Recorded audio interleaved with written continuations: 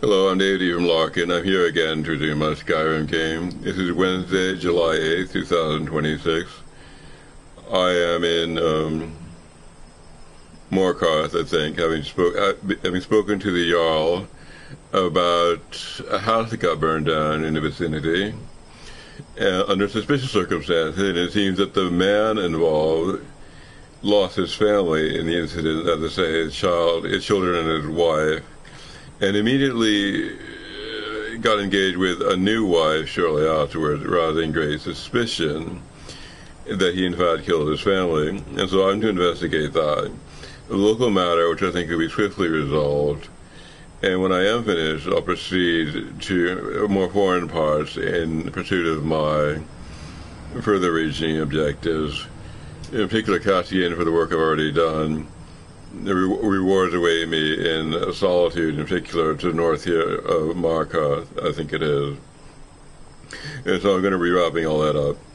Now, since I was engaged with the guides folder this morning, I didn't have time to pre-read these Skyrim books properly, so I'm just going to dive into one of them without any preparation. In particular, the report of the disaster at Yonith here. Report of the Imperial Commission on the Disaster at Yonith by Lord Patrade, Chairman. Part 1. Preparations. The Emperor's plans for the invasion of Akavir were laid in the 270s, when he began the conquest of the small island kingdom that lie between Tamriel and Akavir. With the fall of Black Harbor and Esrionet in 282, Uriel V was already looking ahead to the ultimate prize. He immediately ordered extensive renovations to the port, which would serve as a marshalling point for the invasion force and as the main supply source throughout the campaign. At this time, he also began the construction of the many large ocean-going transports that would be needed for the final crossing to Akavir, which the Navy was previously deficient. Thus, it can be seen that the Emperor's preparations for the invasion were laid well in advance, before even the conquest of Esrionet was complete, and was not a sudden whim, as some have charged. When Prince Bashraman yielded Esrionet to imperial authority in 284, the Emperor's full attention can be devoted to planning for the Akaviri campaign. A naval expedition was dispatched in 285 and 286 to scout the sea lanes and coastlands of Akavir, and various imperial intelligence agents, both magical and mundane, were employed to gather information. On the basis of all this information, the kingdom of the Saiski in the southwest of Akavir was selected as the initial target for the invasion. Meanwhile, the Emperor was gathering his expeditionary force. A new Far East fleet was created for the campaign, which for a time dwarfed the rest of the Navy. It is said to be the most powerful fleet ever assembled in the history of Tamriel. The 5th, 7th, 10th, and 14th Legions were selected for the initial landing, with the 9th and 17th to follow as reinforcements once the beachhead was secured. Well, this may seem to the layman a relatively small fraction of the army's total manpower. It must be remembered that this expeditionary force would have to be maintained at the end of a long and tenuous supply line. In addition, the Emperor and the Army Command believed that the invasion would not be strongly opposed, at least at first. Perhaps most crucially, the Navy had only enough heavy transport capacity to move 4 legions at a time. It should be noted here that the Commission does not find fault with the Emperor's preparations for the invasion. Based on the information available prior to the invasion, which, while obviously deficient in hindsight, a great effort had been made to accumulate, the Commission believes that the Emperor did not act recklessly or imprudently. Some have argued that the expeditionary force was too small. The Commission believes that, on the contrary, even if shipping could have been found to transport and supply more legions, and a possibility of crippling the trade of the entire empire, this would have merely added to the scale of the disaster. It would not have averted it. Neither could the rest of the empire be denuded of legions. The memory of the Cameron usurper was still fresh, and the Emperor believed, and the Commission agreed, that the security of the empire precluded a larger concentration of military force outside of Tamriel. If anything, the Commission believed that the expeditionary force was too large, despite the creation of 2 new legions during his reign, and the recreation of the 5th. The loss of the expeditionary force left the empire in a dangerously weak position relative to the provinces, as the current situation makes all too clear. This suggests that the invasion of Akavir was beyond the empire's current strength. Even if the emperor could have fielded and maintained a larger force in Akavir, the empire may have disintegrated behind him. Part 2. The invasion of Akavir. The expeditionary force left Black Harbor on 23rd Rain 10, 288, and with fair weather landed in Akavir after 6 weeks at sea. The landing site was a small side-ski port at the mouth of a large river, chosen for its proximity to Tamriel, as well as location in a fertile river valley, giving easy access to the interior, as well as good foraging for the army. All went well at first. The side-ski had abandoned the town when the expeditionary force approached, so they took possession of it, and renamed it Septimia, the first colony of the new imperial province of Akavir. While the engineers fortified the town and expanded the port facilities to serve the Far East fleet, the emperor marched inland with 2 legions. The surrounding land was reported to be rich, well-watered field, and meeting no resistance, the army took the next city upriver, also abandoned. Its refounded as Ionis, and the emperor established his headquarters there, being much larger than Septimia and better located to dominate the surrounding countryside. The expeditionary force had yet to meet any real resistance, although the legions were constantly shadowed by mounted enemy patrols, which prevented any but large scouting parties from leaving the main body of the army. One thing the emperor sorely lacked was cavalry, due to the limited space on the transport fleet, although for the time being the battle mages made up for this with magical reconnaissance.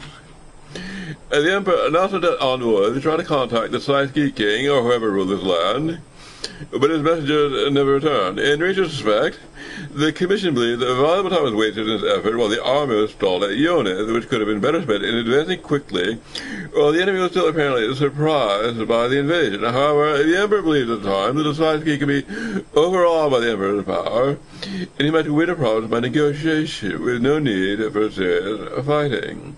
Meanwhile, the 4 legions were busy building a road between Septimia and Ionis, setting up fortified guard posts along the river and fortifying both cities' defenses, activities which would serve them well later.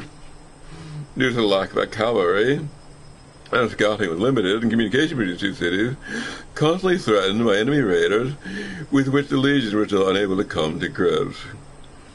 The original plan, and communication between the 2 cities constantly threatened by enemy raiders, with which the legions were still unable to come to grips.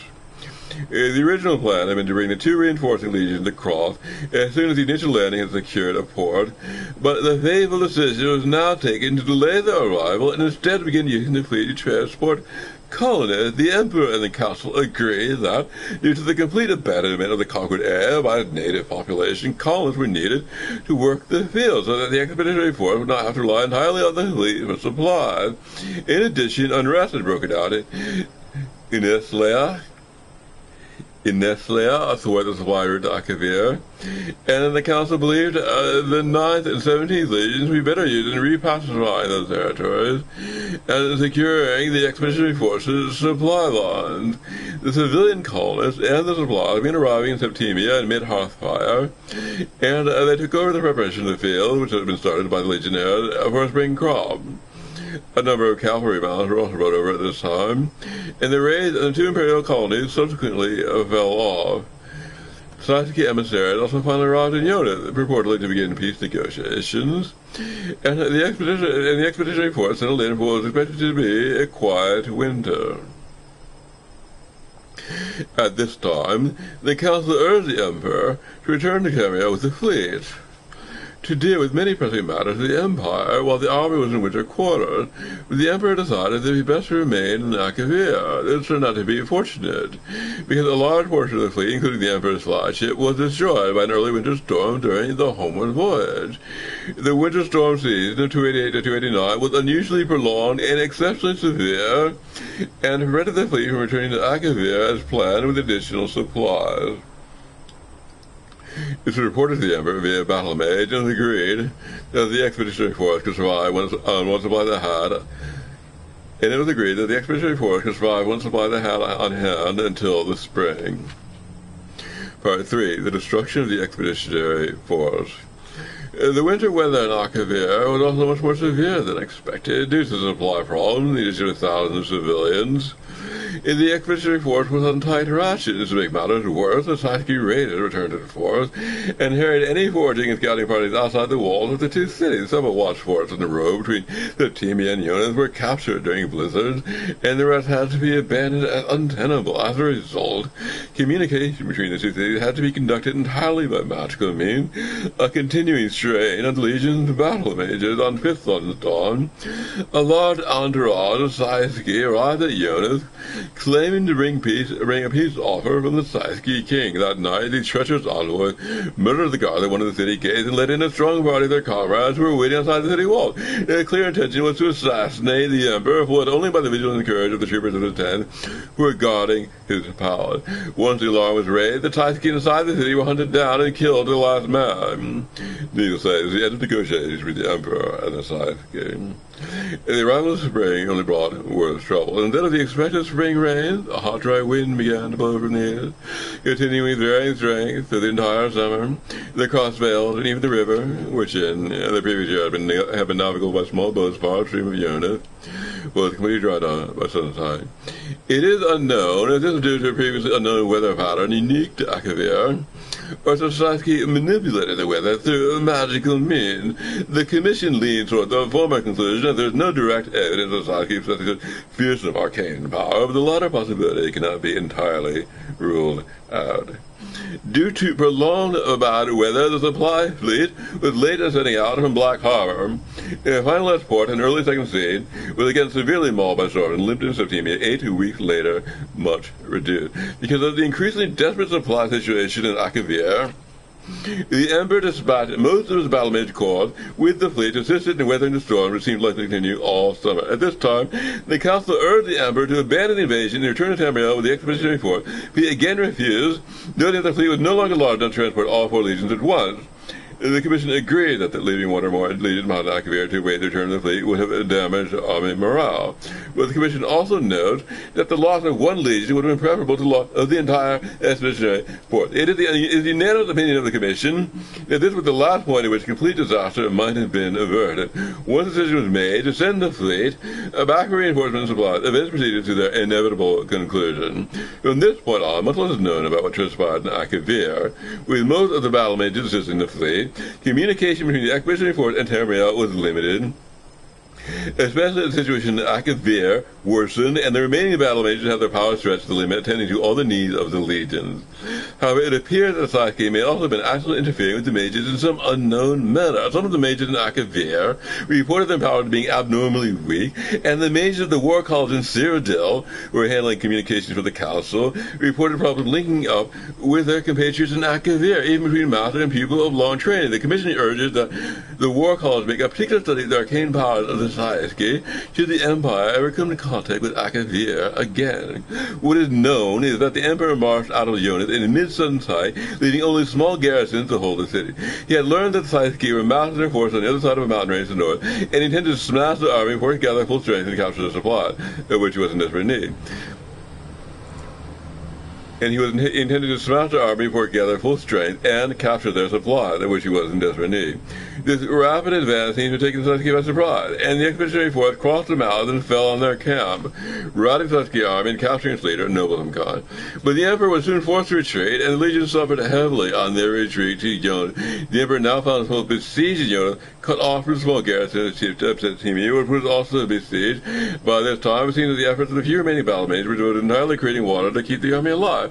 As Gildan normally emphasized at the war college, the fleet had arrived safely back to Black Harbor, thanks to battle mage corps.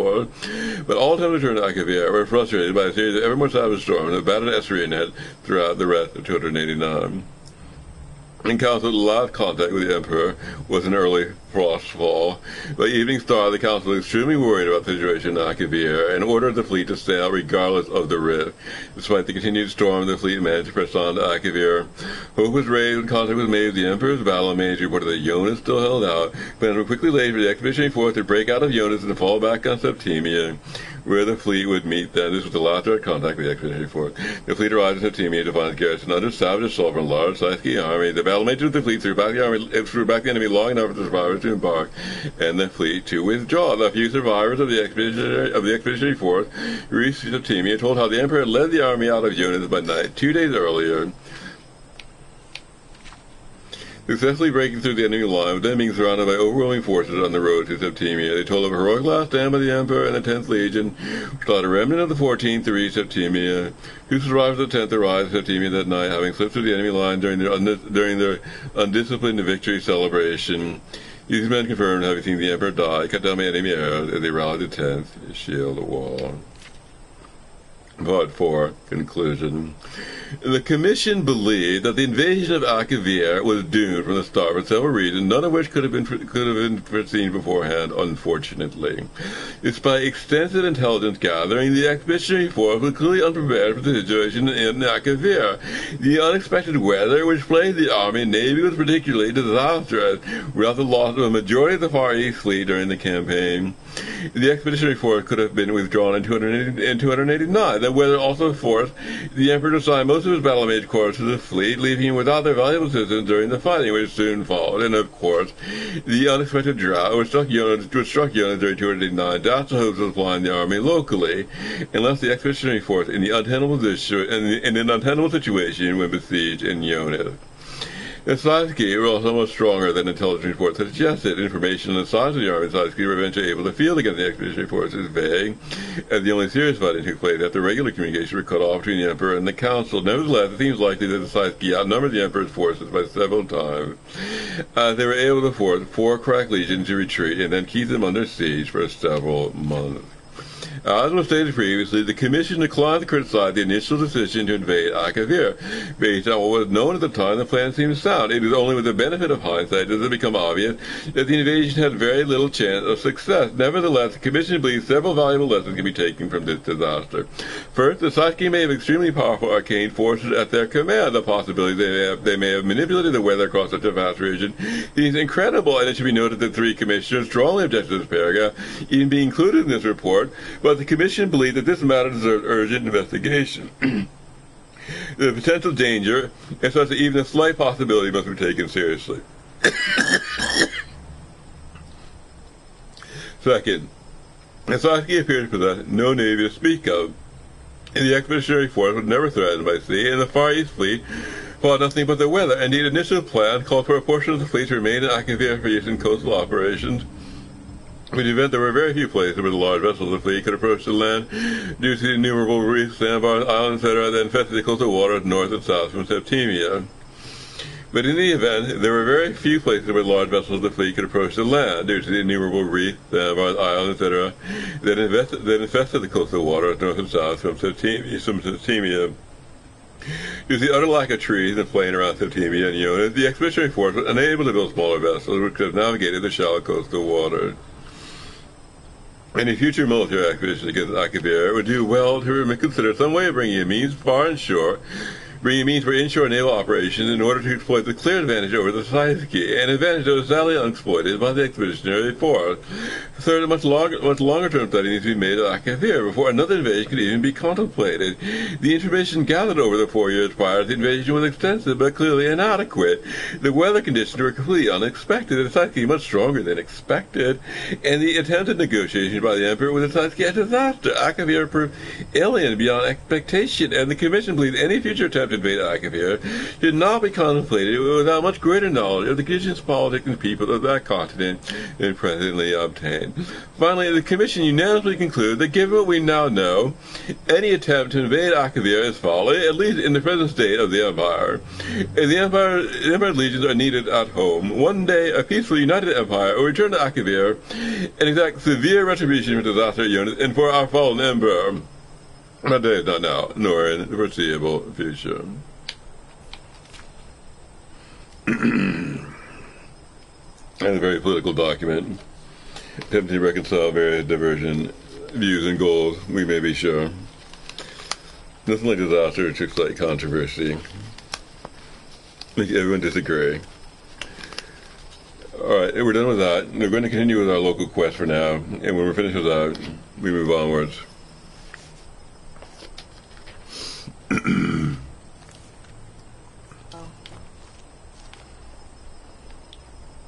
So,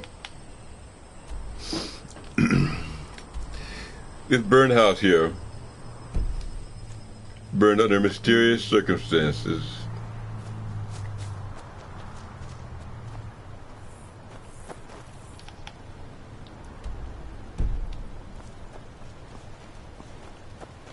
That'll be this one.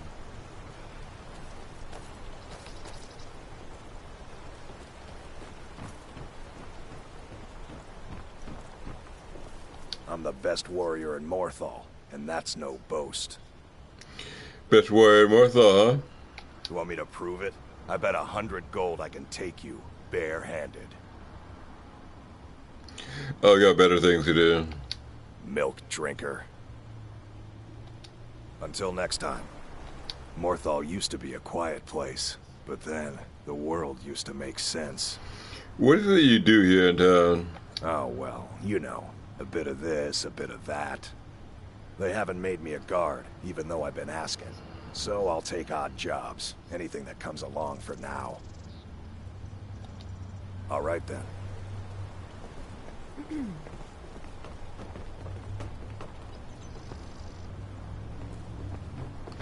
So, this house burned down. The patriarch loses his wife and children in the disaster, but himself escapes, and shortly thereafter takes his married life with a new woman. We are suspicious of his actions and his motives, and we are investigating. Here's a ghost. Maybe will talk to us. Helgi's ghost. Who's there? Is that you, Father? Who are you? Helgi. But Father says I'm not supposed to talk to strangers. Are you a stranger? Is Hrothgar your father? You know him? He made my favorite dolly, but I can't find her. Are you sure you aren't a stranger? No, I'm a friend. Do you know what happened to your house? The smoke woke me up.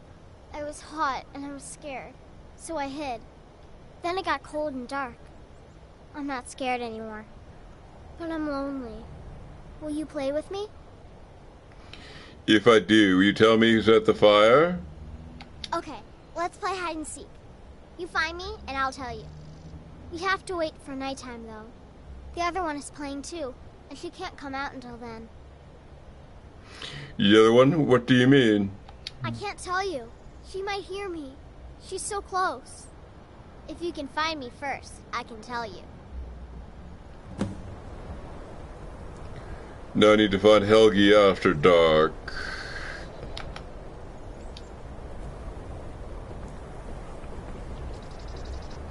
So I'll go to the inn and spend the rest of the day there.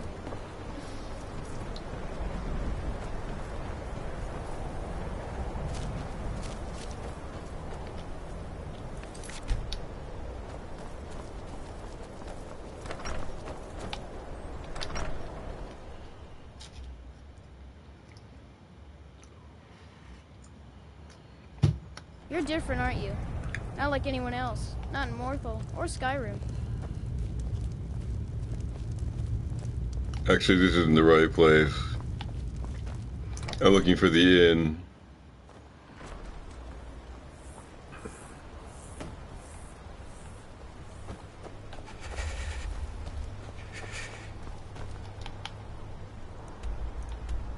Here. Imagine blowing up an entire town. Damn college. Winterhold would never be the same.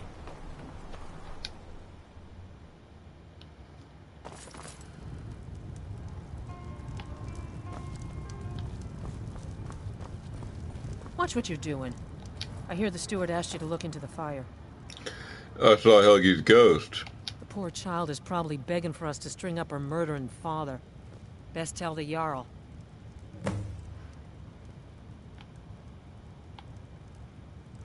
I'd like to rent a room. Are you joking? You just rented a room from me.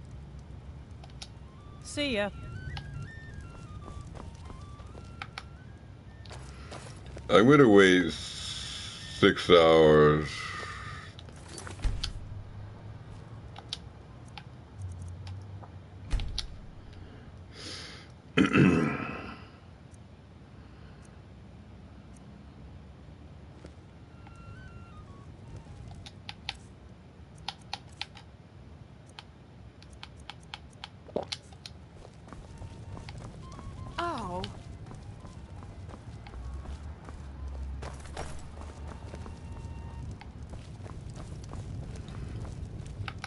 It's now 9 o'clock, which is sufficiently after dark.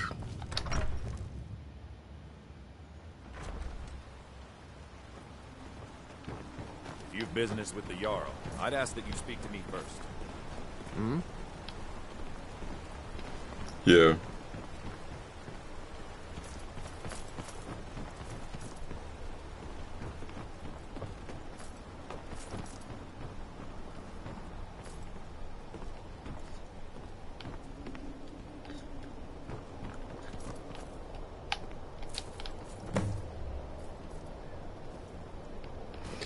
It's a hide-and-seek game, meaning the child is somehow hidden. I'm just gonna look around for her.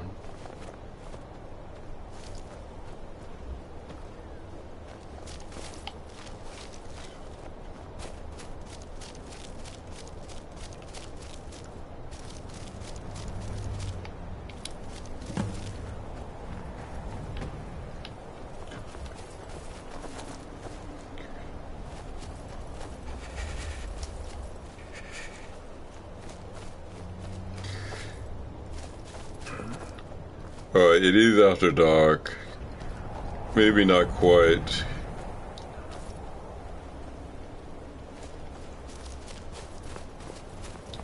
She's around here somewhere.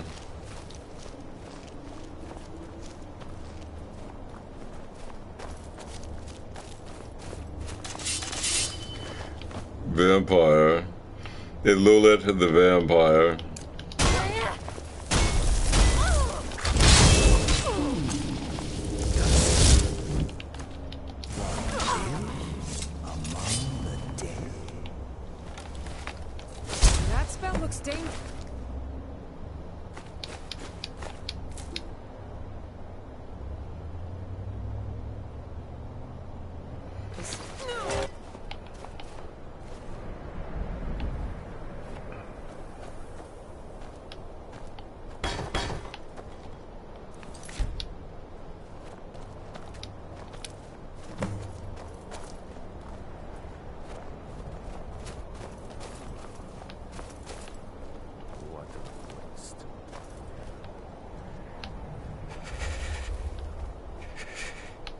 Definitely cold out here. My character is indeed suffering. Laylet. She's dead. She's dead. Laylet is dead. What can you tell me about your wife? Laylet. I thought she left to join the Stormcloaks. My poor Laylet. Did you notice anything strange before she left? She began to spend a lot of time with Alva. Yet just a week before, she despised her. In fact, the night she disappeared, she was supposed to meet Alva. Alva told me later that she never showed up. I never got to tell her goodbye. I think they may have met after all. You think Alva? But that means... Ye gods! You think Alva is a vampire? It's a possibility we can't ignore. No, you're wrong. You must be wrong. Laylet may have met her fate out in the marsh. I refuse to believe Alva had anything to do with this. There is no way you can prove it to the Jarl. I hope Alva is not what you think. Okay, I think this is actually another unrelated quest. Similar, but not the same. Is someone turning, some sort of person turning out to be a vampire. Well, the quest we're currently trying to investigate is actually more of an amorous intrigue involving a man who secretly has a relationship with another woman. It destroys his first family, create a second.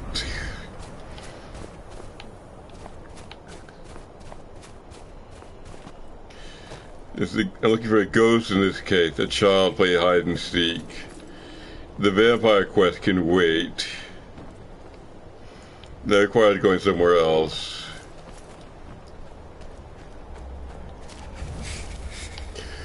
Alright.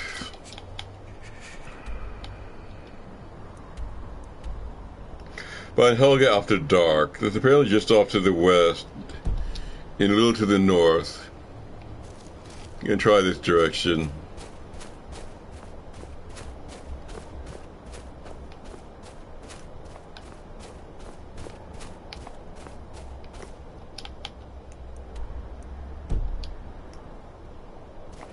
She must be around here.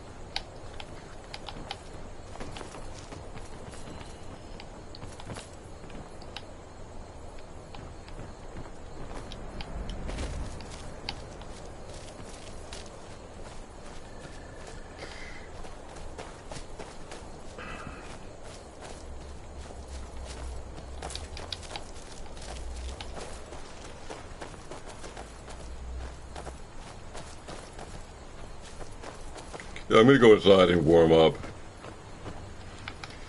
Maybe after dark means after midnight. After midnight.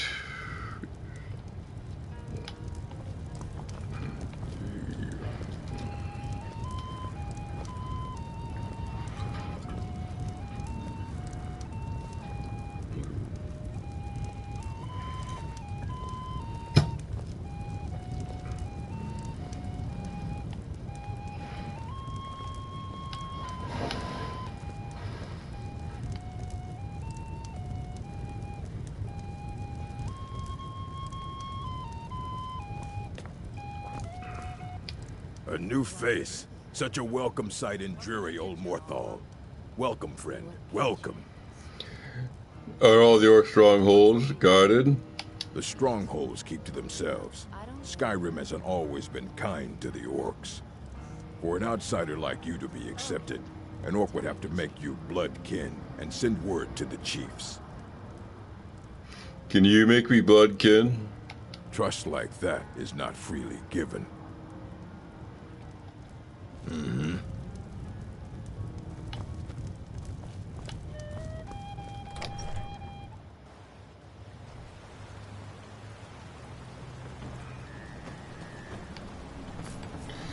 Alright. Oh, it's getting close to after midnight now.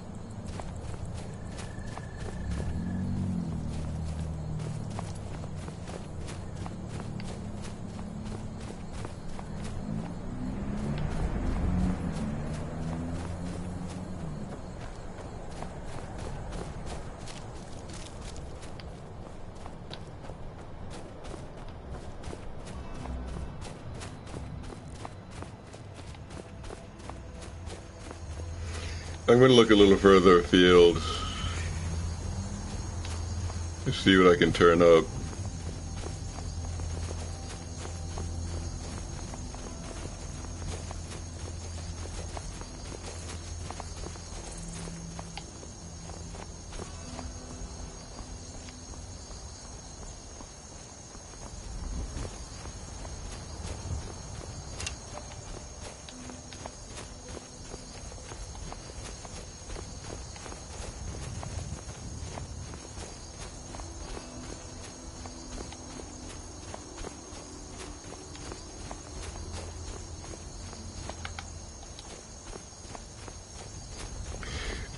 It's 12:47 a.m. in game time.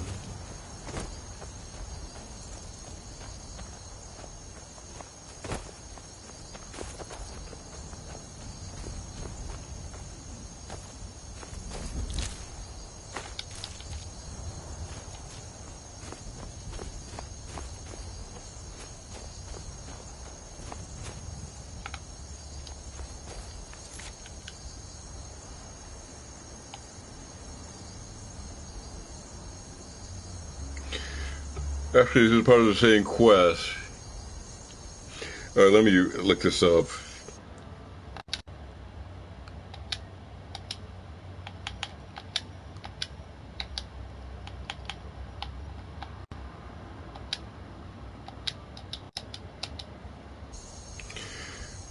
Laid to rest. Morthal Jarl asked me to investigate the death of Hrogar's wife and child.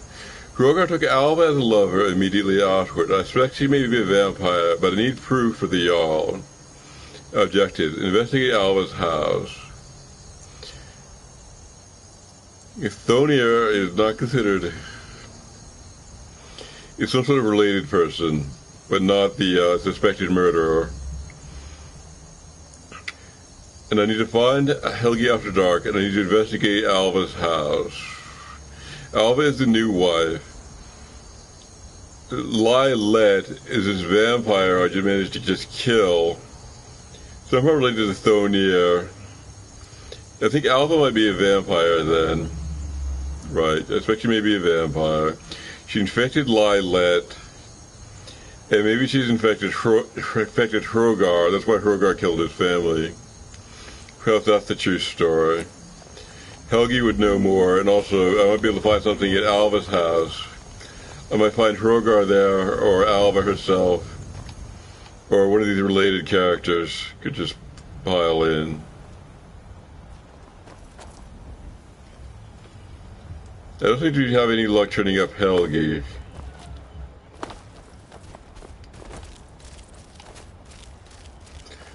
I may just try one of the other methods of advancing.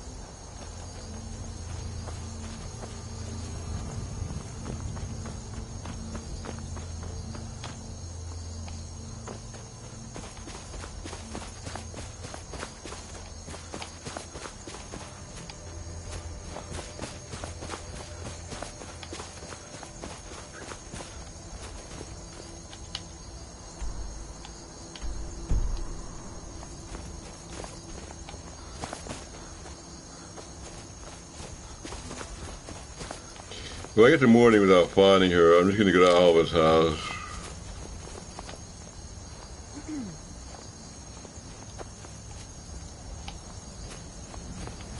That's the burned house down there.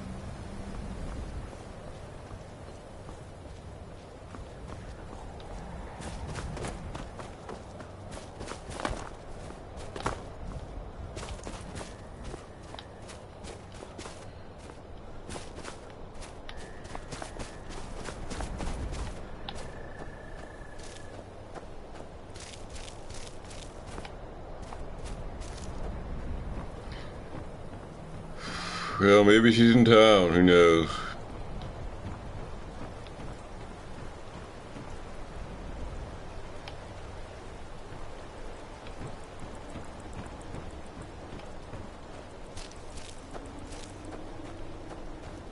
Maybe she's at Alva's house.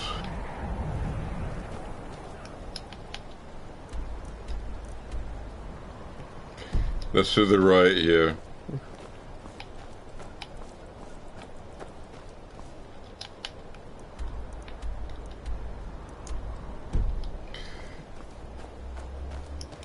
This house here. Maybe she knows Alva and wants to hide around her house there for her. Maybe she's in league. Maybe it's a suicide pact. Maybe she thinks it's cool to be a ghost, cooler than being alive. You choose between being a ghost or a vampire, but it's cooler to be a ghost, so...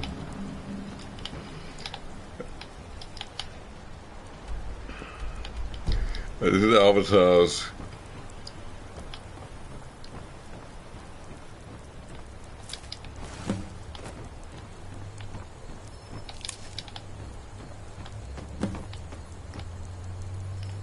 Alright.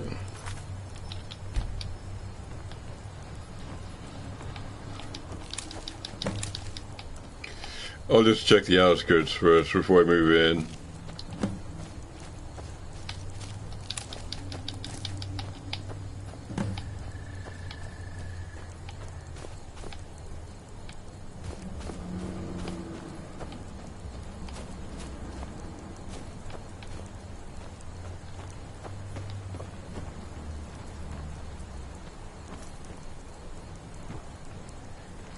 Here's the guard, we're just waiting for him to walk by.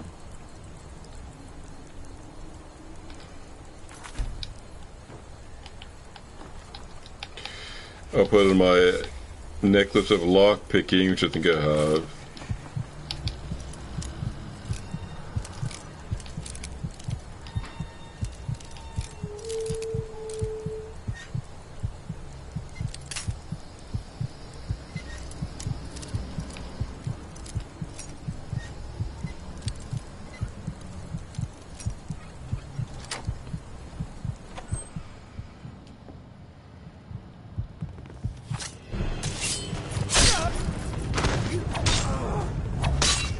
That was unfortunate.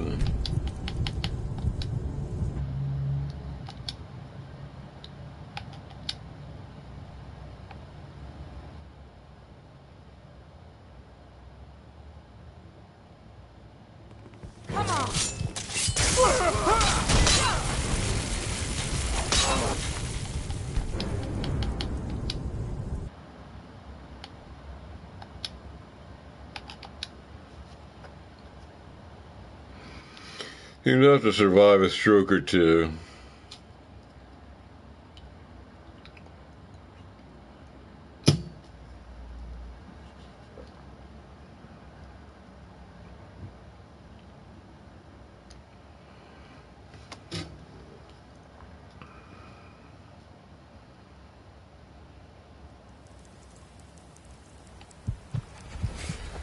Alright.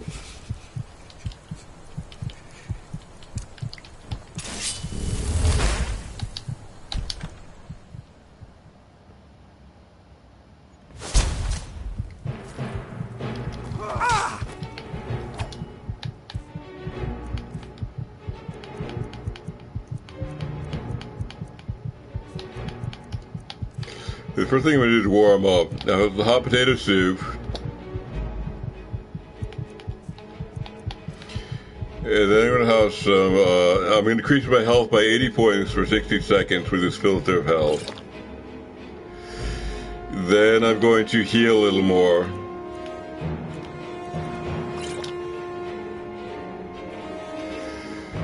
Now I need to...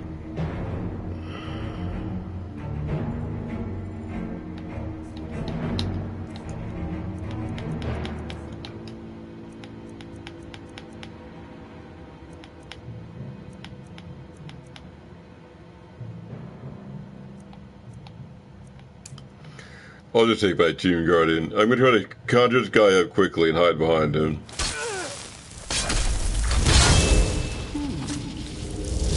Does someone...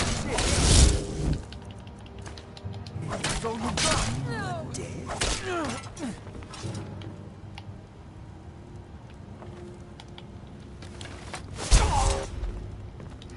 Okay, this is Hrogar, the exact suspected person. By the gods. This can't be happening. Who dares?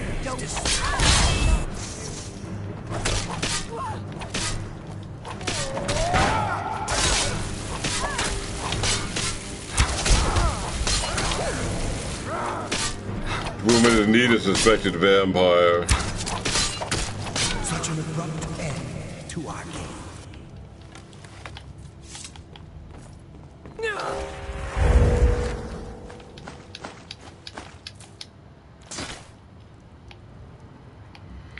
So, Hrogar is reduced to a pile of ash. Alva is dead.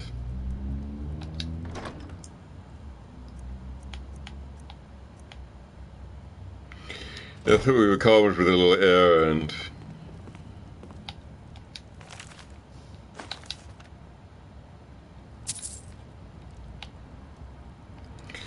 Let's see if we can turn up some actual evidence about this matter.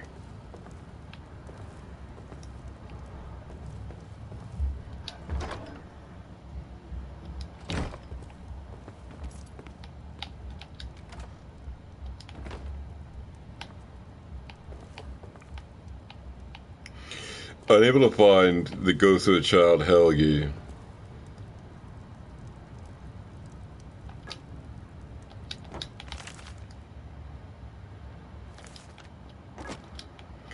Seems these books are someone else's property in its formal, dogmatic sense. Now we're going to check out Alva's cellar.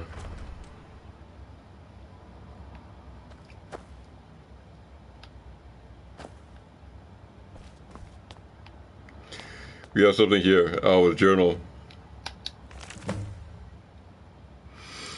My life is dreary. Where's my prince come to rescue me? Where's my bold Nord warrior to sweep me off my feet? I met a man today when picking night flowers. He's exciting and exotic. We kissed in the moonlight. It was so romantic. I'm going to see him again tonight. Now I understand the true colors of the night. Movarth has shown me the true black of night and the true red of blood. He has promised me a feast of blood if I do his bidding and more thou. Hrogar was easy to seduce. Movarth said I should find a protector first, someone to watch over my coffin during the day. Hrogar is perfect. Lilac came to visit me tonight. She slaked my thirst. She slaked my thirst. I've hidden her away to let her rise as my handmaiden. I spread the rumor in town that she left to join the war. Fools. Morvath has confided his grand plan to me. I am to seduce the guardsmen one at a time and make them my slaves. Then he and the others from the caravan can descend upon Morthal and take the entire town. We won't kill them. They become cattle for our thirst. An endless supply of blood, and an entire town protect us from the cursed sun. Horgar's family is becoming inconvenient. I told Lilat to kill them all, but make it look like an accident. Horgar must be seen as instantly he was going to be my protector. That little fool. Lilat burned Horgar's family alive. I asked for an accident, and she gave me a scandal. To make matters worse, she tried to turn his little girl, Helgi. Except Lilat couldn't even get that right. She killed the child and left the body to burn. Something is wrong with Lilat. She keeps talking about Helgi. I think her mind is snapped. She seems to think that the child can still be brought back to her companion. There's a stranger in town looking into the fire. I'll have to be careful. That could indeed be the evidence which we seek.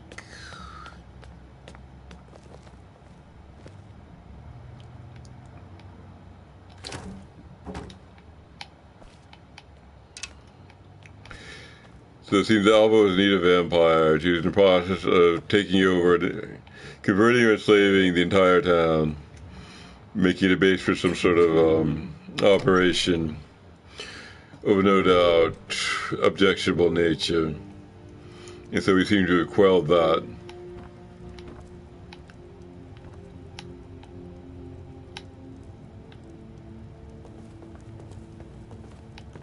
So we'll go spend the rest of the night at the inn, and then in the morning we'll report to the Jarl with our findings.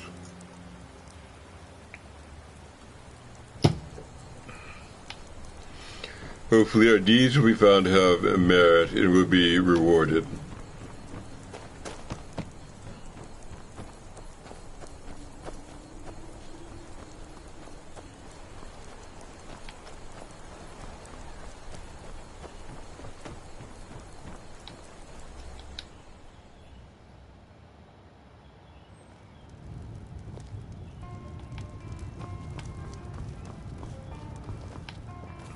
Let's see if we're still in here. Here we are.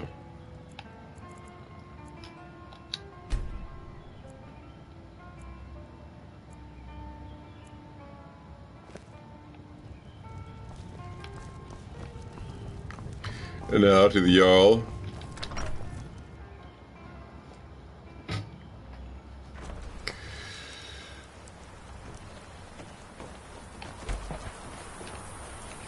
I was unable to find Helgi. My mother and father died years ago. Thalion takes care of him now.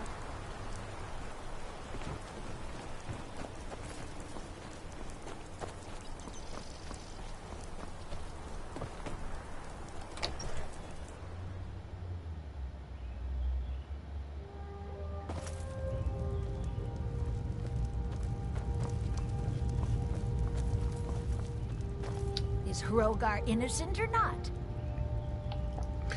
Alva set the fire. She's the murderer. Alva? Didn't think she had it in her. Actually, she's a vampire. She planned to slay the town. I assume you have proof? Can't go making accusations like that without proof.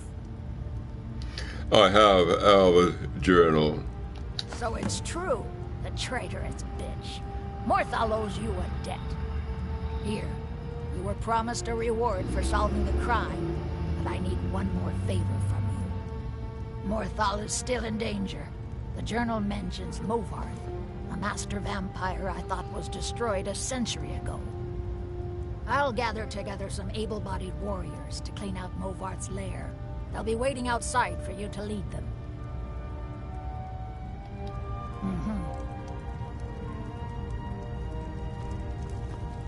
If you've business with the Jarl, I'd ask that you speak to me first.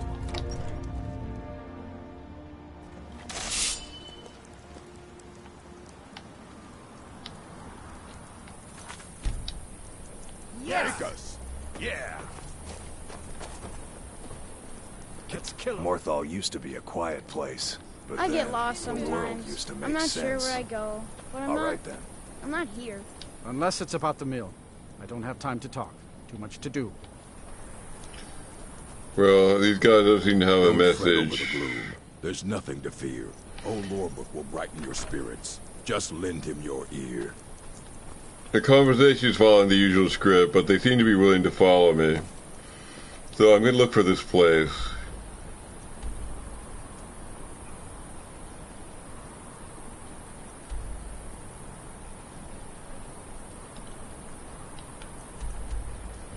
It's the mouth of empires up here, a bit to the northeast.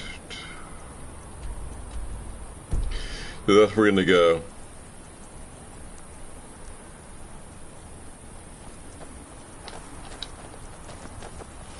I'm still on a horse, so I'm certainly going to walk.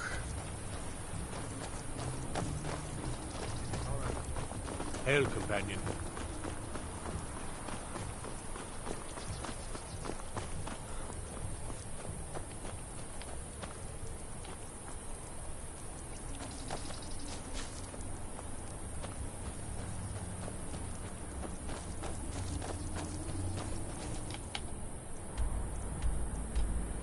Movarth's lair.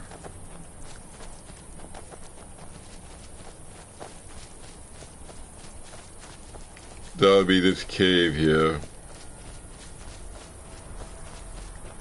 if I'm not mistaken.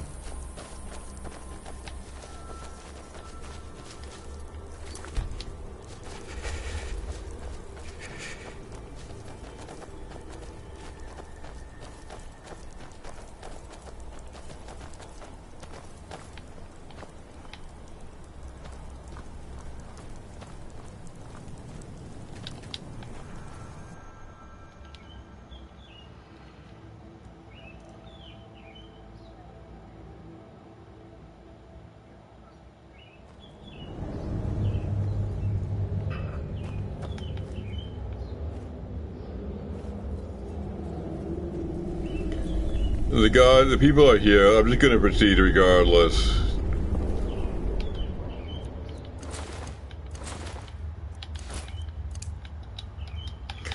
I'm going to don an appropriate necklace.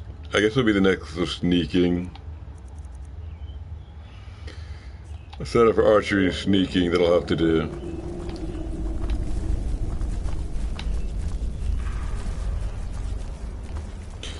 I could probably take out this vampire without help from these people.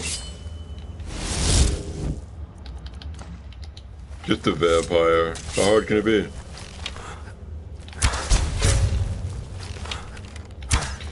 Of course, the frostbite spiders.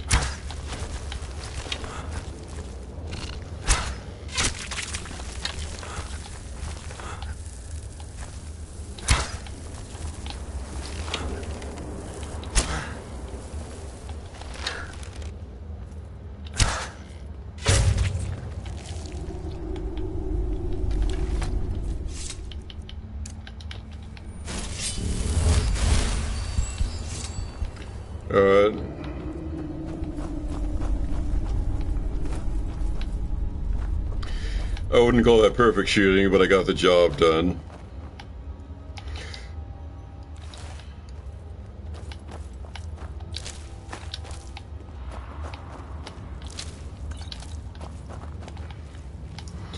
Proceed deeper.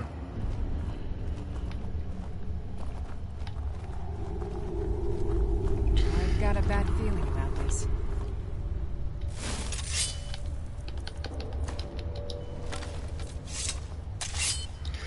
Make this first shot count. I'm going to apply a little bit of poison to it. I'll make it the potent poison.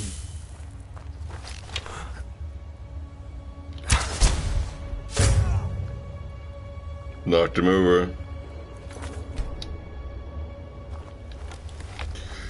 Alright.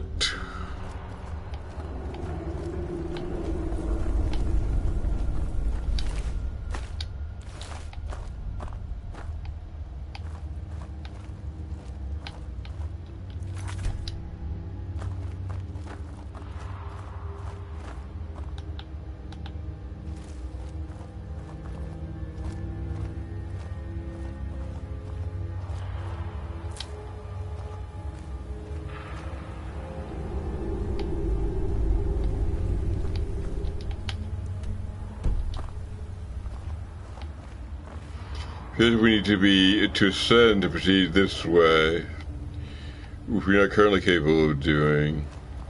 In fact, I don't think the game permits it, so we'll just have to find another way. I guess we'll go north here.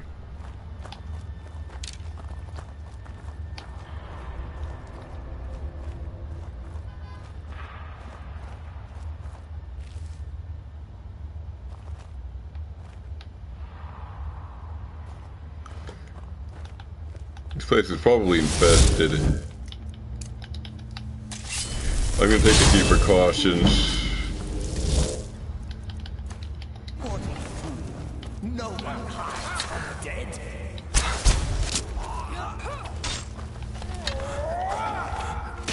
My attempt to take it by surprise did not really work. So now the melee. Eternal slumber awaits.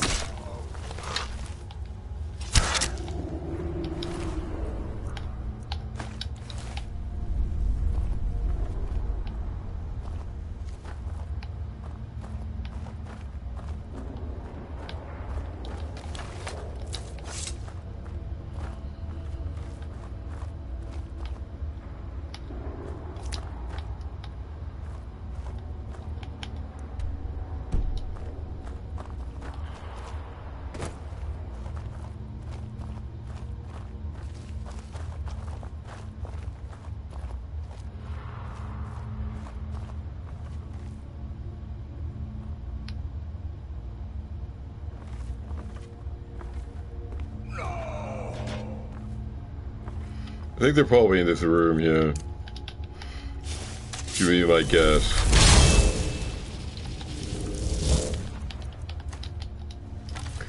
I'm gonna try to take them by surprise. Get at least one shot with a sneak attack advantage. I'm guessing that the guys stay here is our master vampire. So, you know, hit him with some poison. Whatever I've got.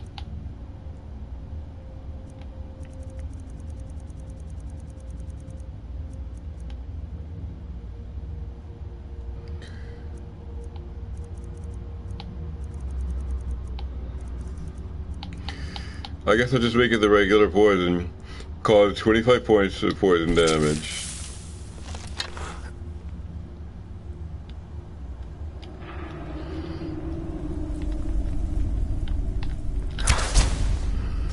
I sense your presence.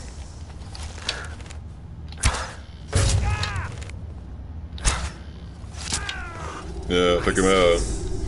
I did kill the master vampire. Now I have to mop up his henchmen.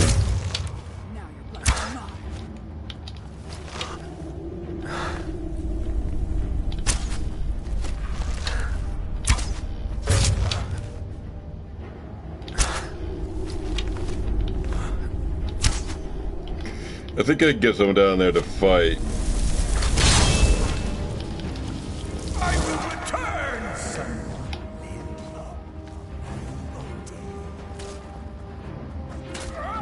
Only a fool tries to kill the dead.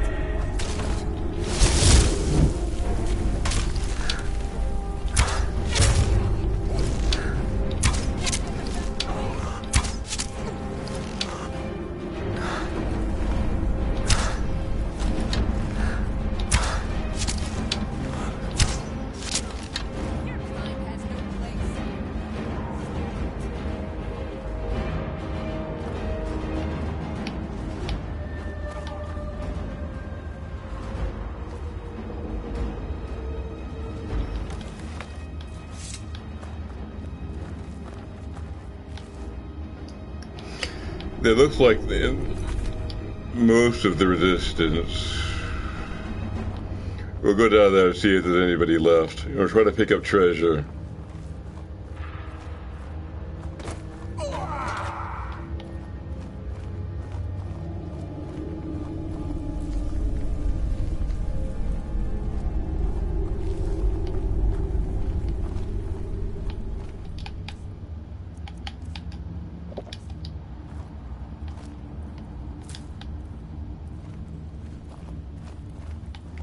Here's Movarth Pekin himself.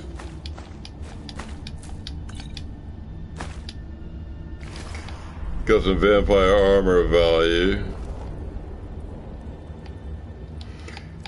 which I think I'm going to drop because I'm just so overloaded. It's not that valuable.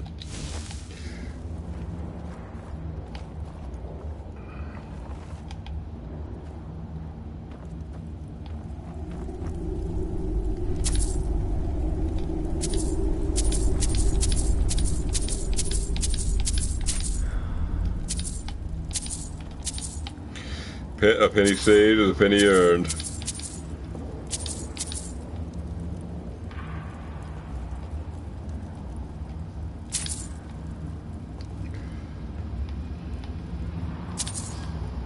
They're definitely great business lessons in this game.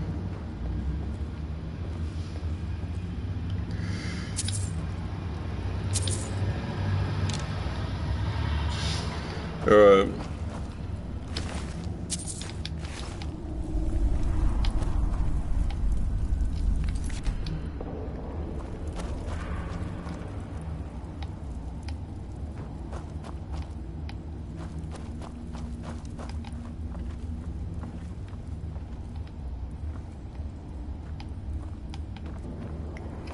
I could technically return the report, but I'm going to check this place out a bit more.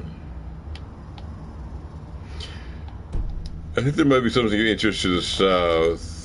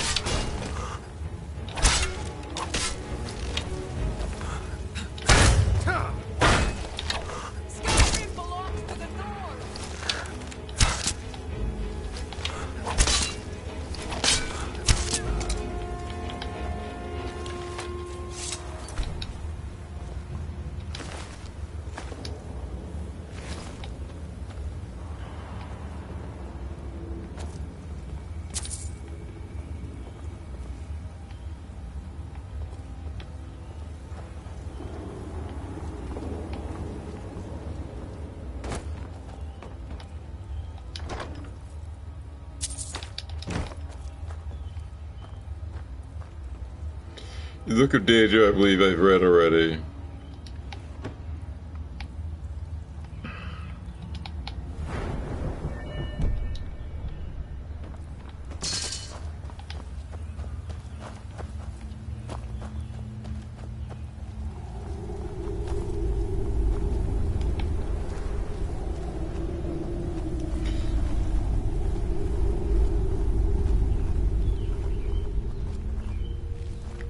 These are places I saw before which I could only reach by levitating. Now I'm going to jump down.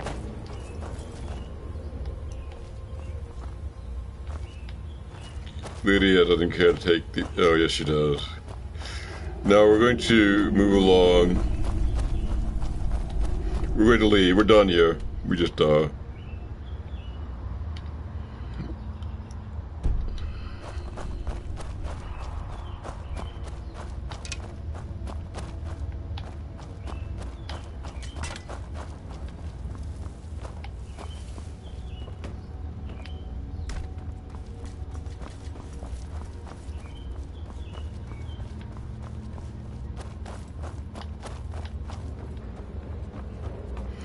This could be our ghost shot. I actually found her. Helgi's ghost. That was something I didn't quite catch. I guess we can clear...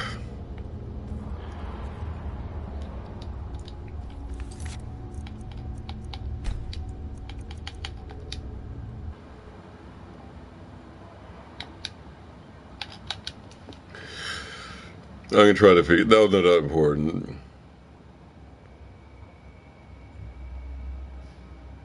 But I hope I don't do a lot of fighting again.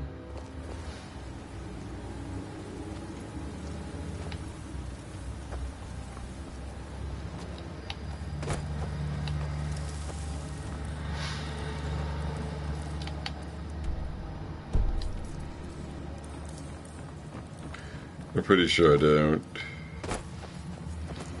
Okay, we'll just pop out again. This is not gonna be hard.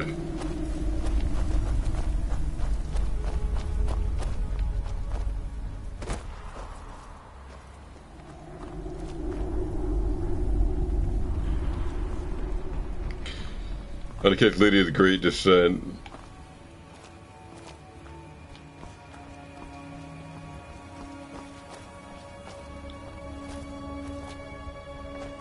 There she does it.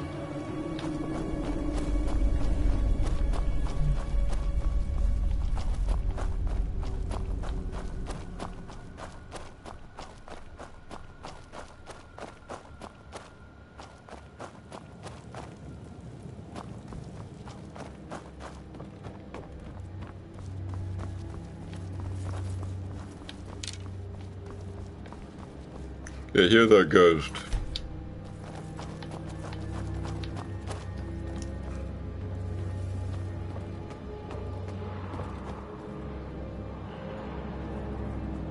Mother's calling me.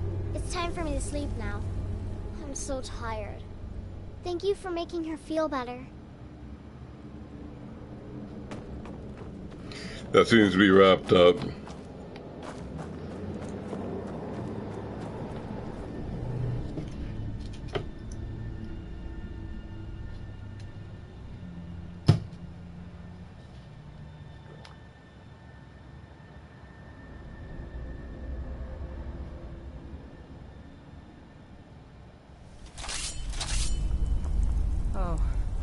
This place looks dangerous.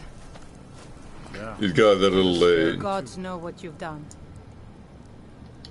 Good day. Full of vampires? Morthal used to be a quiet place, but then the world used to make sense. Cowards. Until next time. We must kill the vampires. We have to make them pay. Don't fret over the glue. Of course. But why not let him go in first? Some dialogue here. Fight well.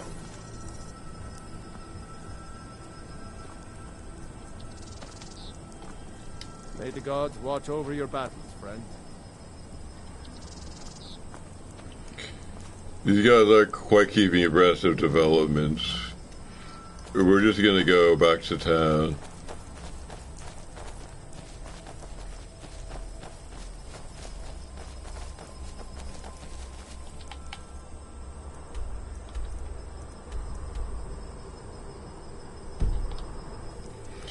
We're gonna try to talk to the Jarl, wrap this up, and then move on.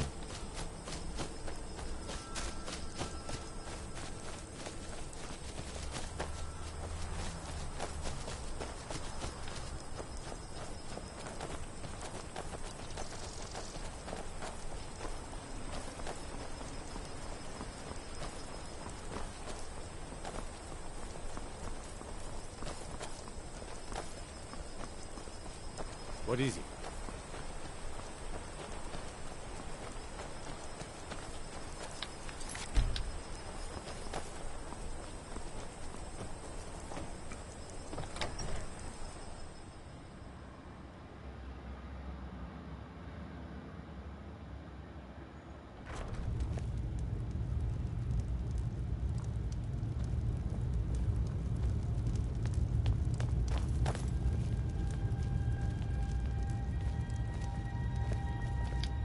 You look sick. I hope it's not contagious. The master vampire Morvarth is dead. By the 8, I didn't think he could do it. Now maybe we can put all this behind us. Take this as a token of our gratitude.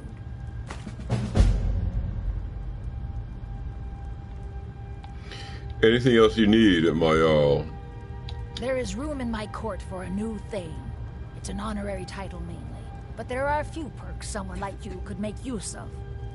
However, I could only grant the title to someone who is known throughout my hold. You help my people, and I'll make you my thane. It would be an honor. Good luck.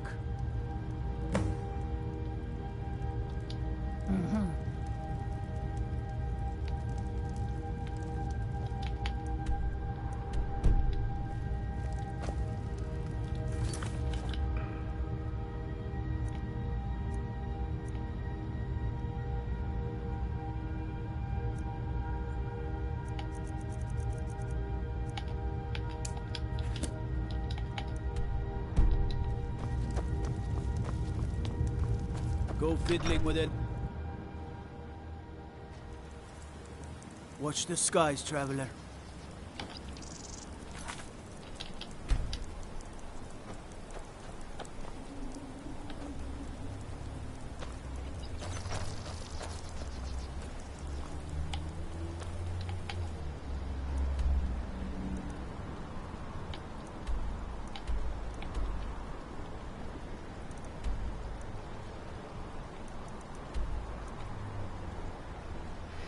There aren't any arrows nearby. I've dealt with all of them. Except maybe these.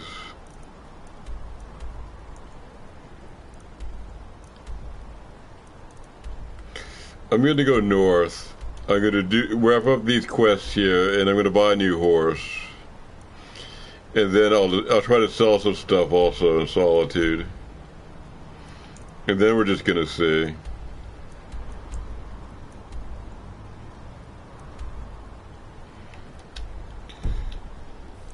So, to the north.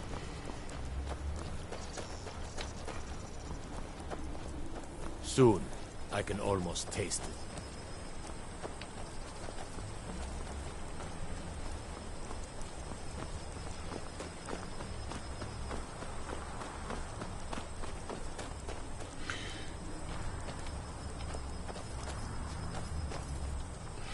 This is sort of a local quest I haven't wrapped up. It says the people of Yalmarch. Where's Yalmarch? Seems like it should be Morthal, but I'm not sure.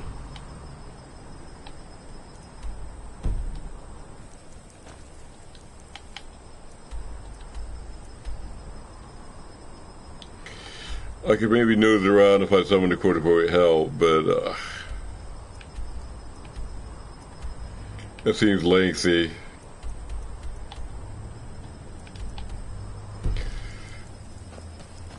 Actually,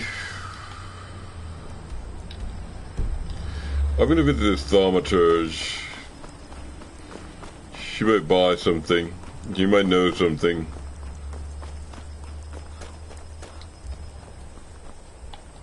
I get lost sometimes. I'm not sure where I go, but I'm not here. I get that feeling all the time.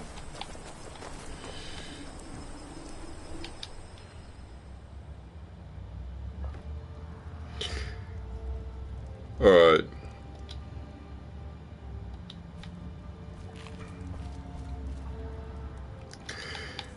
I'll try to whip up a little alchemy. Settle my outstanding alchemy bills.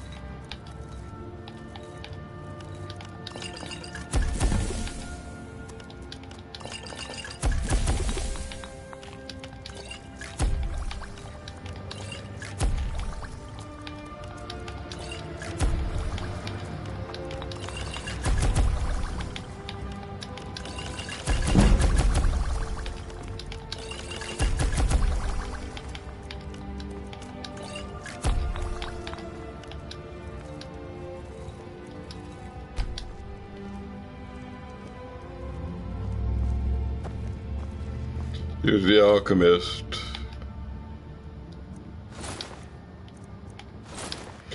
I don a necklace of eminent haggling. Don't take this the wrong way, but you look a little sickly. Please don't mind Yorick. He's not bad. Really, he's not. What's wrong with Yorick?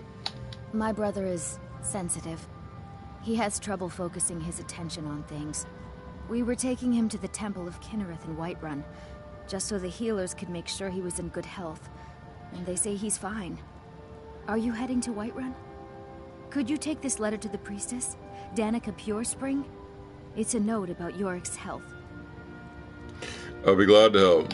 Thank you. I'd better get going. I haven't Mother's gift. Not quite. But I've seen things. Someday I'll be Jarl. Mother reminds me often. I hope I can help the people of Morthal the way she has. It's difficult sometimes to know whether what I see is real. Have you or seen not. my mother? I'm still waiting for her to come home.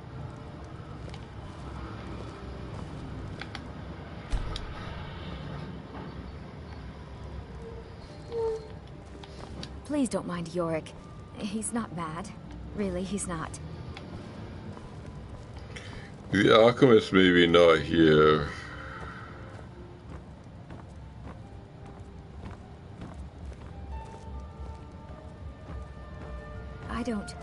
I haven't Mother's gift.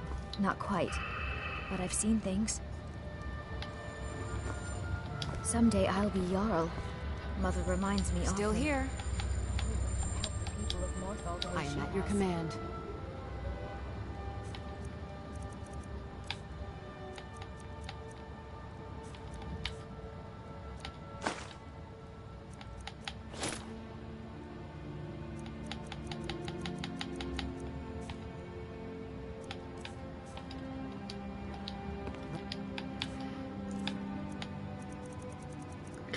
I'm going to get over my weight problem by wearing this mask. In fact, when I'm in town, I should always wear this because it gives me a bargaining advantage. Get going then. While wearing this, believe it or not, prices are 20% better. Guess that's kind of impressive.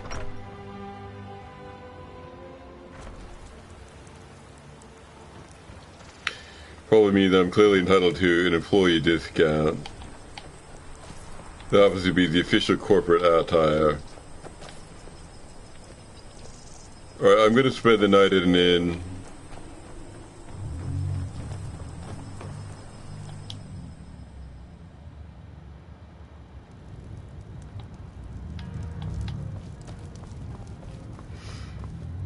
There ain't much to offer, but if you want a place dry to spend the night, I'll rent you a room.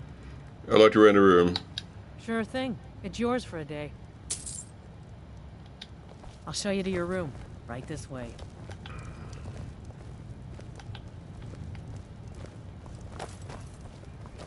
Let me know if there's anything else you need.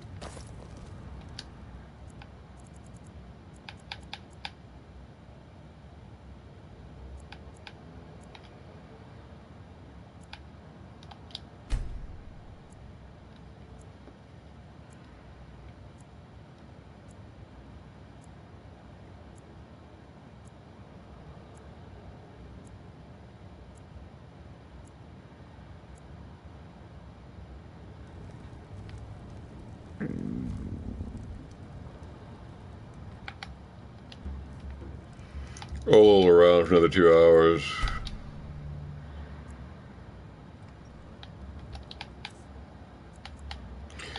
Not showing up for work and so on and so forth. But now I'm feeling better.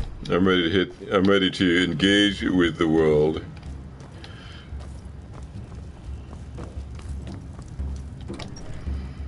I opened the door and I hit Skyrim. I hit it hard. This is the place. Now, what do I do?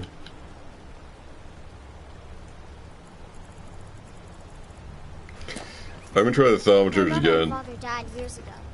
Valiant takes care of him now. I was happy with my commercial experience last time, in the sense I couldn't actually buy or sell anything. I'm gonna try that again. Don't take this the wrong way, but you look a little sickly.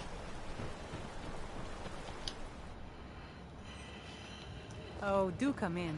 I hope I have what you need. Hope she's the actual alchemist. And Ray Volsung and the Necklace of Eminent Haggling. The gods know what you've done.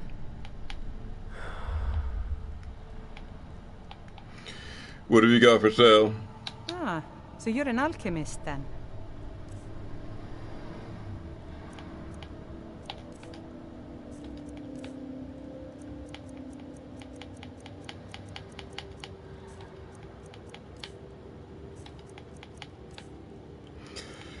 We're just gonna sell.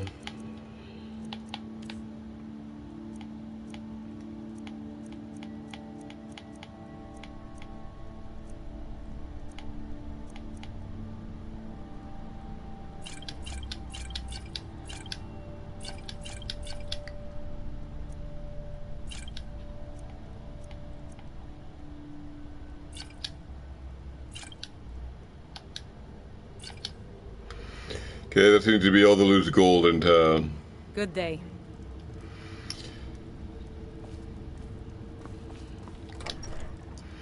We required it in exchange for our potions. Our most potent potions. So now we're going to go to the north.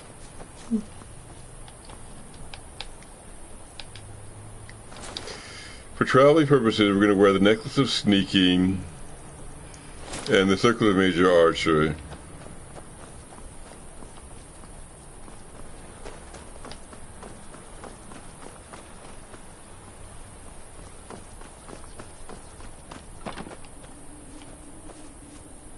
The mill is my responsibility, and that's what I care.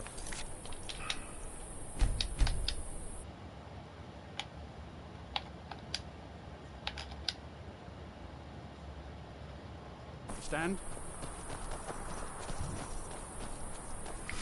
His miller's devotion to his mill is commendable. Though perhaps he is maybe a little too protective. Okay, we're going to zero in on the blue arrow. That's our destination.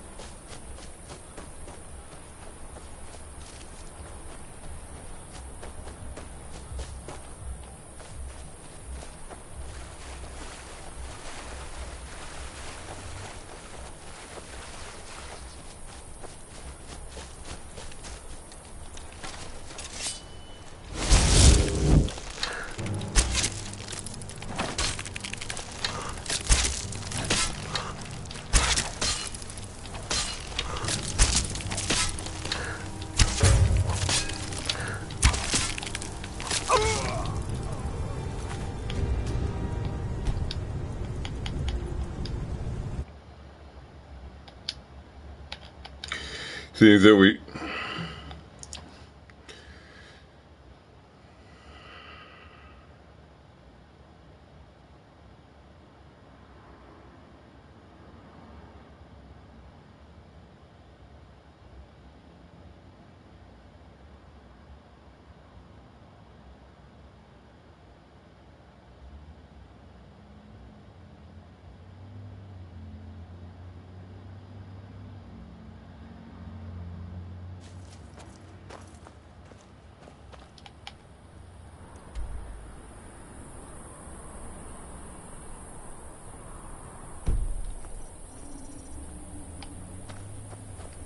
That's the miller. I just want to be left alone to do my job, and to enjoy what little free time I have when I have it. I should say the lumber miller.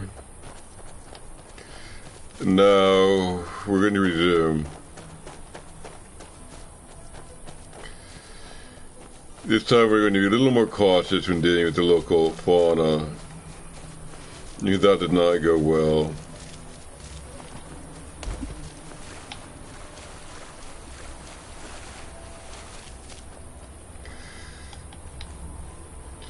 The highly valuable Nern root out here.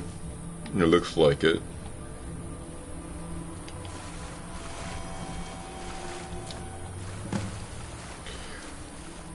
We need to get 20 units of this to deliver to somebody.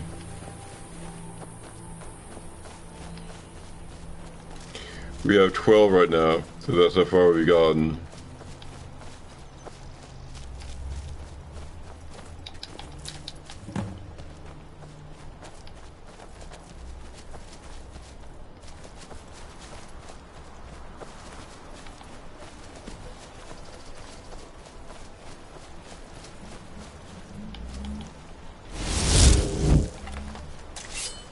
Actually, that turned out to be not dangerous.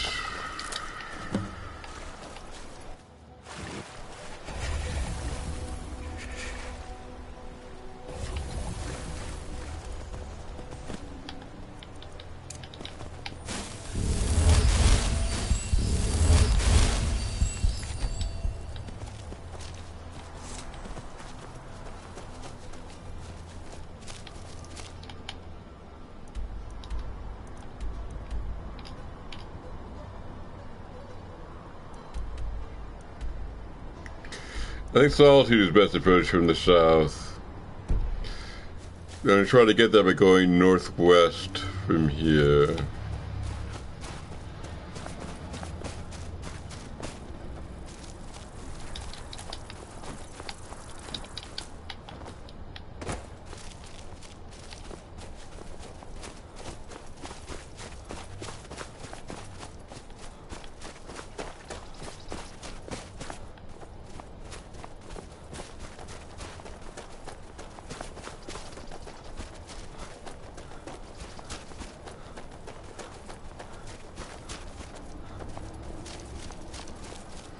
I may have to swim across this inviting channel of water.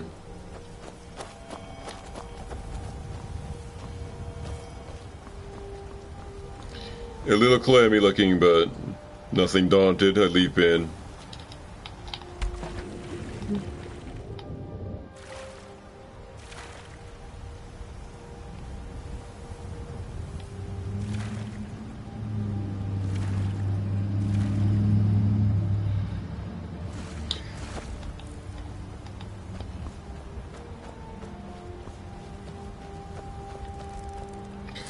Here's our southern access point.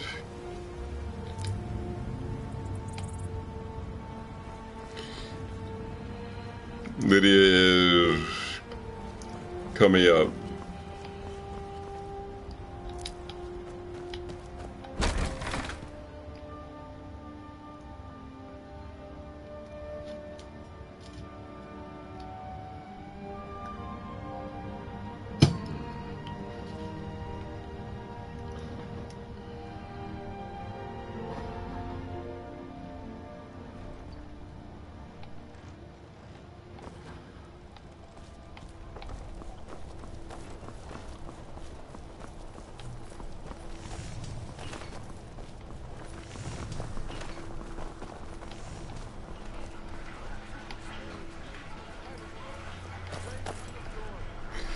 Alright, this is like an ideal place to buy and sell our products.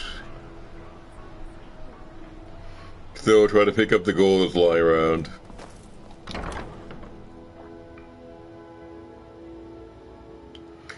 In exchange for our hard-won treasures.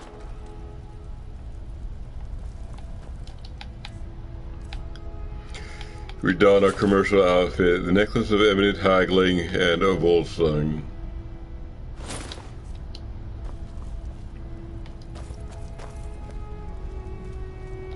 How do you feel? I think you might be sick. What have you got for sale? Oh, a bit of this and a bit of that.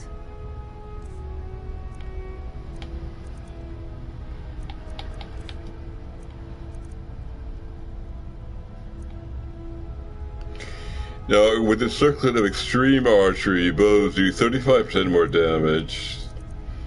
But I currently have the circlet of major archery, in which I do 25% more. So I'm going to effect a swap. I sell this, and I buy this. Circle of extreme archery.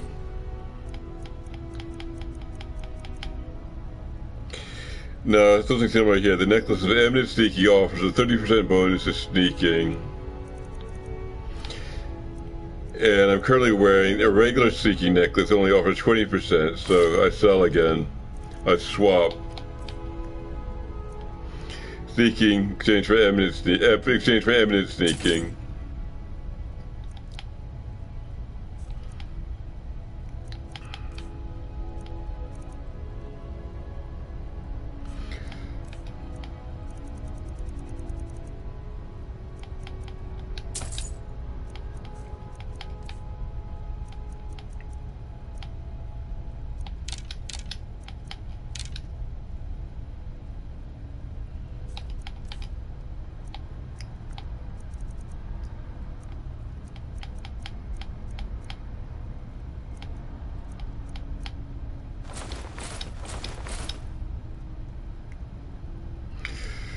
I'm just gonna sell this thing.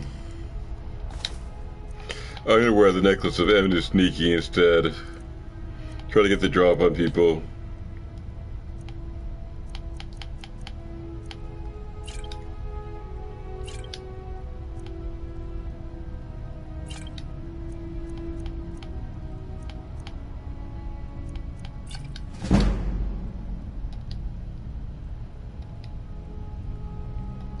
Come back to bits and pieces anytime.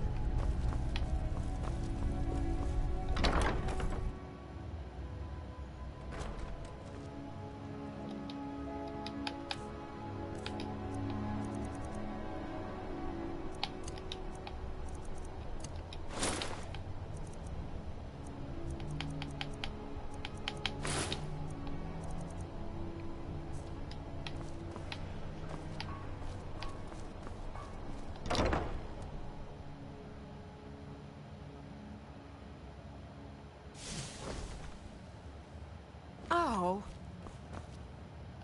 You were there for Rogvir's execution.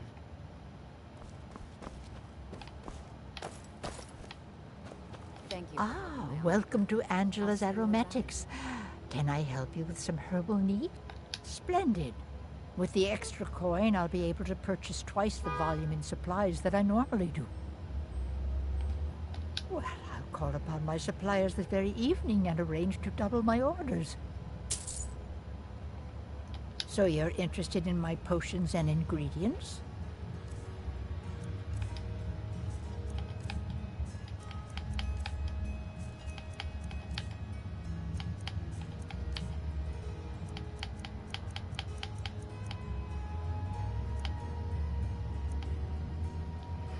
I'm just gonna let this one go.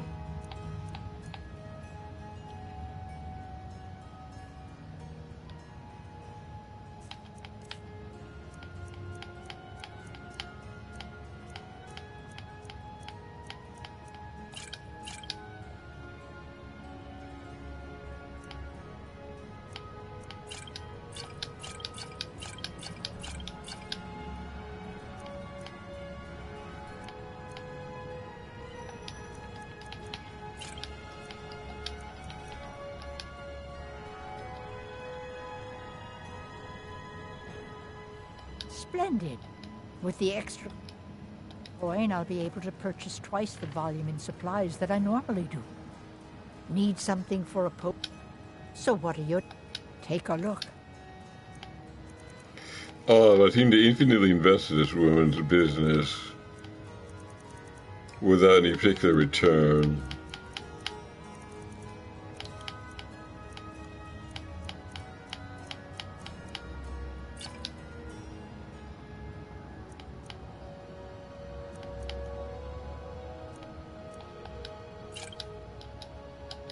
Don't forget me next time you need herbs and potions.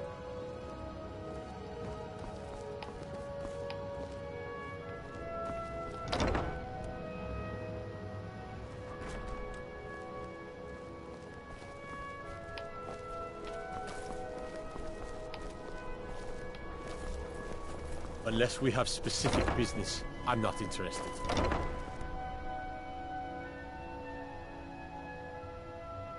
Let me know if you see anything you like. Hello, I'm Gisley, but you can just call me Erica's sister. Everyone does. So nice to have pleasant company. Take a look.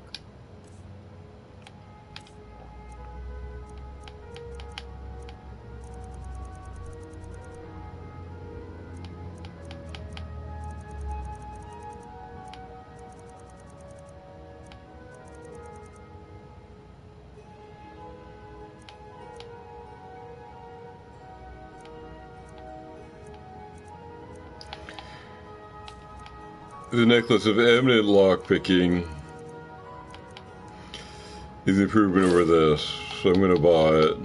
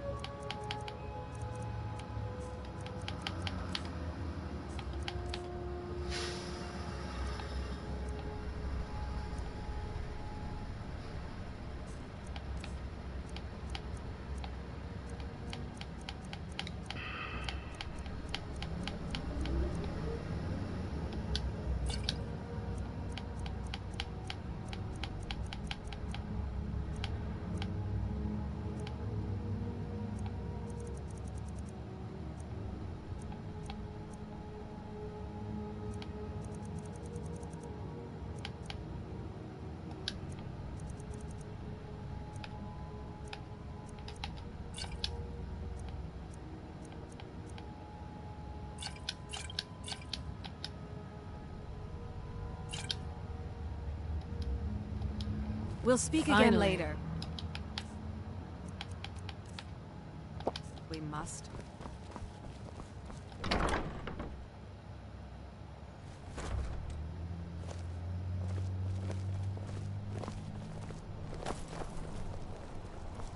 Solitude wouldn't be the same without the fire festival. City owes you a debt of gratitude.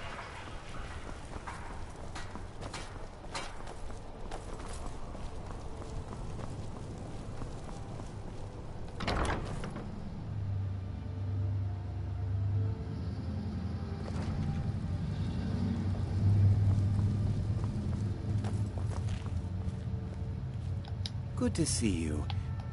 An archer, eh? I've got just what you need.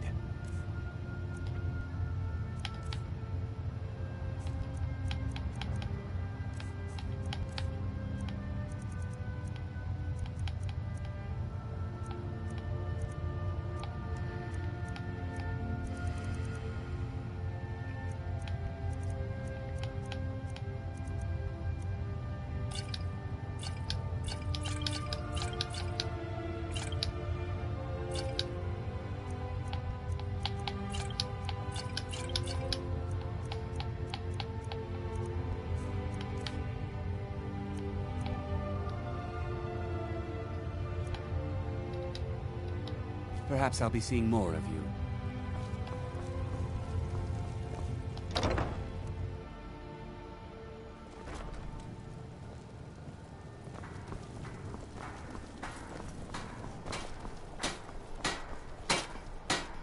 May the gods watch over your back.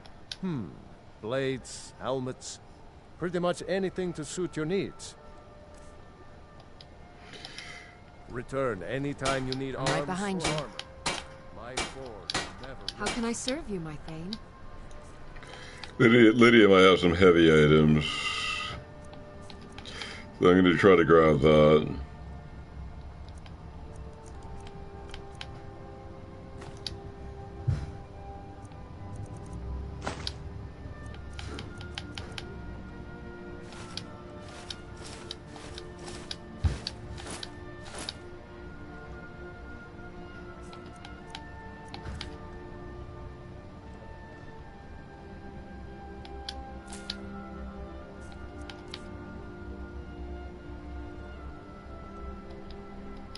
Let's get going then. Seems. Take a look.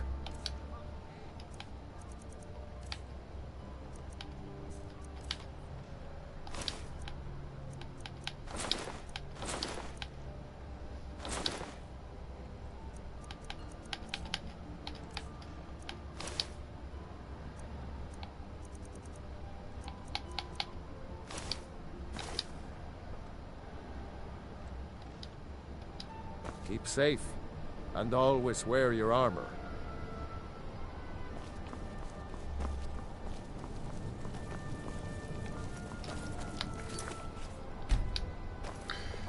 Alright. Guess that's all the gold in town. I'll try to map up these quest areas. We're going to the castle first.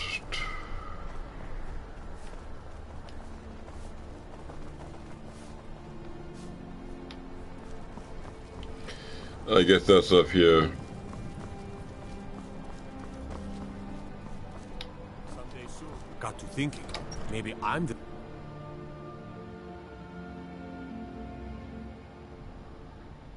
Tell me again why I'm wasting men. You mix potions, right? Can you brew me an ale? If Ulfric gets his hand on that crown, it won't... Welcome back, soldier. I'm glad you made it in one piece. I'll send men to garrison the fort right away. You did well. I'm impressed. But before we go any further, it's time for you to officially join the Legion. Speak with General Tullius. He'll administer the oath. In joining the Legion, you'll be taking an oath binding you to the service of the Emperor, and thus to every citizen of the Empire. Are you prepared to make that commitment? I'm ready to take the oath. Well then, repeat after me. Upon my honor, I do swear undying loyalty to the Emperor Titus Mede II. Upon my honor, I do swear undying loyalty to the Emperor Titus Mede II. And unwavering obedience to the officers of his great empire. And unwavering obedience to the officers of this great empire.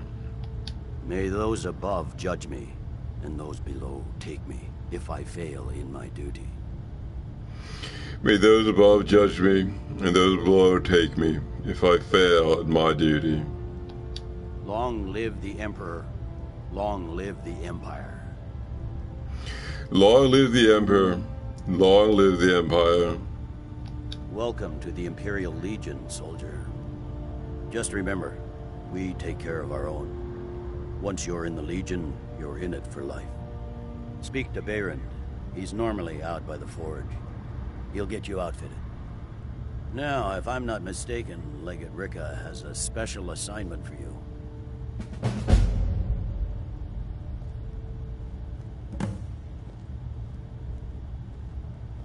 I guess I can't become a Stormcloak now. Tell me again why I'm wasting men chasing after a fairy tale. If Ulfric gets his hand on that crown, it won't be a fairy tale. It'll be a problem. Don't you Nords put any stock in your own traditions? I thought the Moot chose the king. We're backing Elisif. When the Moot meets, they'll do the sensible thing. Not everyone's agreed to the Moot. You've been here long enough to know that Nords aren't always sensible. We follow our hearts. So what? Ulfric gets this crown and then suddenly he's High King? No, it's not as simple as that. But the Jagged Crown would be a potent symbol for his cause to rally around. But if we found it first... And we gave it to Elisif. In the absence of the Moot, it would further legitimize her claim. Perhaps. I'm entrusting you with what resources I can spare. But I'm warning you, if this turns out to be a waste of time and men... It won't be a waste. Make sure you take the auxiliary here. You can send him back when you get there and find nothing but old bones and cobwebs. The Stonefist's no fool. He's found the crown, but we'll get to it first. Welcome to the Legion, Auxiliary. Listen up.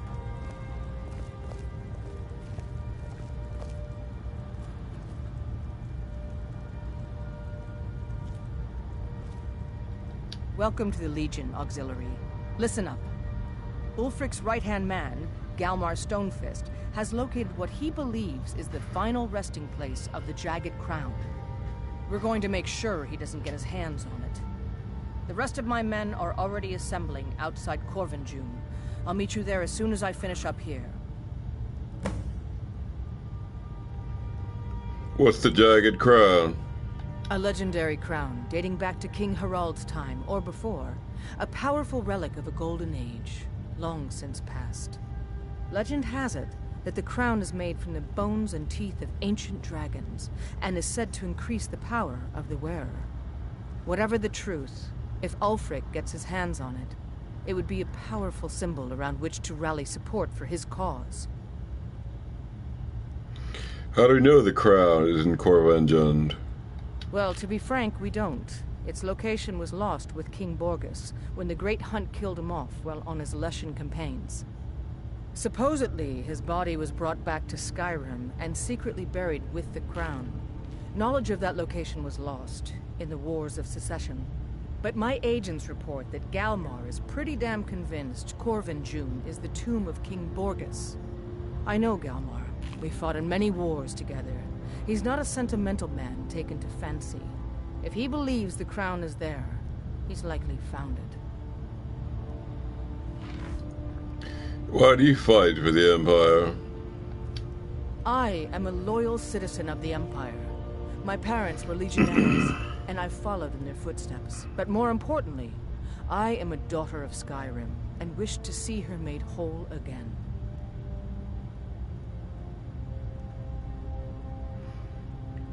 So you had no problem with the treaty that bans the worship of Talos? I'm a soldier, not a politician. And my personal beliefs are not yours to question. What will it take to end the war? I hope Ulfric will come to his senses, but I fear he's in too far to stop now. Likely only Ulfric's death or the overthrow of the Jarl supporting him will end this. Either way, much blood will be spilled. Don't wait for me. Get to Corvangund as soon as you're ready. I'll meet you there.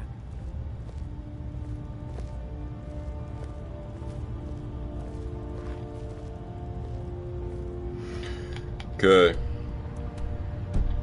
Guess we're ready to leave. There's not much up there, but if we can regain Winterhold, our proximity to Windhelm should keep Ulfric wary of wasting troops garrisoning Harlem.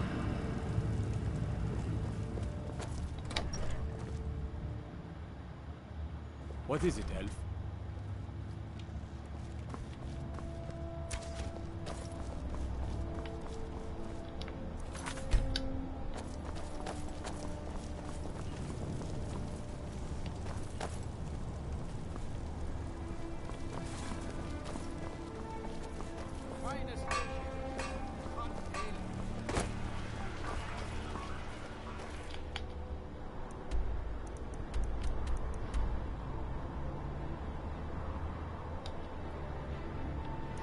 I have to go to the Blue Palace now.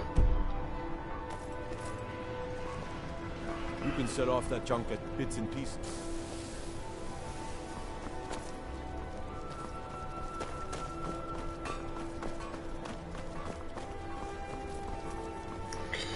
I'll drop in the Bard's College, see if I can buy some training.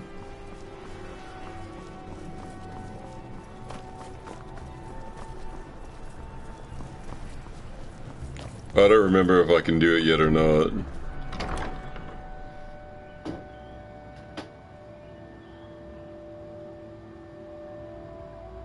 Divine smile on you, friend.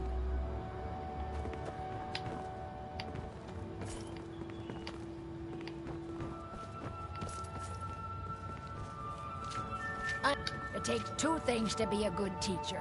The first is patience. The second is a firm wooden stick for rapping knuckles.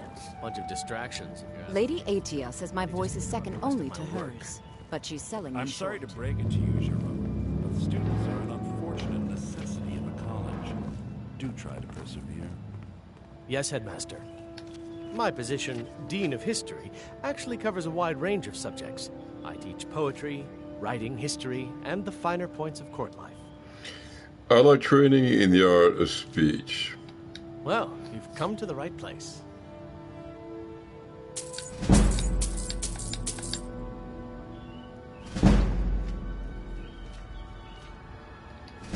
I suppose I should return to my papers. An expensive education, that definitely is.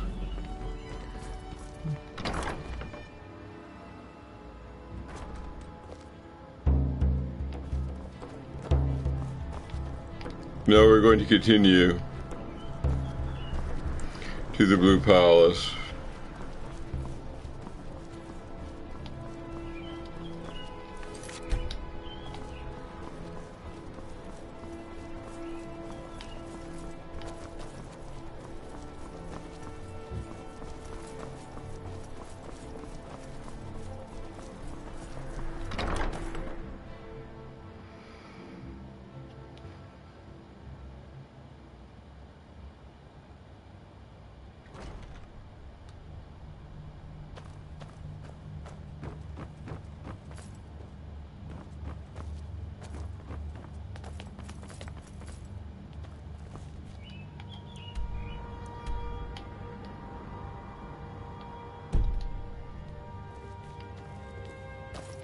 You've returned.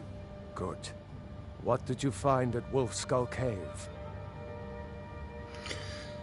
Some necromancers were attempting to summon and bind Protima. Protima herself? Please tell me you stopped them. I interrupted the ritual. It's done. You've done a larger service to the realm than you could possibly know. A resurrected Protima. I shudder at the thought.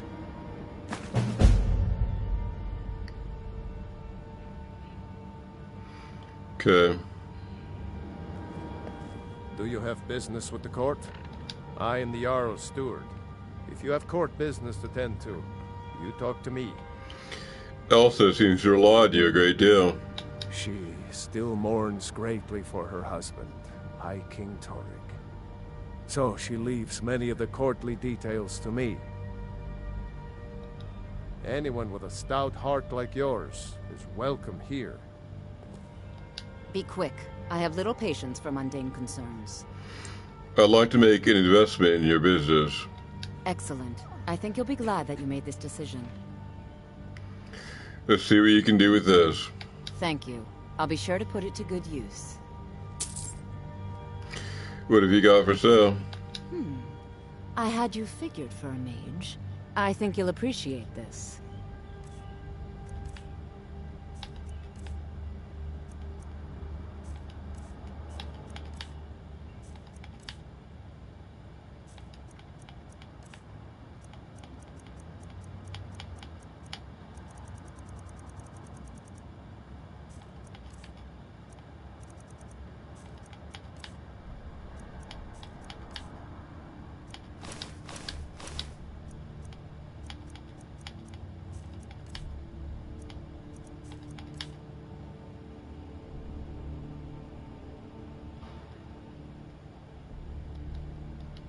Take care of yourself, and always remember, the world is ripe with people looking to spill your blood. I'm going to try to unload my pets.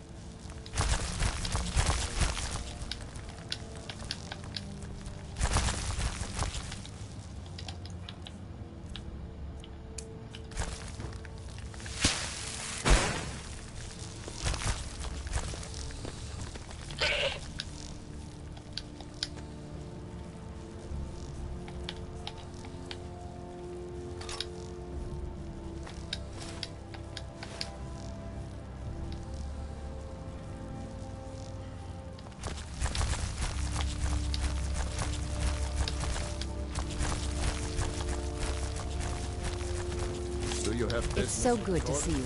So, you wish to master the arcane arts?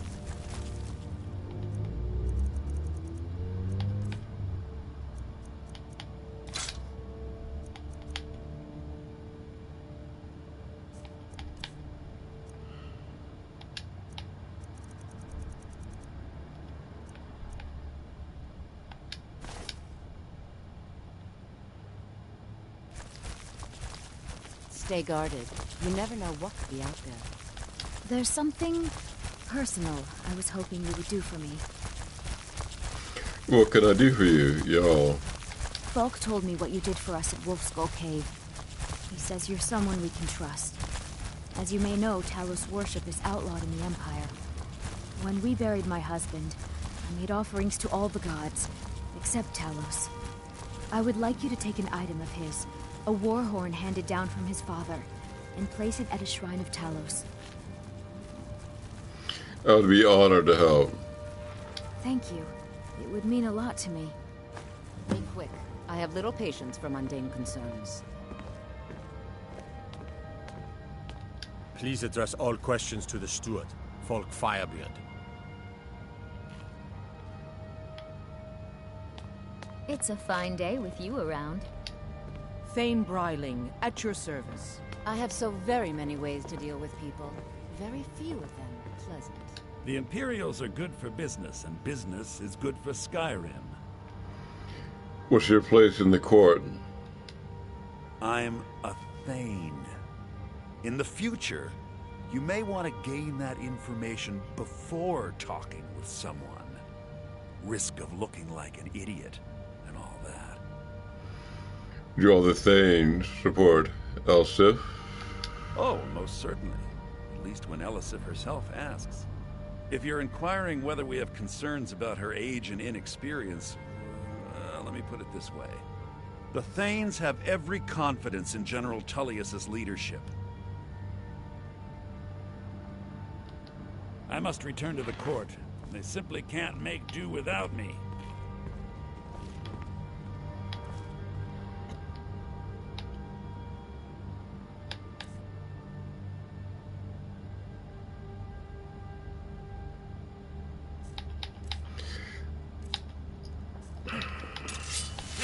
Whoa! What's the magic?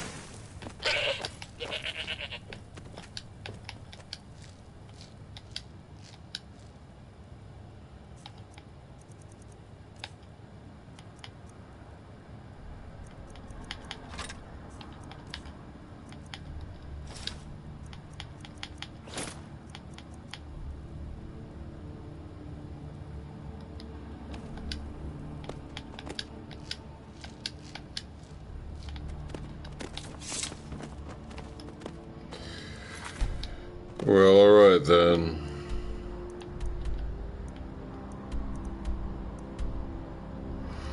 I have to tell Sybil the vampire is dead. I can always find time to share a word with a warrior.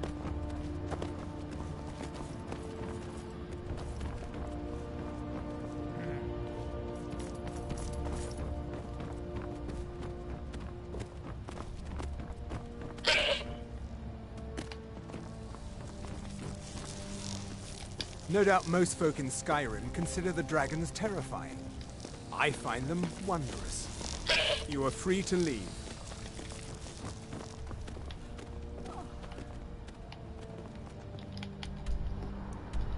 Here.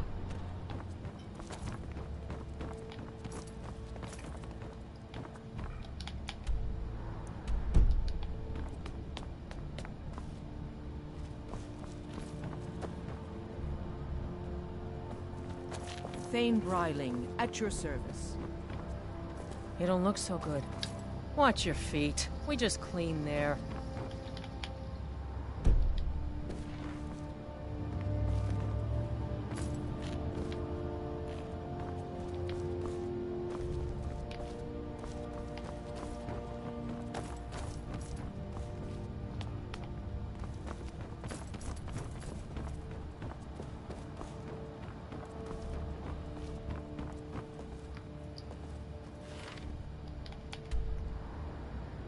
Difficulty getting here.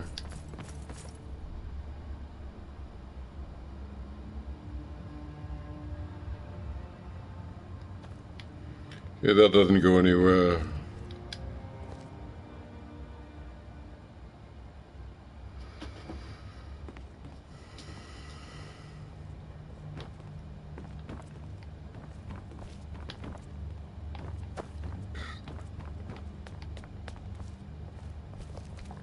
Got lots of things to take care of. What do you need?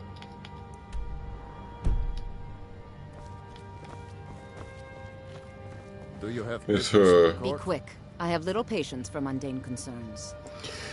I cleared out the vampires from Pine Moon Cave. Filthy creatures, aren't they? Living in the darkness like they do. So uncivilized. I prefer finery, like this. Here, for your trouble. And I suppose I should show you a little about illusion magic for free, shouldn't I?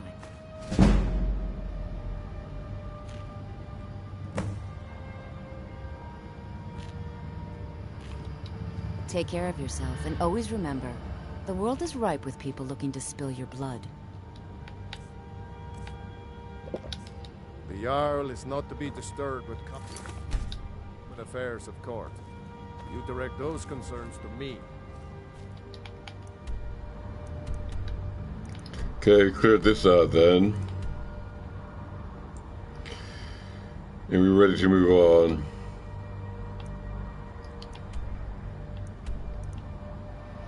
I think we'll go west first, then east.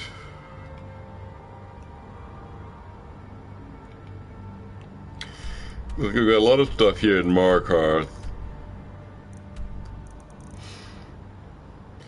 We've got some stuff here.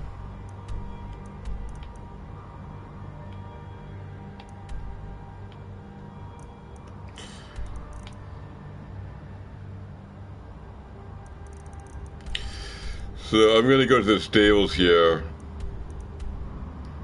Catless Farm. I'm going to buy a horse. I proceed south here to Rorikstead, this cluster quest. Then west around up Markarth. So south is my first marker.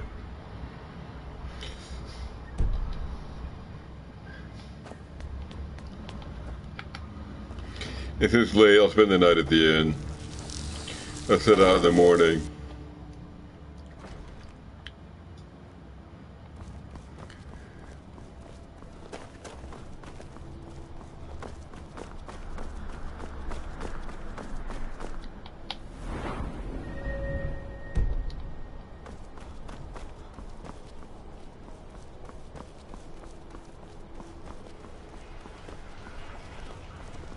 Need something? Hey, wanna play tag?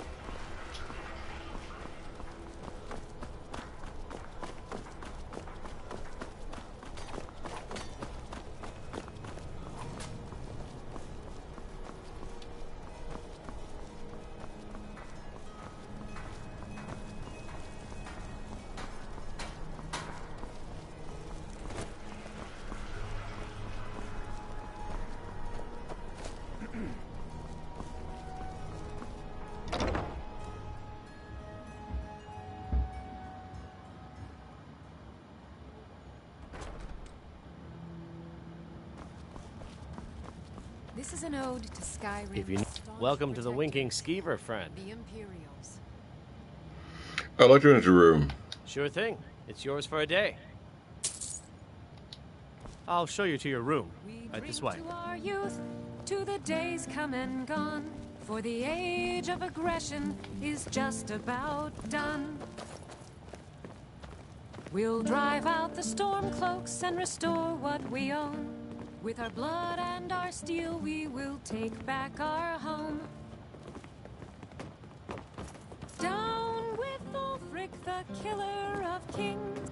On the day of your death, we will drink and we'll sing.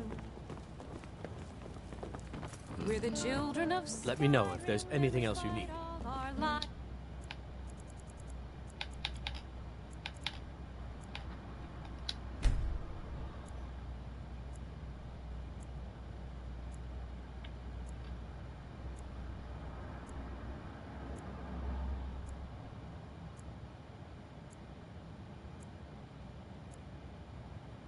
And when Sovngarde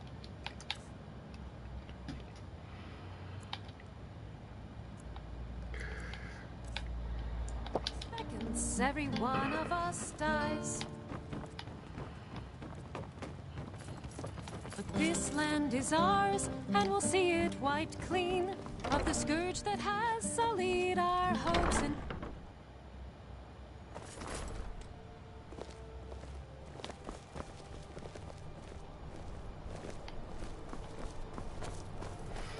Alright. Bright and early it is, so we head out to the stables.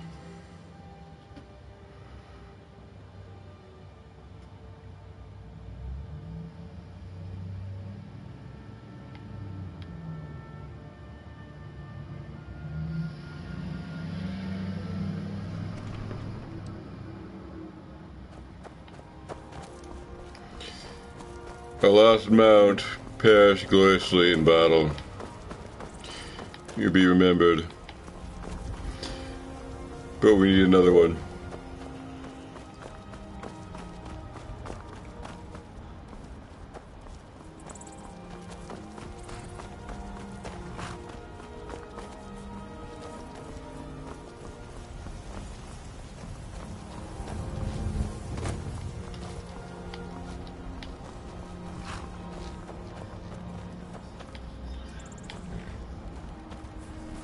Take care of the horses and the goats and the chickens, and the garden. You got business at the stables? How long have you been a stable master? Been about 8 years now. I used to be a mercenary, but one trip to Ravenscar Hollow assured me of that. There's hag ravens in that cave with talons like daggers. They'll open your bells quick as you wink if you let them get close. A creature like that'll make a man think long and hard about what he wants out of life. You know, I'd buy a horse. Don't have any that are for sale right now. If you're heading up to Solitude, stop to check out the view on your way. It's a good one. Seeing through on foot. Oh wait, this is actually my horse. Or it says it is. So, we're good. It's a new one, but still mine.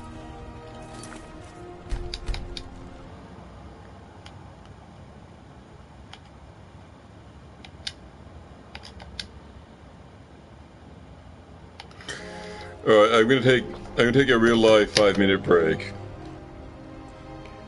I return 11:23.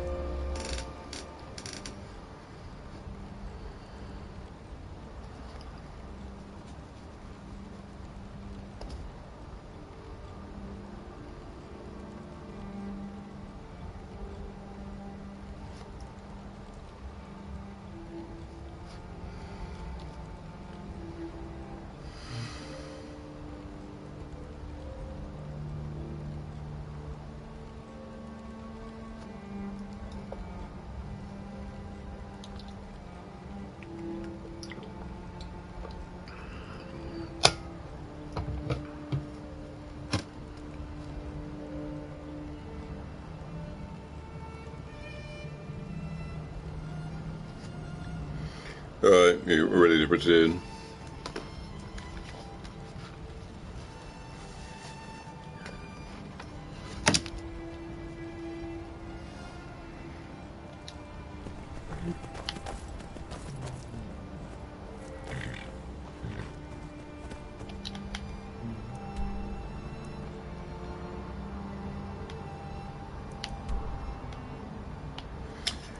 The business takes us to the south.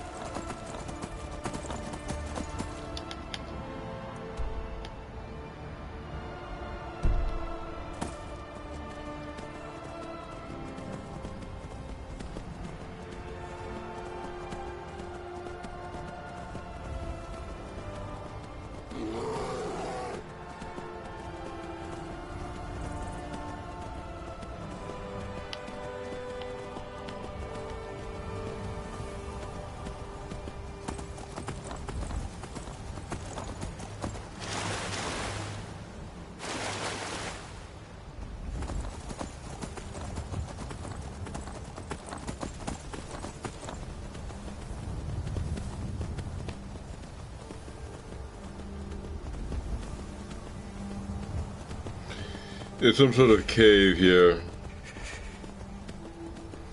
So I suppose I'll just drop in.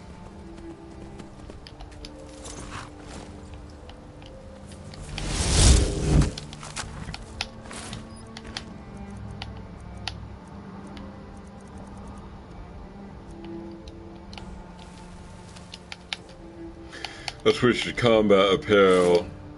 That's going to be sneaking and it's circle of extreme archery.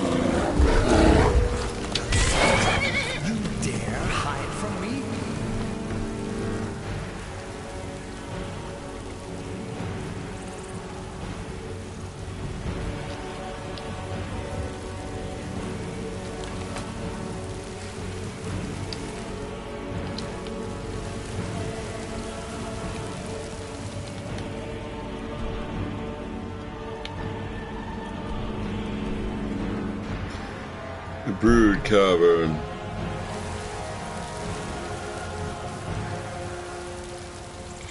Might be under.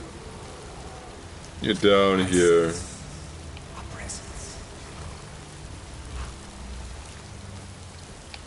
Or up here.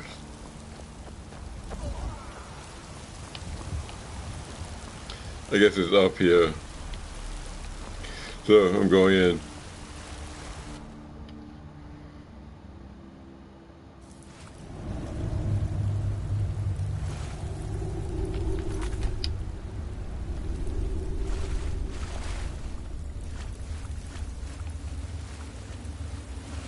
I've got a bad feeling about this.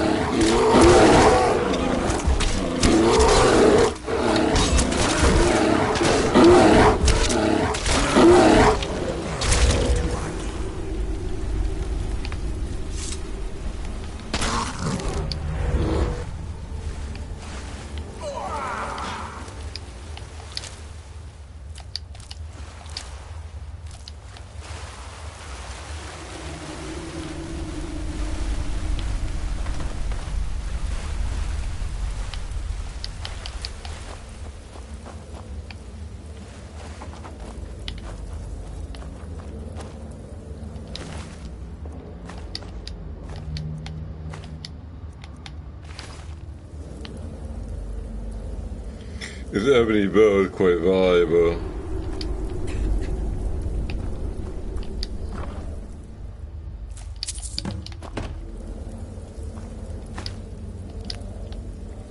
If somebody wants that, the fine cut void soul. Still here. How can I serve you, my Thane?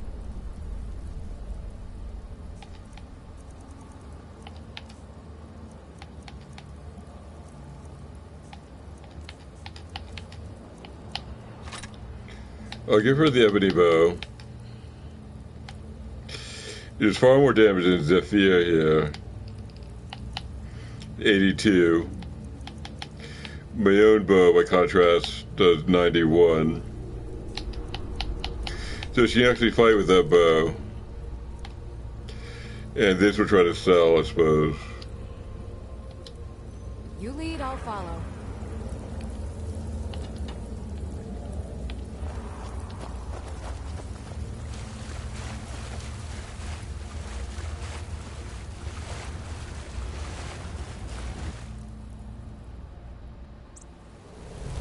Hey, look, a cave.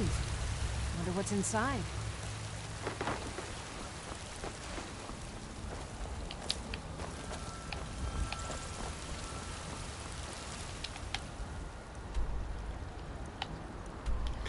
This we managed to clear. We're gonna go southwest from here.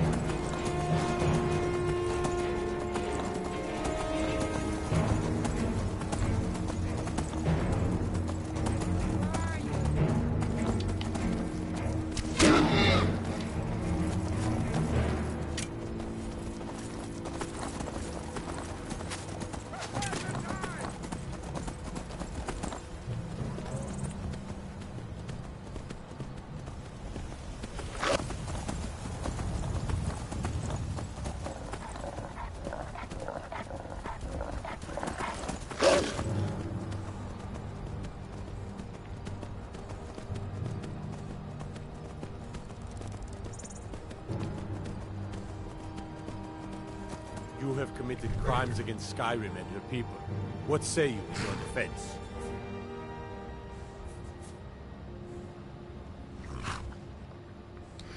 Any chance I could talk you to overlooking this? All right, but you just watch yourself. Next time, I might not be so keen. What that's about, I don't know.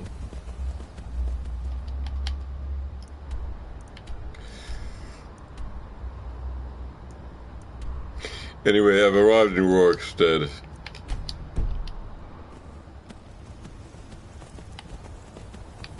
There are various things to do here.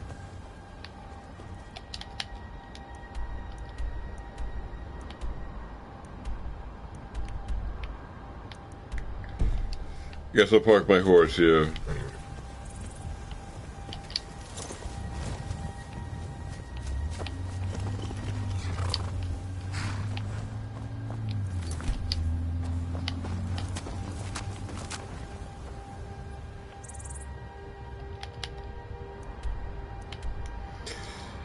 I'll intimidate, let him kill in Rorikstead. I called upon to intimidate this person. So for that purpose, I'm going to wear my haggling necklace and a Volsung.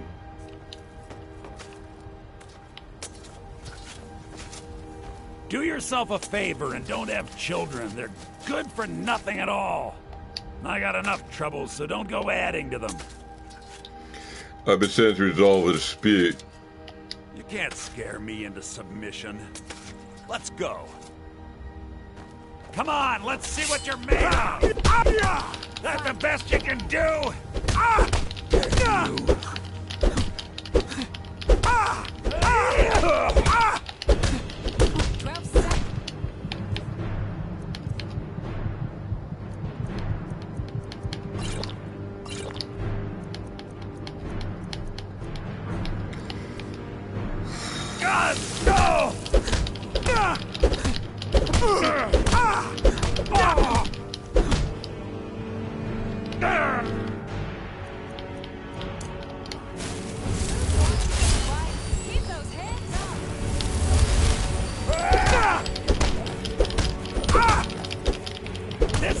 Let me cheat a little.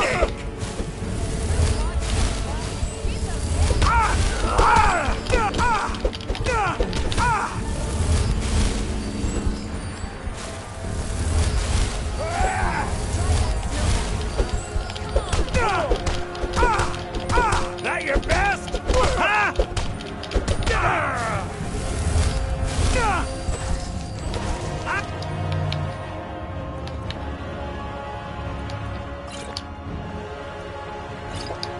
Bathe in your blood!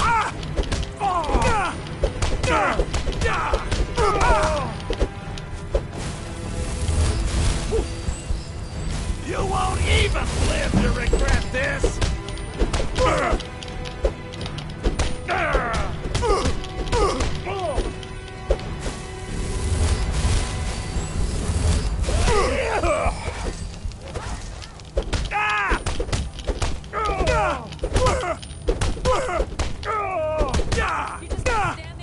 This is your last mistake!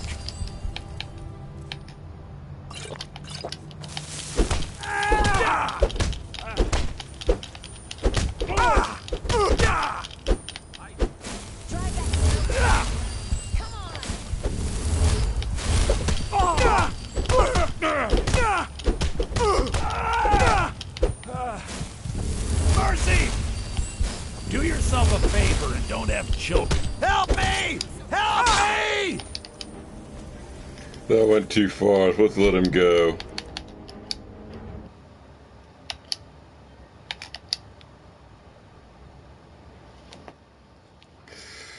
Now this big lawbreaker.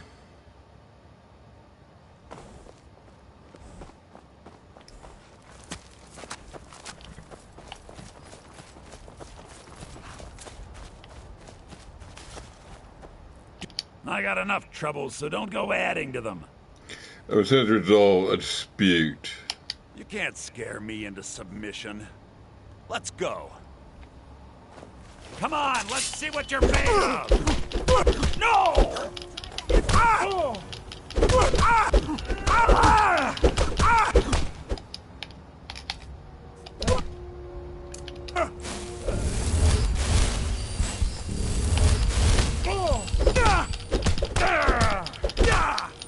You're gonna pay!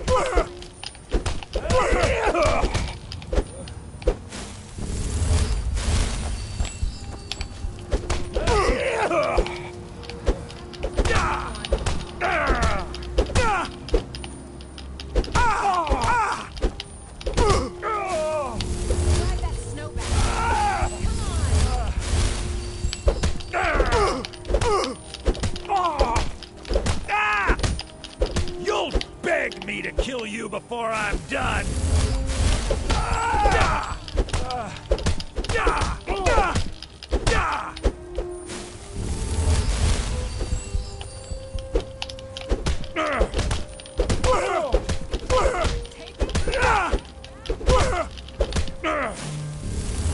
You're gonna pay!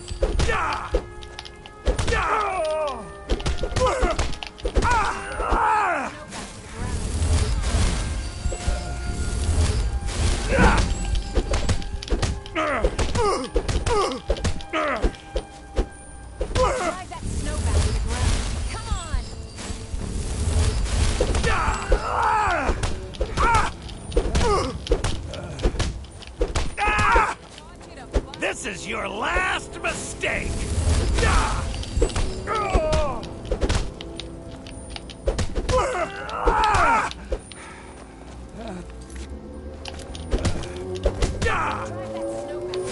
I'll bathe in your blood!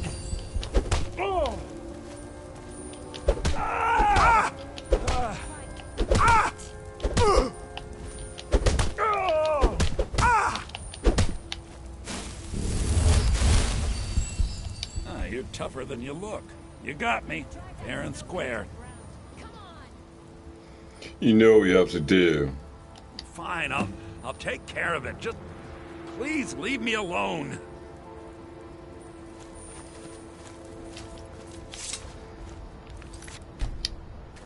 Guess we managed that one.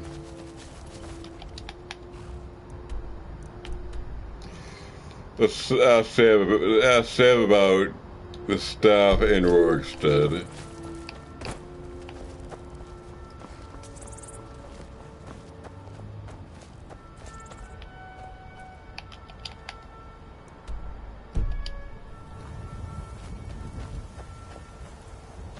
Need something? You've got a lot of nerve showing yourself in this town again. What do you have to say for yourself? I have no idea what you're talking about. Is that so? Does the name Gleda ring a bell? The star beauty of my farm? Kidnapped by a drunk lout and sold to a giant? You better remember her right fast before I call the guards and have you hauled away. That sounds pretty bad. You're damn right it does. I'll never breed another prize-winning goat like Gleda. And don't you think of coming back to Rorikstead until you get her back from that giant.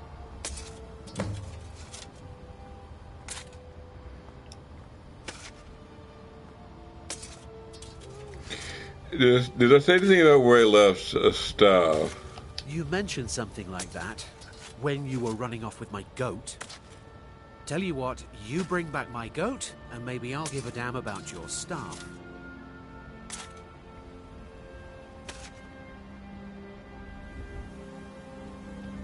Until next time.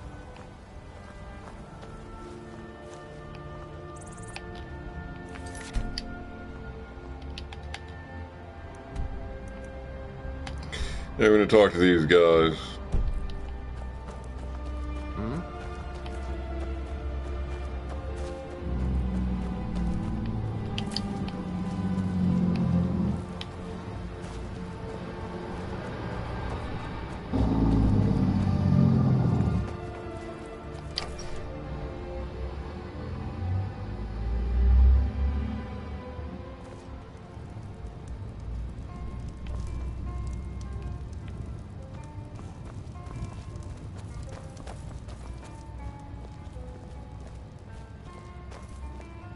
Do you have news of our quarry? I see the woman you're looking for. You have? Where? Tell me now. She's in the battered mare. She knows you're out here. We cannot go after her. Not without drawing attention. You must bring her to us. Lead her to the Whiterun stables, outside of the city. We will wait for you there. Until next time.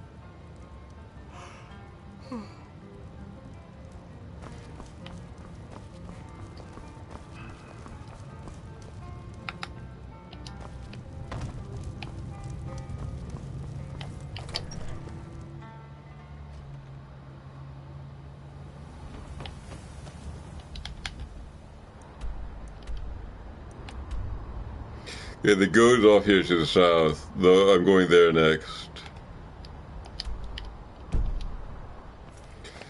And then I can find out something about this staff, whatever that is.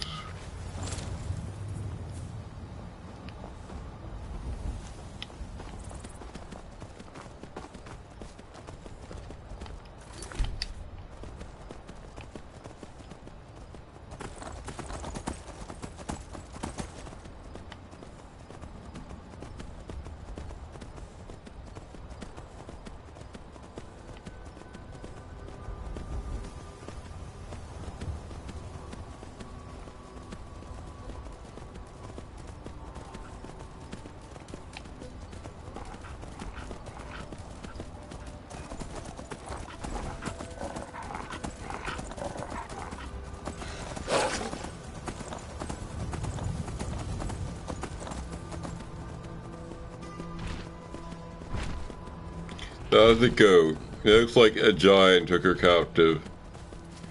So we're going to approach this carefully.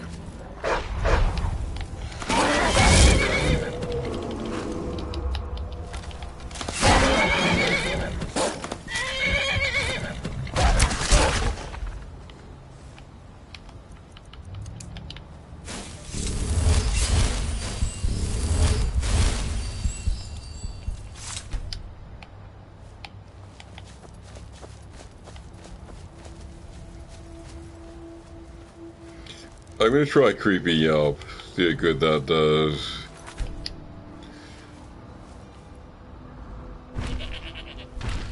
I guess he noticed me. So for this purpose, I'm going to wear... Yes, I am wearing it. How about a potion?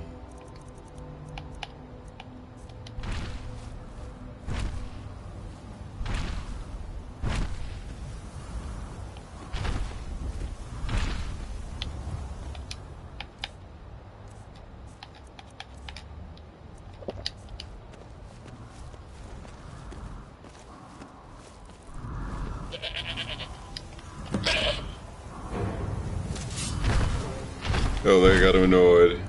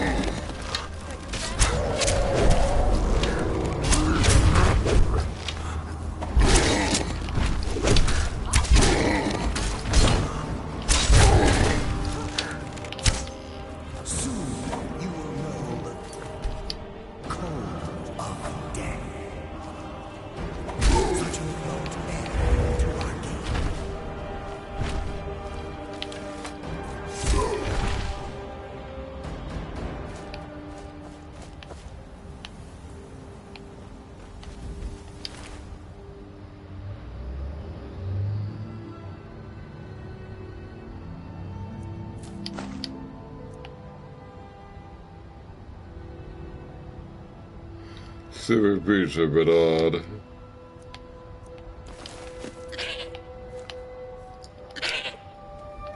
Okay, Gleader the Goat is going to follow us back to town.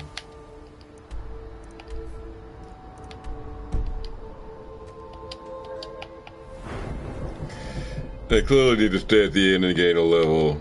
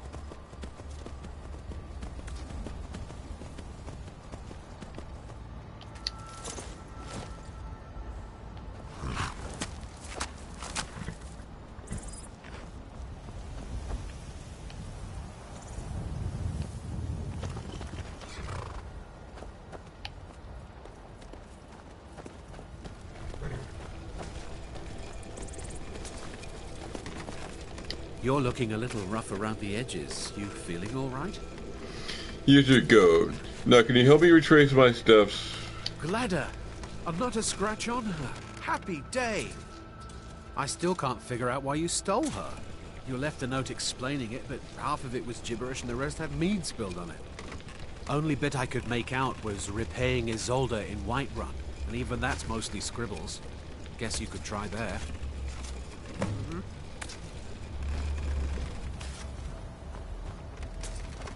Need something?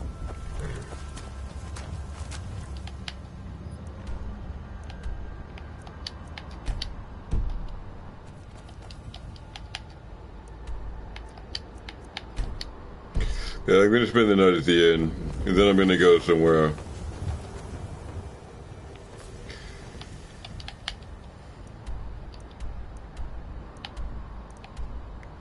That'll be to the north.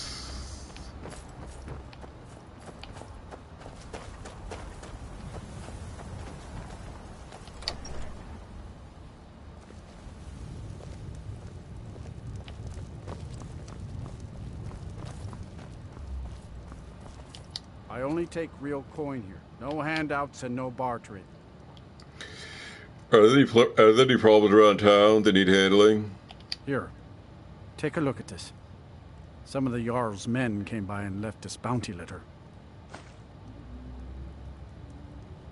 That fool son of mine, Eric, wants to be an adventurer. He's a good-natured lad, but he's got no idea how dangerous the world really is. I'd like to rent a room. Sure thing. It's yours for a day. I'll show you to your room. Right this way. What are you doing that for?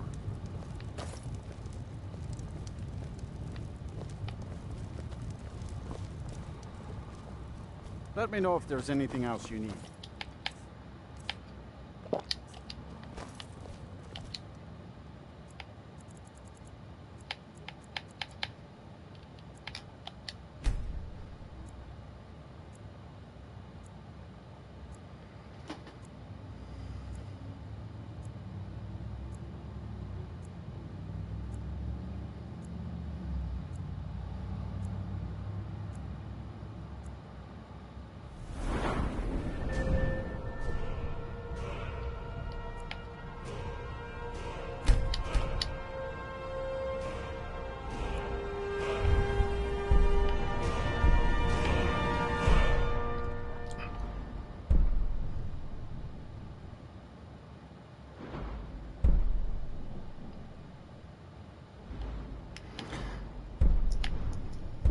Thinking this thing might work on my bound arrows. Possibly increases the damage.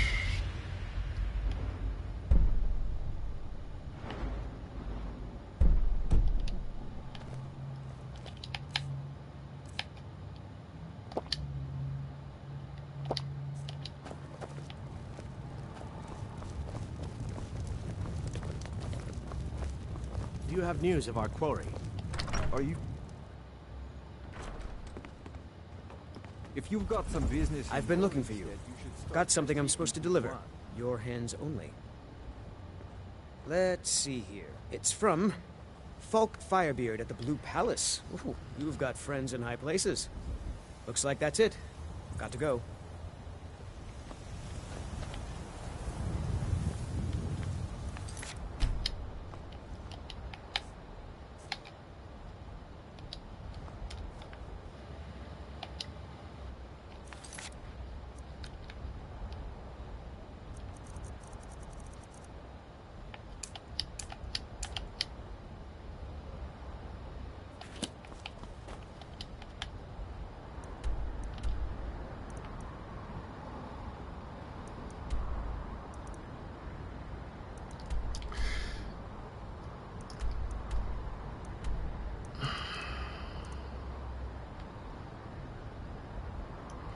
Once we go north again to get some gear for somebody.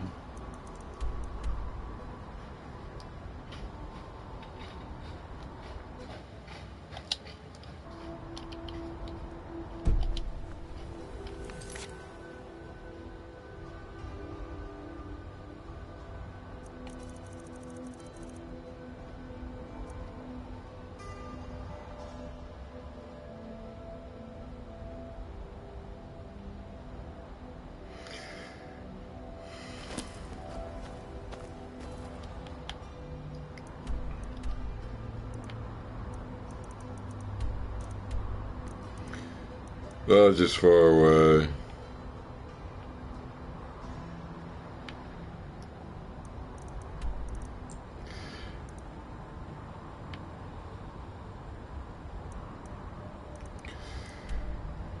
Well, I'm just gonna go west instead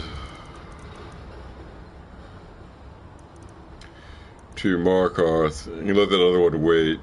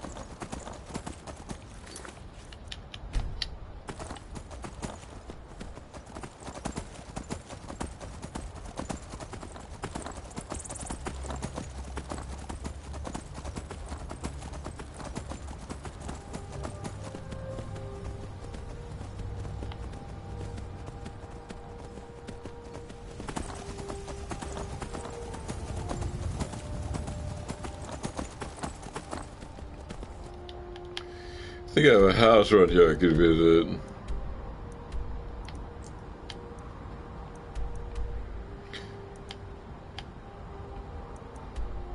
Here, I think I'll just ignore it.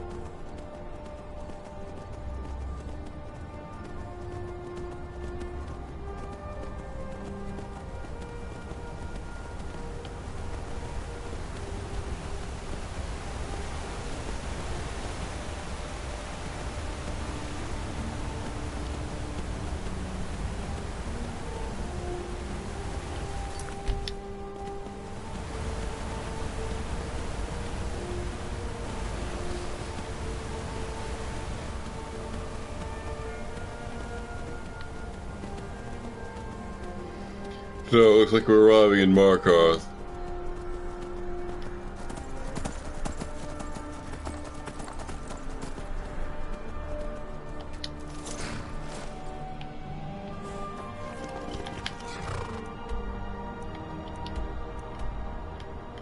Like quest inside.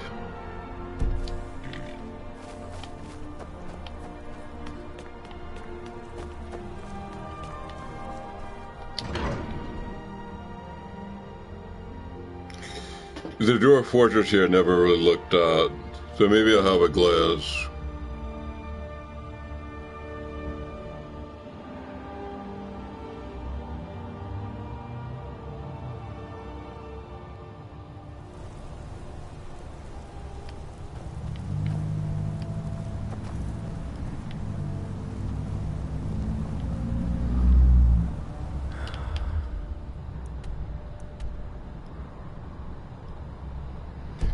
Where's northwest this place? I suppose I wear my town outfit for this. For commercial advantage.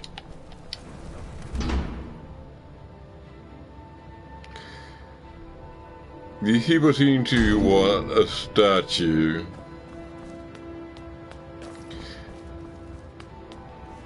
It's actually Lisbeth. Can't believe Madanak is on the loose again.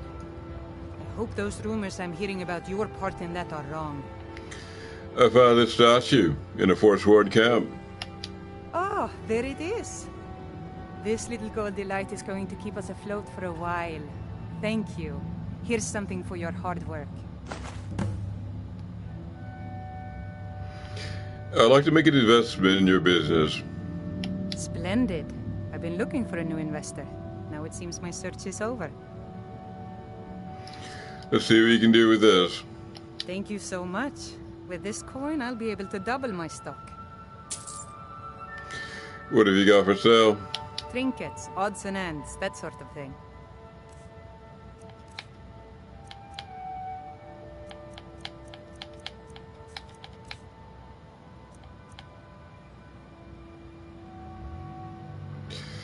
I'm going to keep this around in case I get another brawling contest.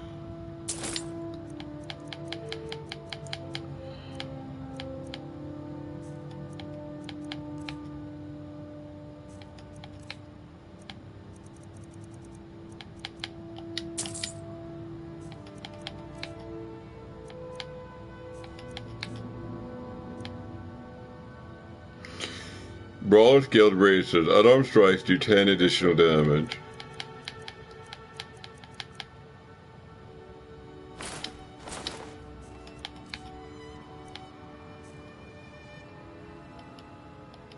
Come back whenever you need something. I'm right behind you. How can I serve you, my Thane?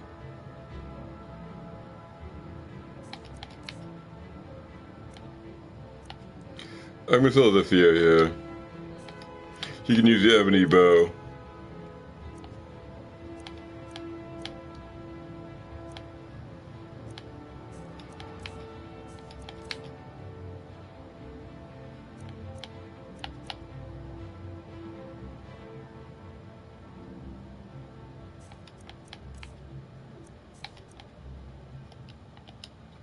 You lead, I'll follow.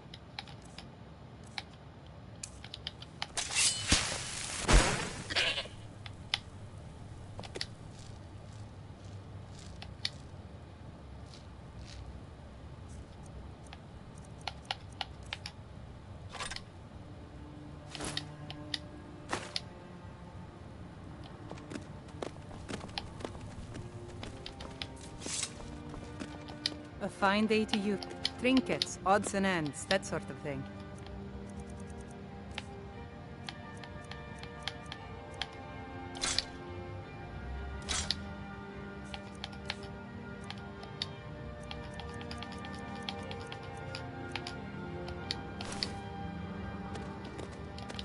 If you need anything else, just ask.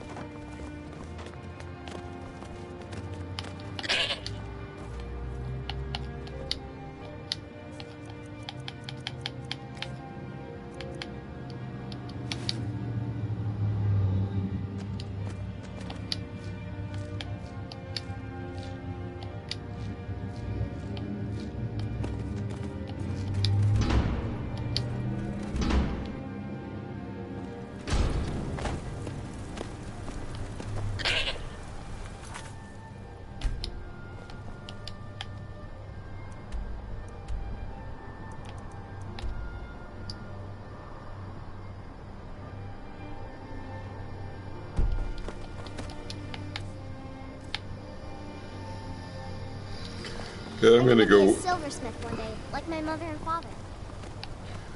west to this palace.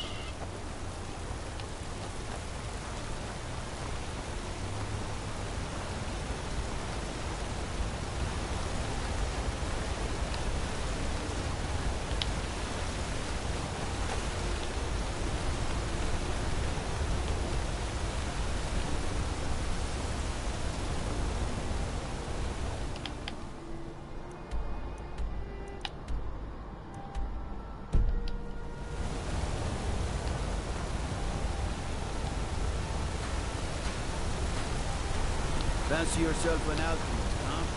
Never could get the hang of it. Now I remember.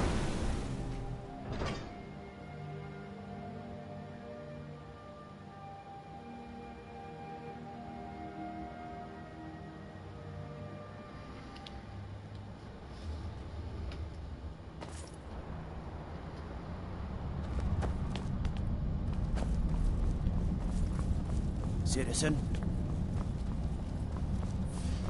Damn those forsworn. Think they can kill people in my city? Doesn't matter if they're in the city. We'll fight them where they live. What is it I live here? They lived here too, my yard. That's what I'm telling you. Good to have you by my side, friend. I need reliable people around. I brought you Rolf Deer's shield. You've honored my father's memory in more ways than I have words to say. I hereby grant you permission to purchase property in my city. Talk to my steward if you're interested. And take this, a gift from the Jarl's personal stores. The leader of Dragonbridge Overlook is dead. I'm impressed. Forsworn usually makes short work of mercenaries, but you took care of them. Here is your reward.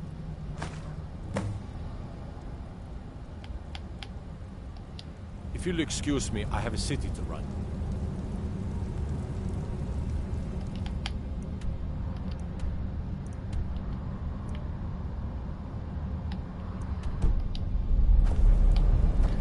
I guess I'm just gonna leave. Don't think you can barter with me like I'm one of those damn shopkeepers. The Jarl can refuse to see me all he likes. He can't ignore us forever. You said something about Talos. That's a true Nord hero. A legend. So great that the divines themselves lifted his soul into the heavens and made him a god. He founded the Empire, and now they've turned their back on him to appease your kind, elf. Do your people rule Skyrim, or do the Nords? Stay out of trouble in my city.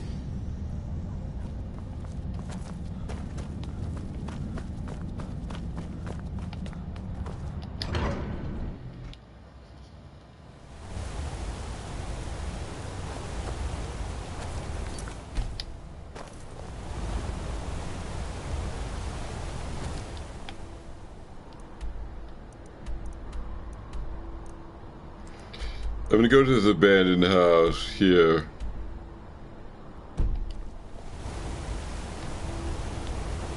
There's something I have to do though. Don't suppose you can chant my sword. Donald Blake can barely cut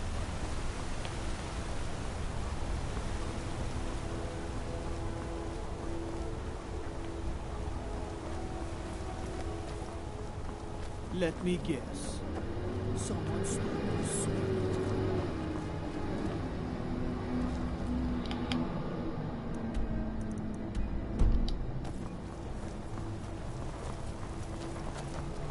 You look worse than I feel.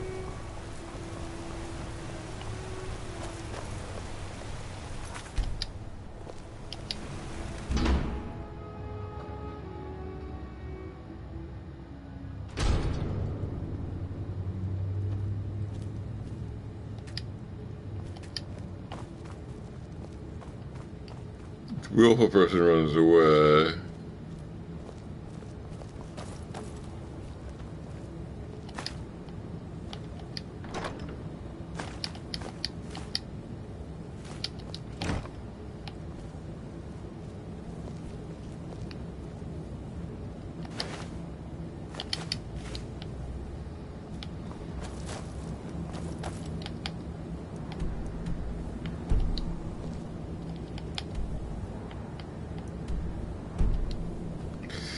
I think that's actually the priest giving unsatisfactory treatment to the god who lives here.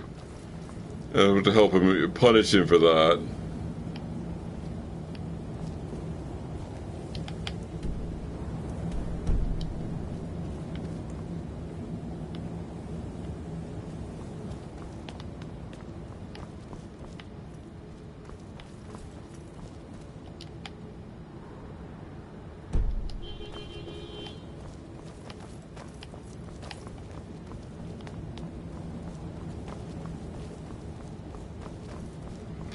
I can't remember how to get to this god.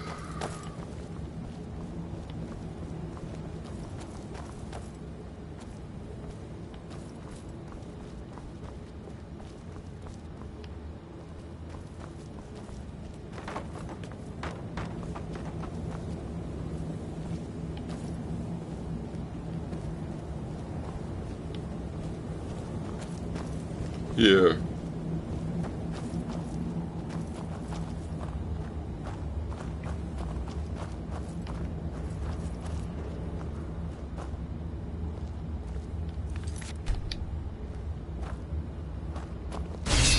Paul, do you think you can best Boethiah's faithful? I have won this contest before. Ah, but I have my own champion this time, Logrolf. What? You? Mortal, I give you my mace in all its rusted spitefulness. Crush the spirit from Logrolf's bones. Make him bend to me.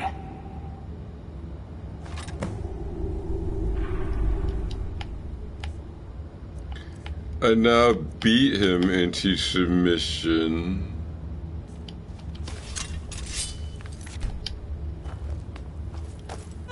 Do your worst, monster. Do your worst, monster. I won't bend. Never!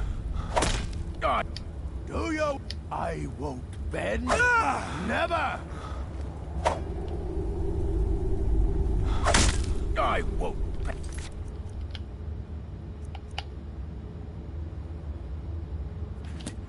Never! I'll never submit. I'll never submit. This guy Never is... submit. Do your worst, monster. I won't bend. Never! I won't bend. Never! Do your worst, monster.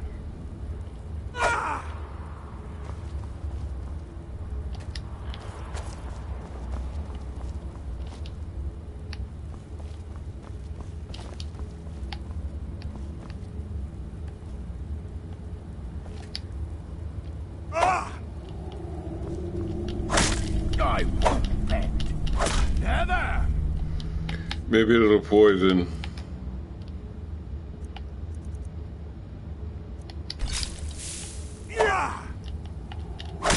I won't bend. Never! I won't bend. Never!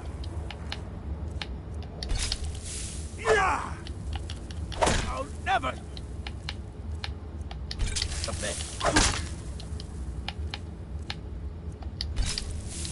I'll never submit. Do your worst, monster. I'll never submit.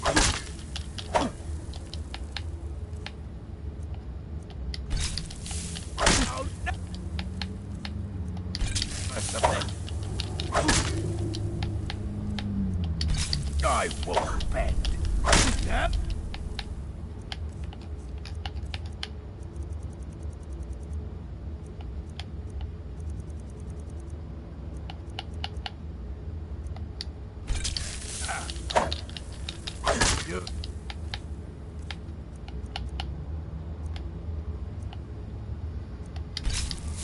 Your worst, monster.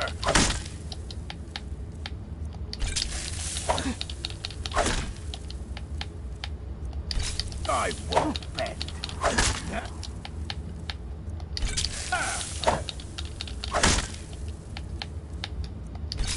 I won't bend. Never!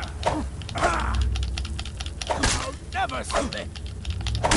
I won't bend.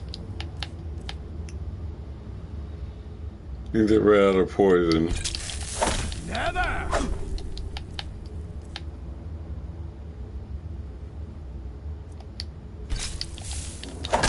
I won't bend. Never! What are you doing? I won't bend. Yep.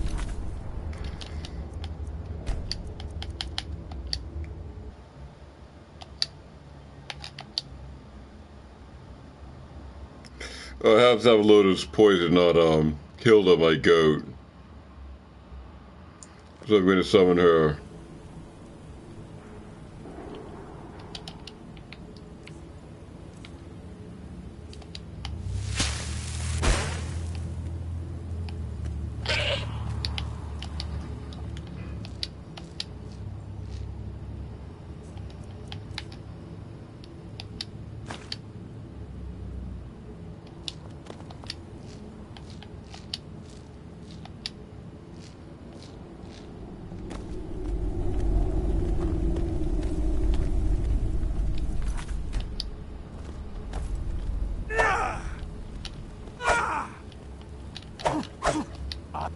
Do your worst, monster.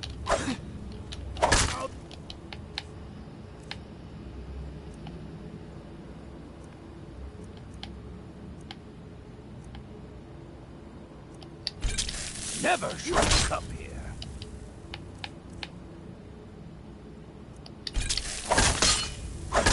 I won't.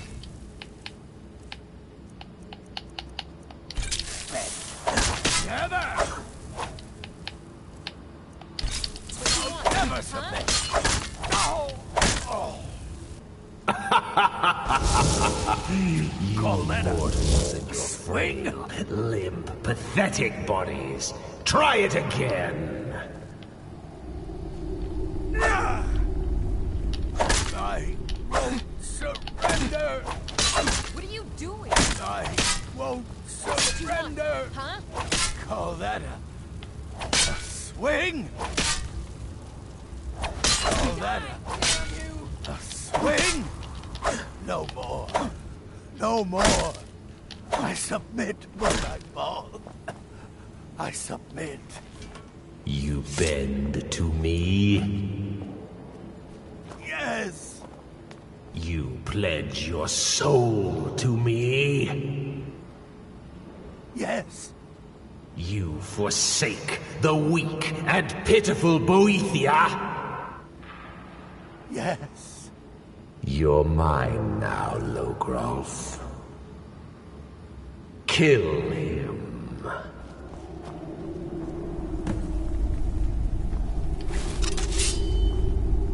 Don't kill me. I don't want to die. Don't kill me. I don't want to die. Don't kill me. I don't want to die. What are you doing? No. Not again. No. Not well. The mace of Molag Bal. I give you its true power, mortal. When your enemies lie broken and bloody before you, know that I will be watching.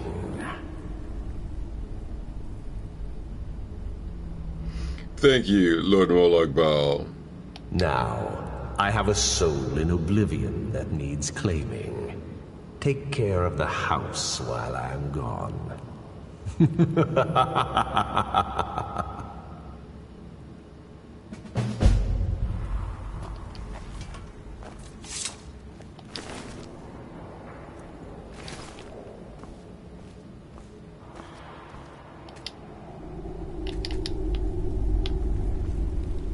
Still here.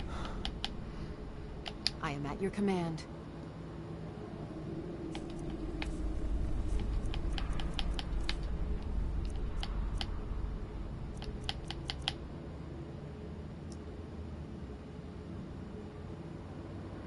The mace is Moloch Baal. The 25 points of stamina damage.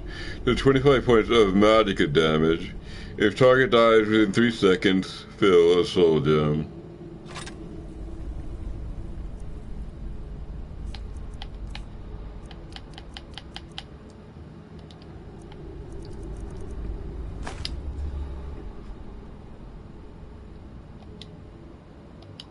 Lead on.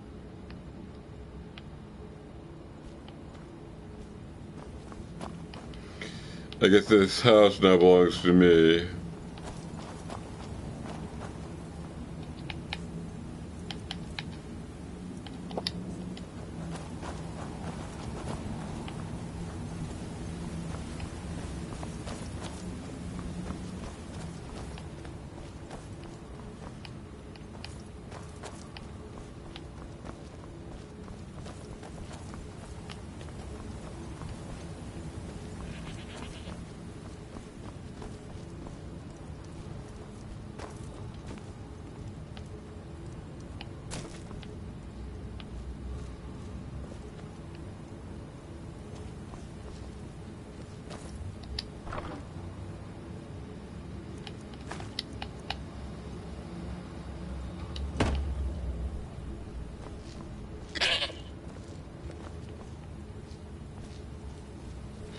I can't seem to actually cook here.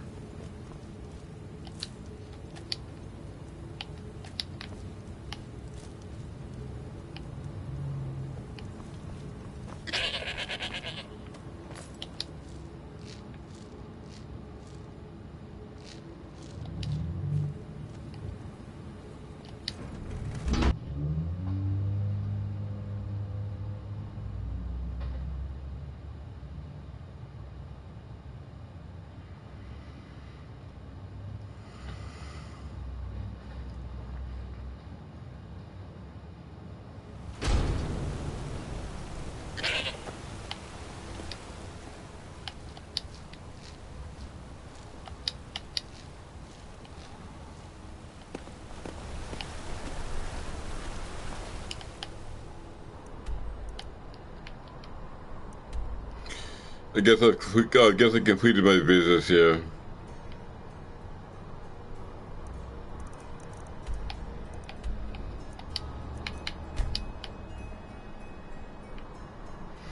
I think I'll go down this way, sweep up these arrows.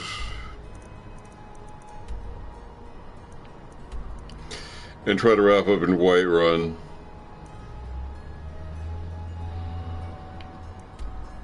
But first I get the fox, then Rajorn's drum.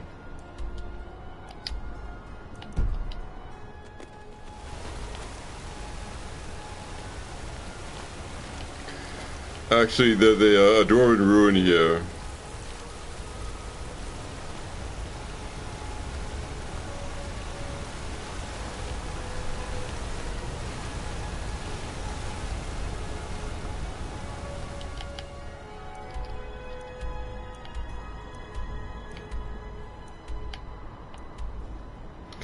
I'm gonna try the Markarth ruins.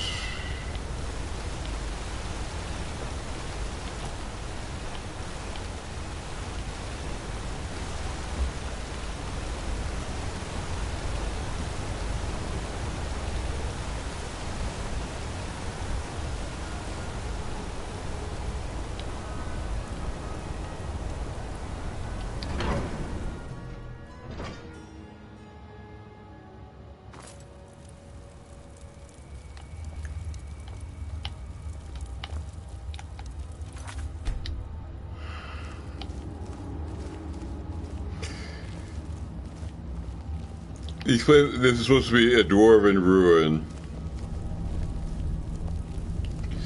And who knows what I'll find here.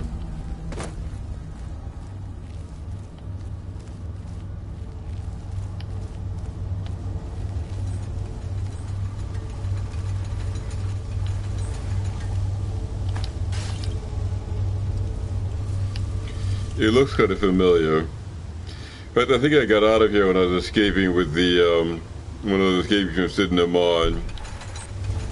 I'm gonna say I already did this.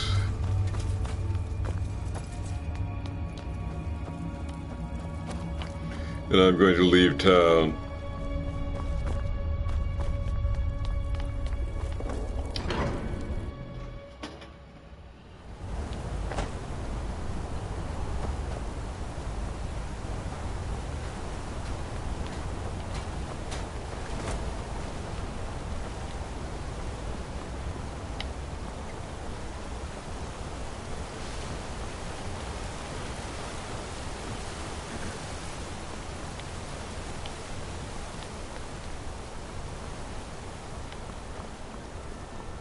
Ah, Lindrel holds a fine home if you can afford it. Yes, you.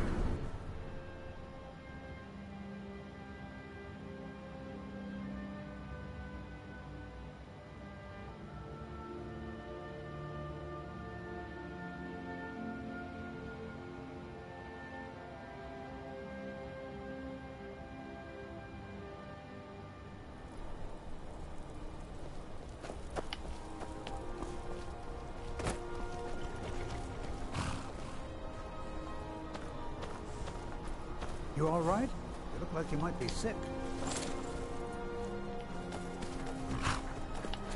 We're now headed, I think, for the Thames Fox.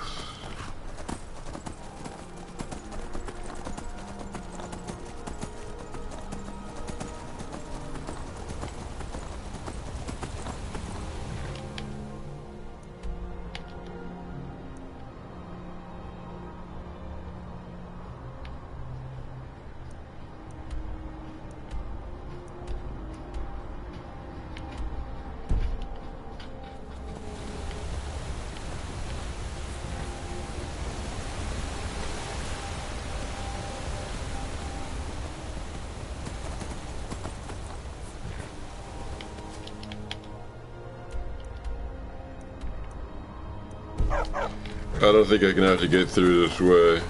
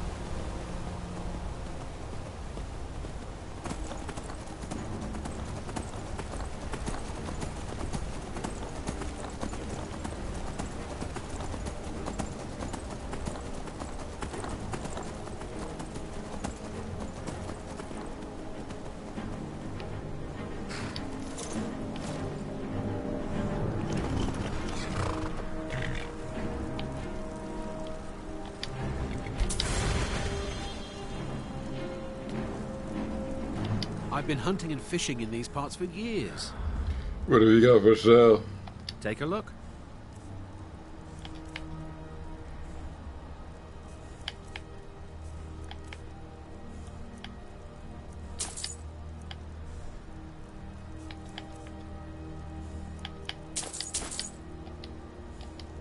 Mm-hmm.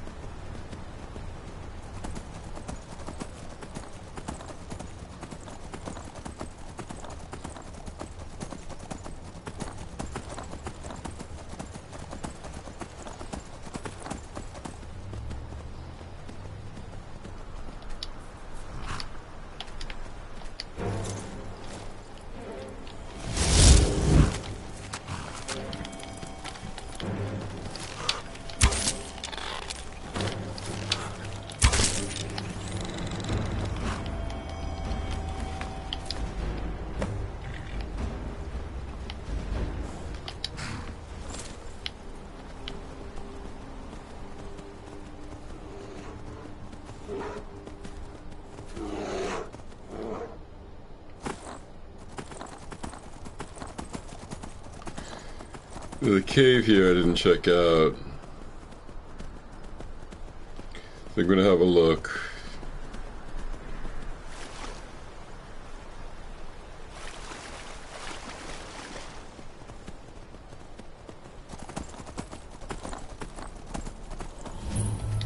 Gloomreach.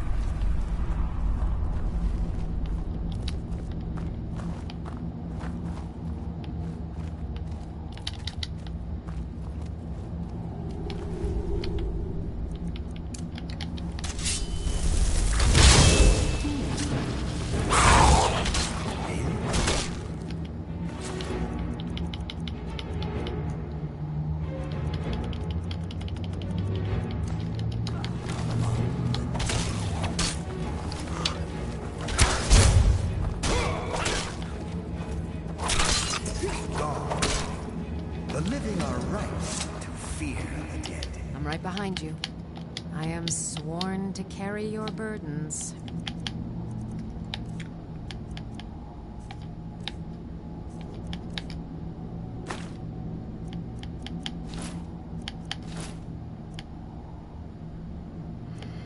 Lydia's not taking any more. Let's get going then.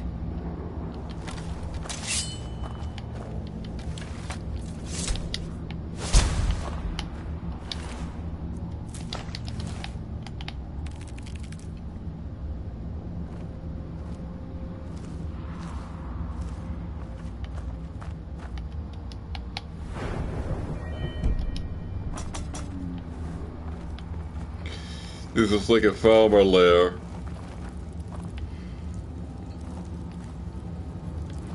Maybe there's armored creatures. These guys.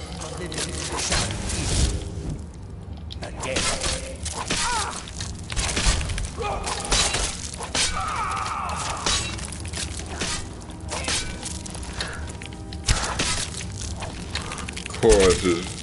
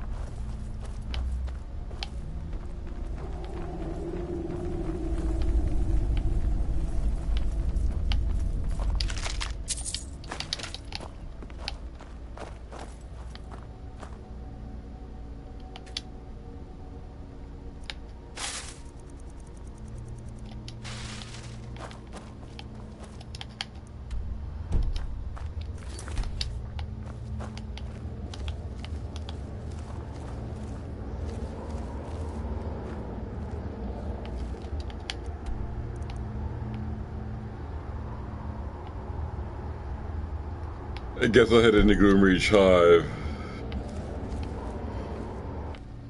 There's no doubt the interior of the cave.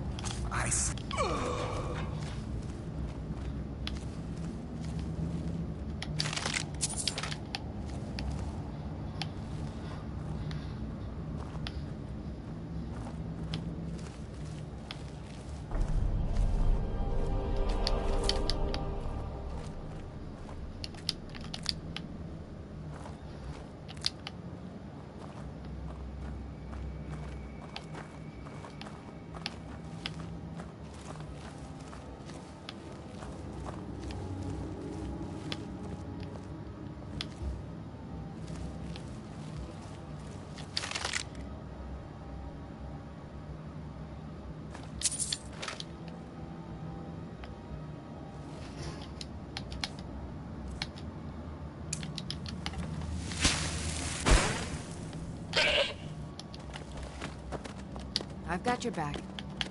I am at your command.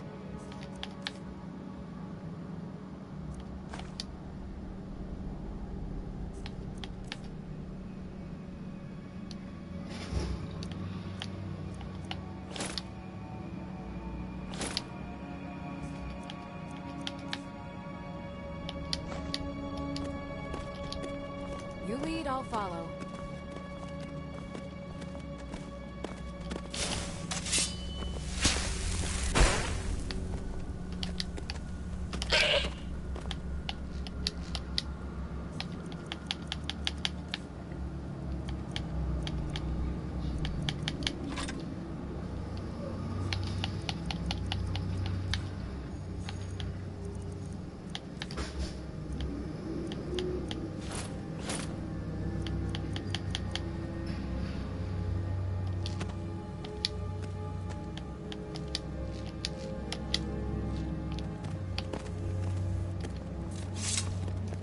Still here. I am sworn to carry your burdens.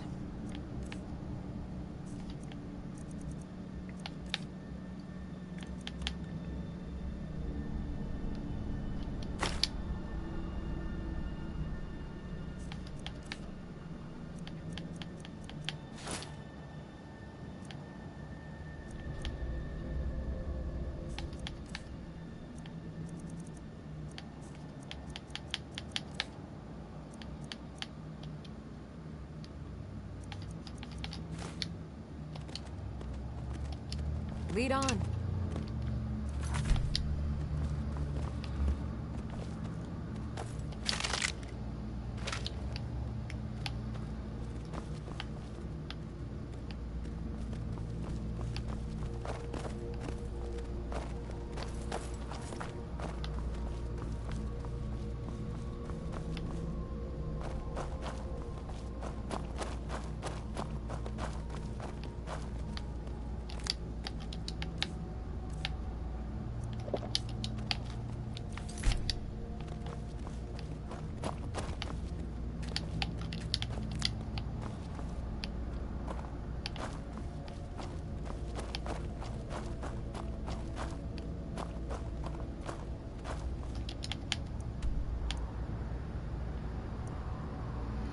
Looks like we cleared this place. We're about ready to leave.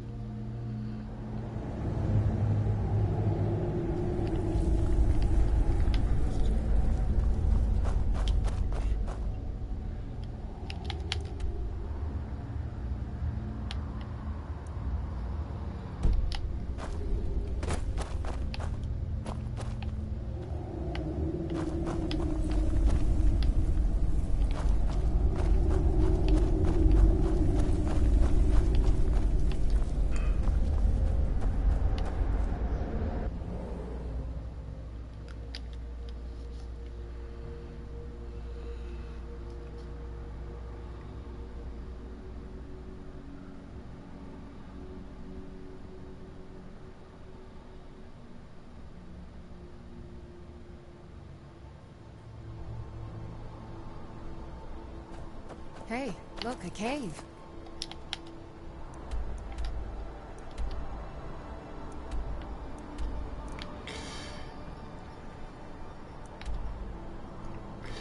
They're fairly heavy laden, so we're just gonna press on to the tamed fox and the rest of it.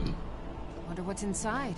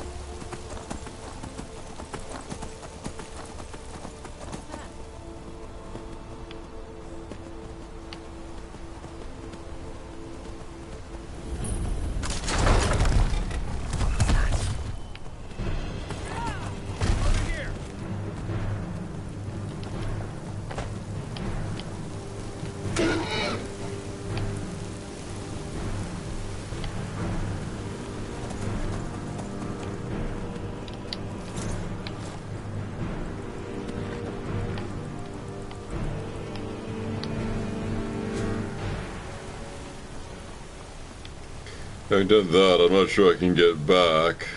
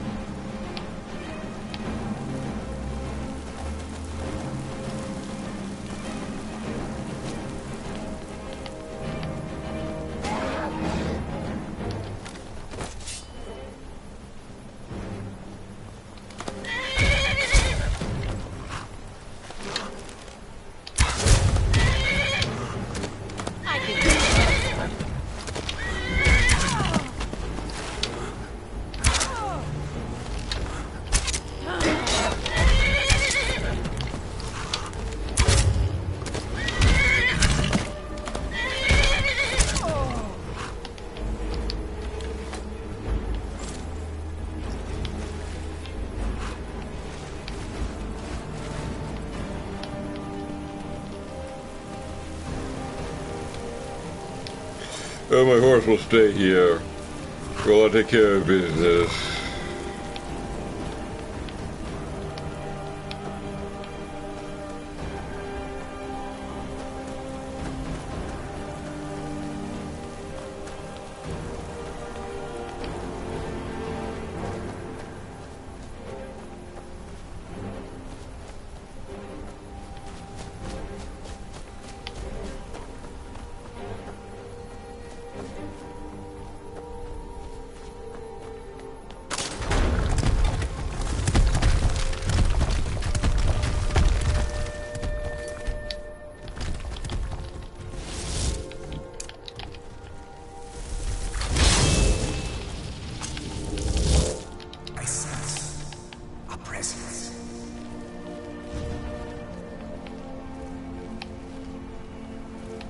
Mortal fool, no one hides from the dead.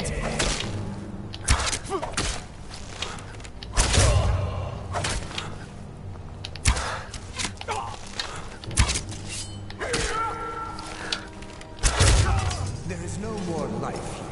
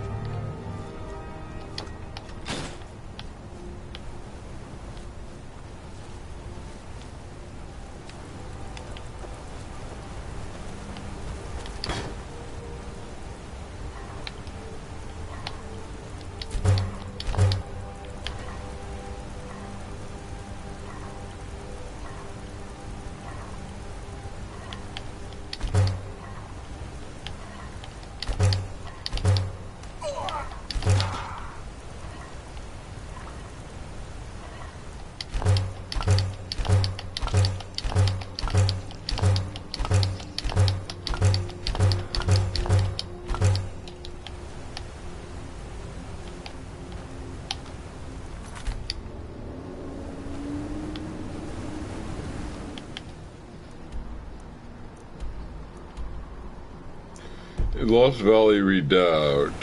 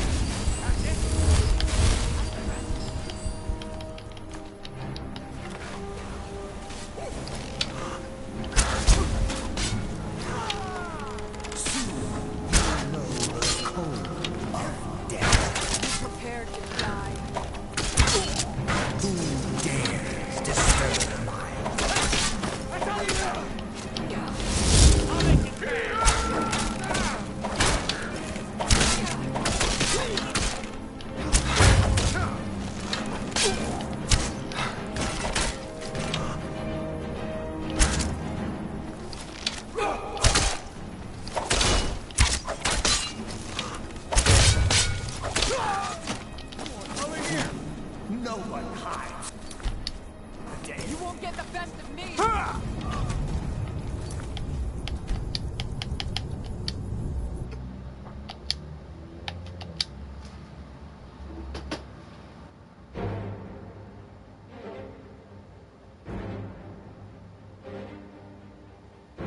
You won't get the best of me.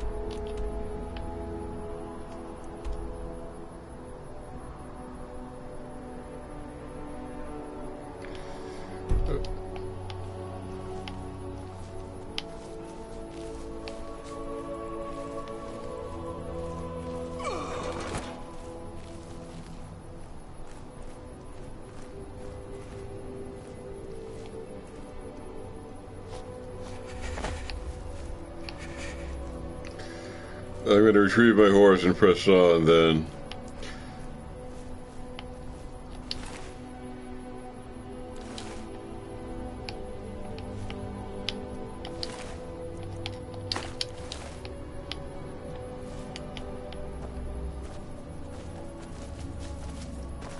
I've got your back. How can I serve you, my Thane?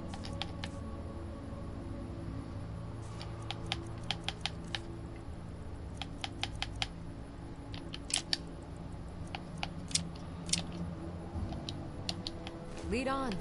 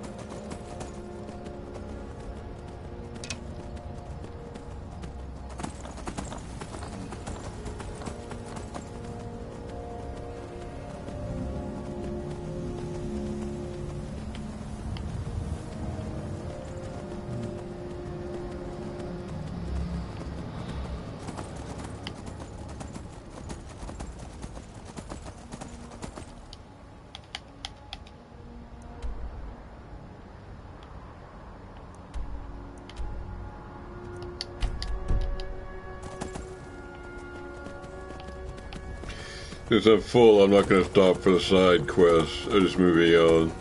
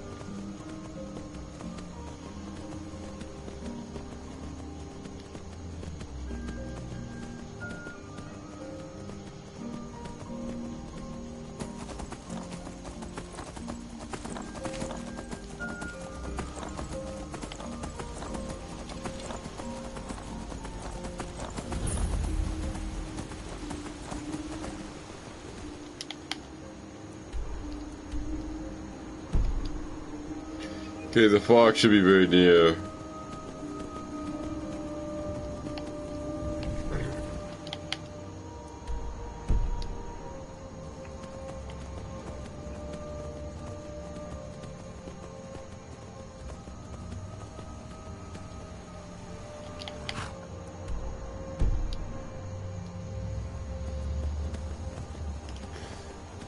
I'm guessing...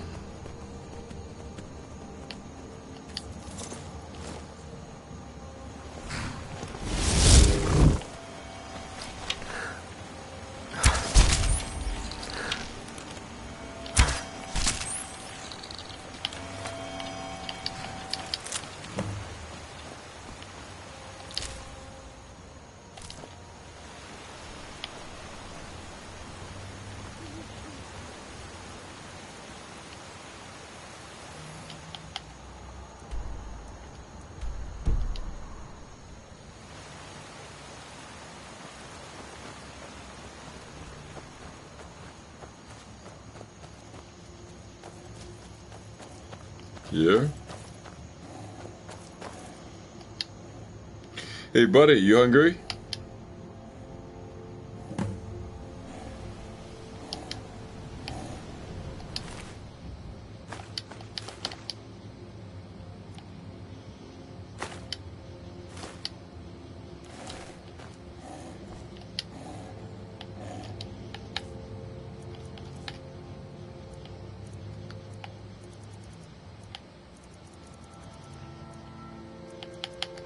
The Thief's Journal. Fourth, the first scene. I guess being Bosmer really does give me away with animals. This little fox wandered up to me today, bold and proud, and started begging for treats. I didn't have anything on me at the time but a sweet roll, but it seemed like that well enough. I wonder if this gift with animals works on horses. It would make steering them dead easy. 15th, the first scene. The furry nuisance won't leave me alone. He's been following me everywhere, even down in his sewers. At least he's quiet enough that won't alert the guards. First, of Rain's hand. The fox with the real nose was sniffing out valuable. Just this morning she dug a silver locket out of the mud. I never would have seen if she hadn't started pawing at the ground. She must be attracted to shiny thing. Can't say blame her, really. 9th, of Rain's hand. Finding sweet roll turned out to be the best stroke of luck I've had in a while. She's got better eyes and instinct than any thief I've ever met, including Vex. I can't remember the last time my coin purse was this heavy. I'm starting to jingle like a battalion of Imperials when I walk. 25th, of Rain's hand. I think I'll try out this animal taming thing. And the wolves outside of town. Some of the other thieves have been eyeing me recently. They'd think twice about jumping me if I had a wolf at my heels.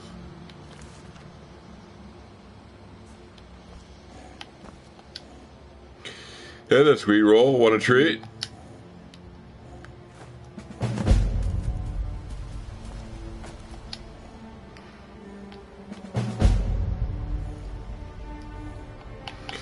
Come with me. I need you to carry something.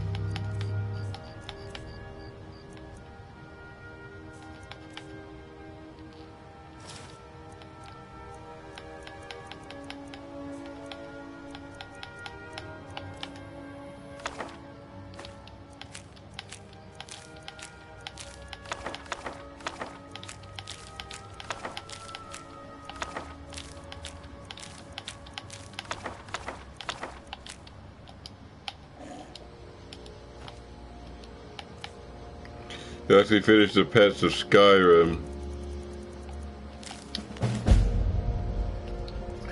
Bounty. By order of Balgruuf the Greater. To all able-bodied and fearless men and women of Whiterun Hold, travel on the road near Golden Hills Plantation are being terrorized by ghosts haunting the nearby farm. Anyone who is able to banish the ghosts permanently will be rewarded with the land rights to Golden Hills Plantation. Preventus Avenici.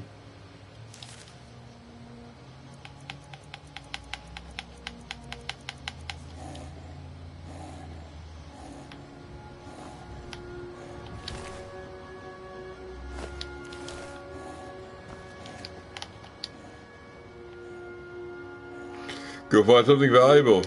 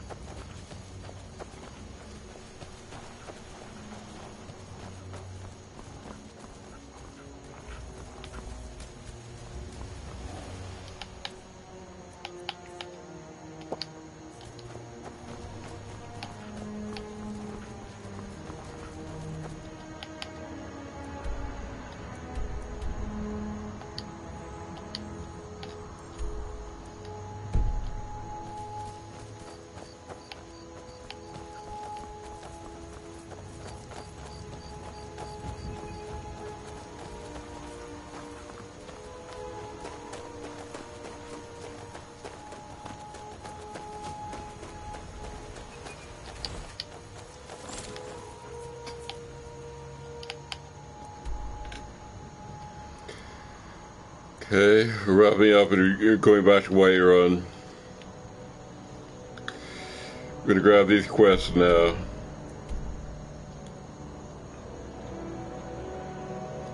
Sweet Roll's gonna follow us for a little while.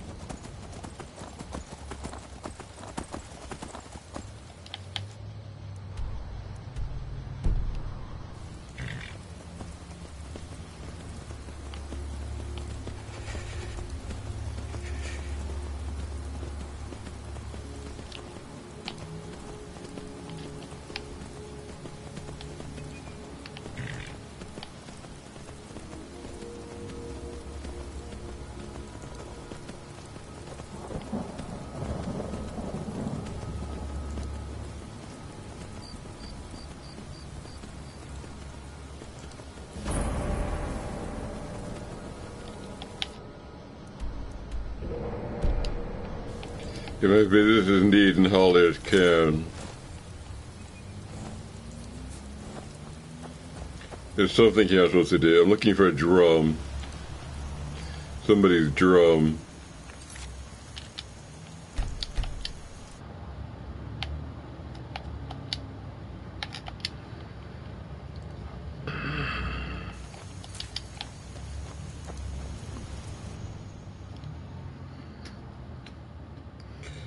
Sweet Roll Lydia should be following me.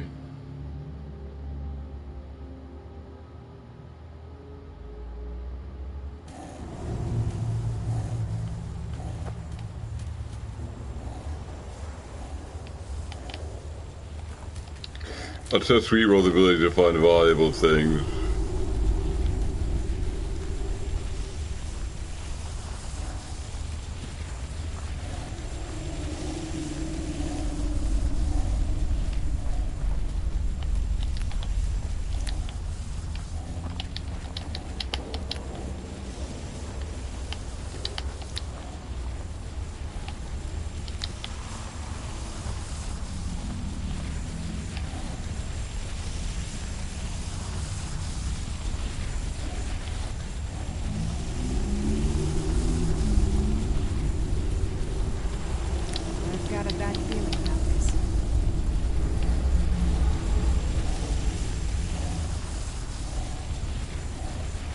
If we roll a cute one.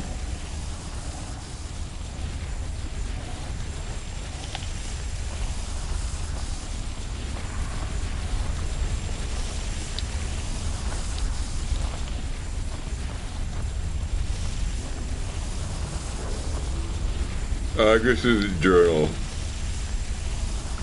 Never thought I'd see the day we run out of the never thought I'd see the day we run out of the knife point, gang. At least the storm should cover our track. Vidgod raid and I took shelter in a cave tonight. Looks like there's an old ruin here. At least there's no Draga around. Vidgod and Ray must want to set up here for a while, maybe do some raiding. They ought to know better. The road's deserted, especially this time of year. Plenty of better places up north. They seem awfully insistent on stay here. Wouldn't even lend a hand when I went out to hunt tonight. Something's wrong. Ray and said her worse since you woke up this morning. Just keep staying off the space. Vidgod is much better. They sick? Not like any illness I ever heard of. I just walk out in there, but I can't seem to get up the nerve. I feel like something's holding me back. What is this place? We're not alone. I can hear him now. Someone speaking in my mind. Old. Powerful. Paul dear. That's the name. He wants something from us. Needs us to stay for the magic to work. I tried to run. Can't. Just like them. Ran jumped first onto the cairn. That's what Master wants. Blood, sacrifice, power to live again. His magic can heal the pulse in my bone. He's draining us with servants between our bodies, our soul, just like the others. They're waiting. It's my turn.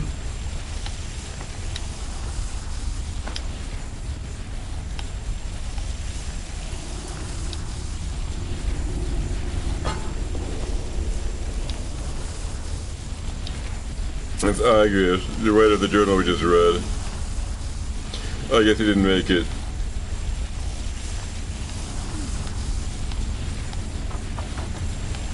His Vidgod, his companion, didn't make it either.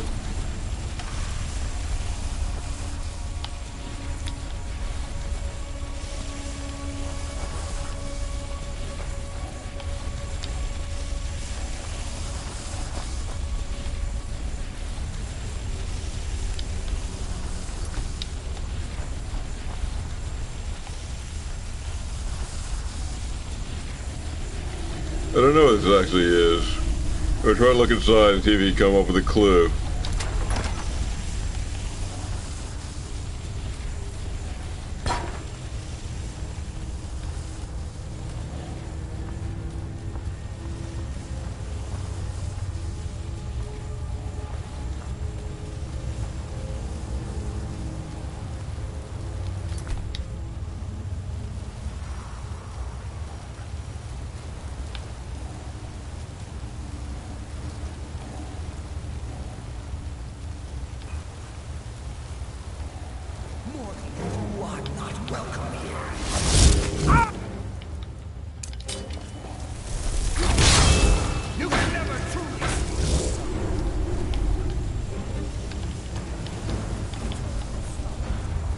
Endless comes for us all.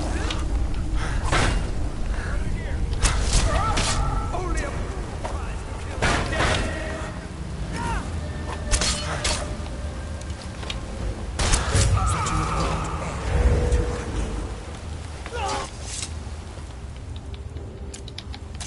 Spell it.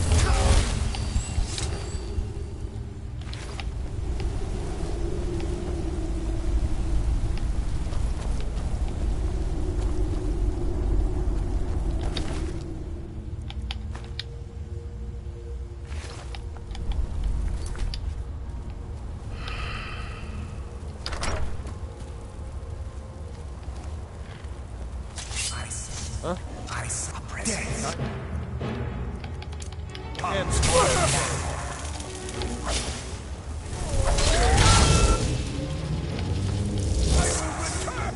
A presence.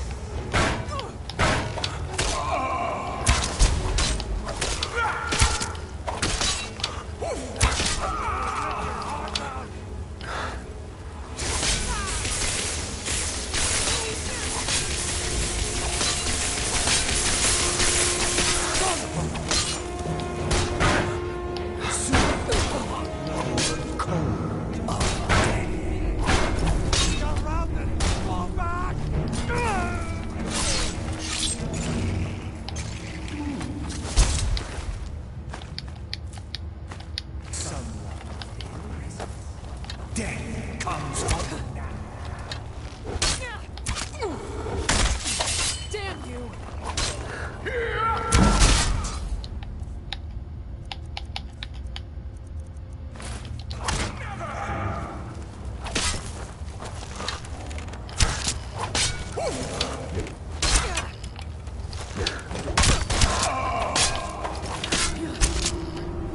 Such an abrupt end.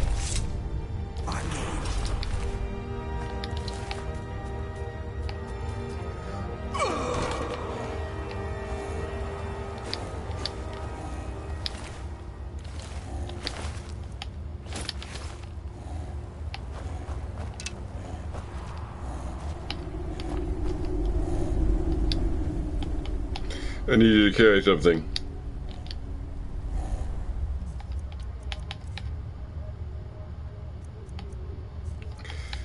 I'm not sure Sweet Roll can carry very much.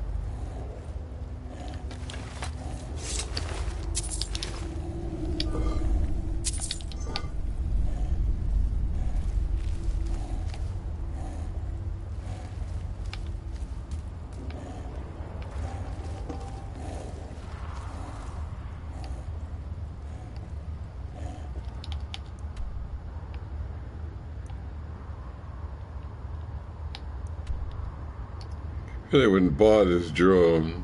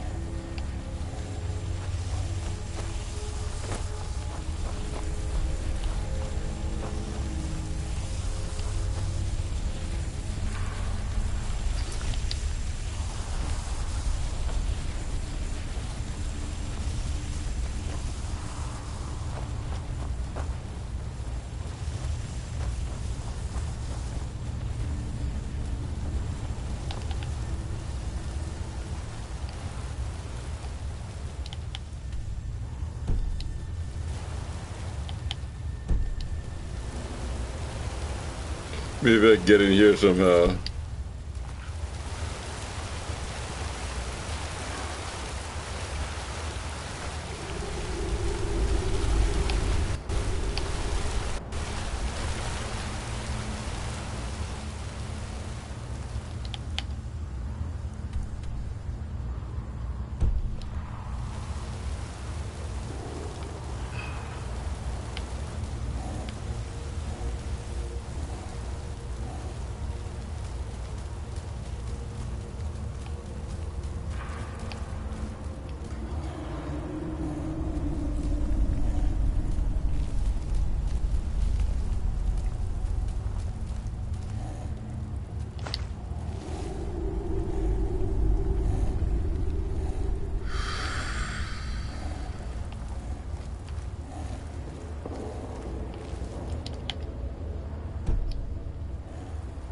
There must be some way to make this door open, but I don't know what it is.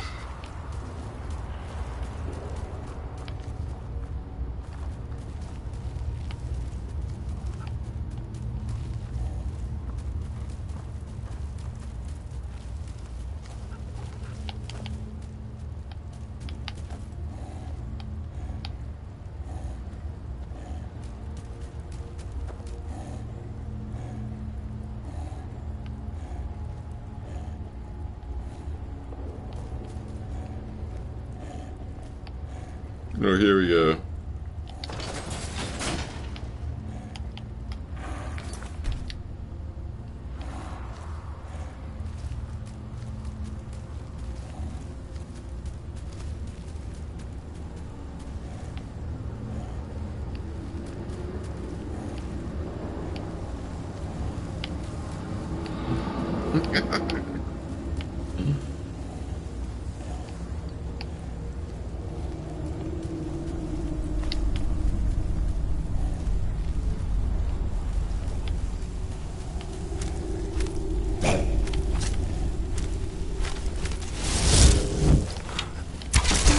Death comes now.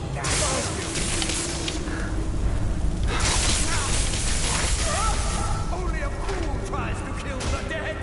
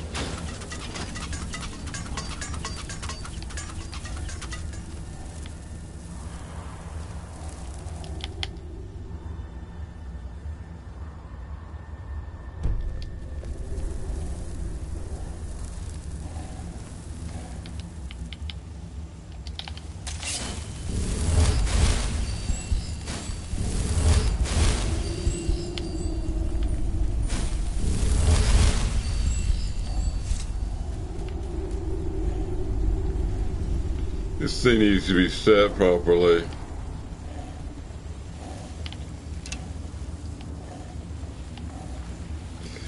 The two birds are here, bird and bird.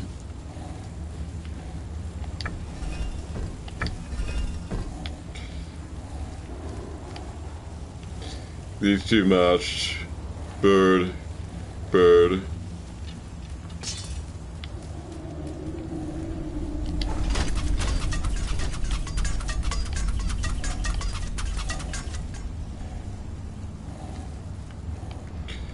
Got a fish here, two fish.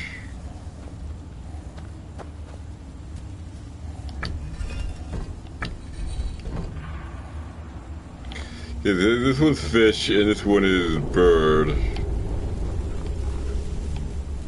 Or whale.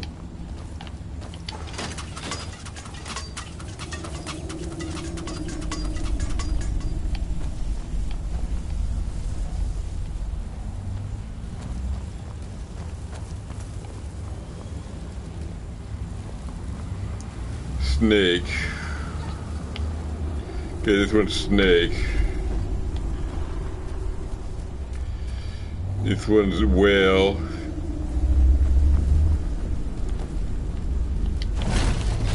There.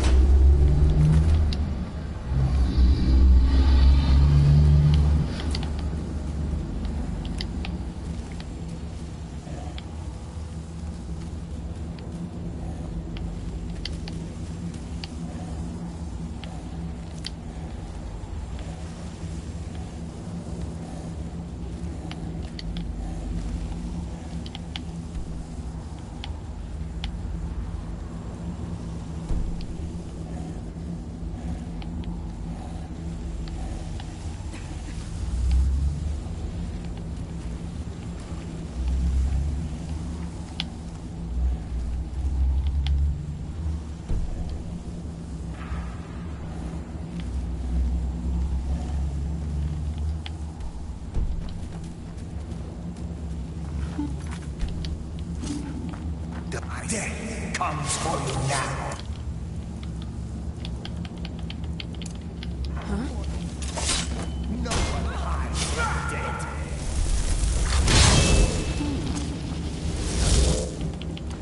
Someone lives among the dead.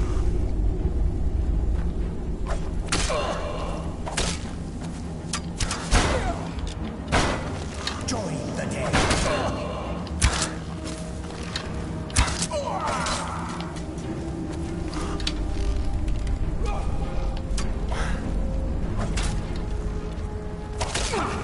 You can never truly stop me.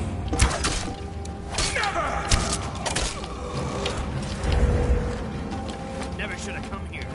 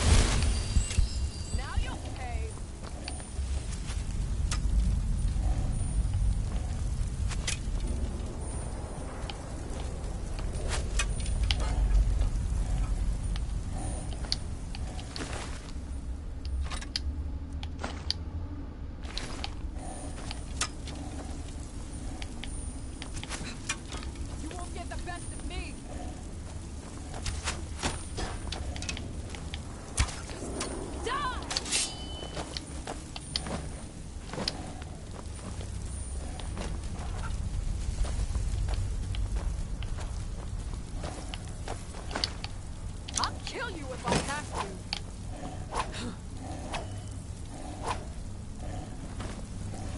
to. They're trying to murder my fox.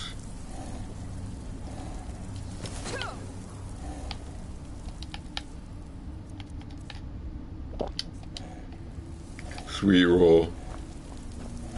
You won't get the best of me.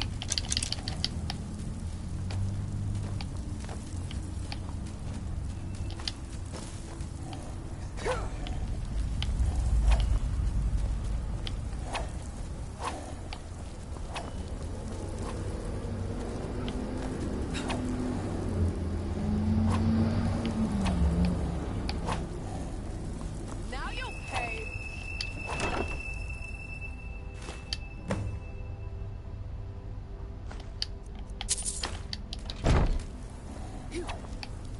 That's for Jordan's draw, which he came for.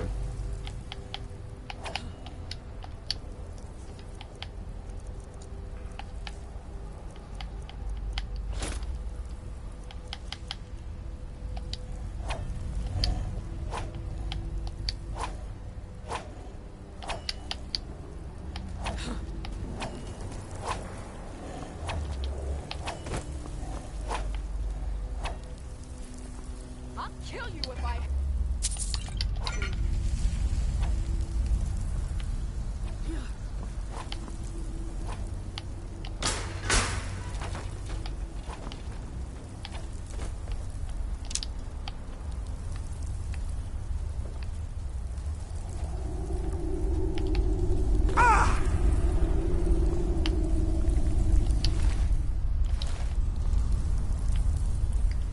Where we came in.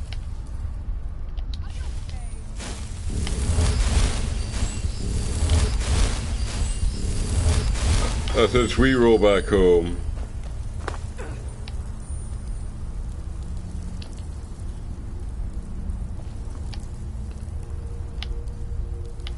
I need to sleep.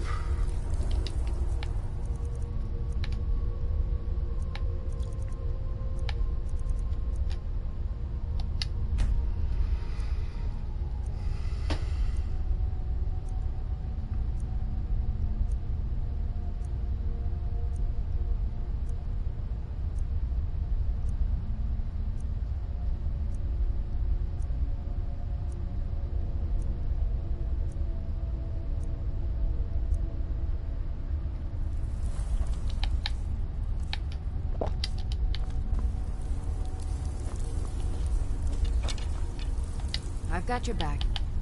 I am sworn to carry your burdens.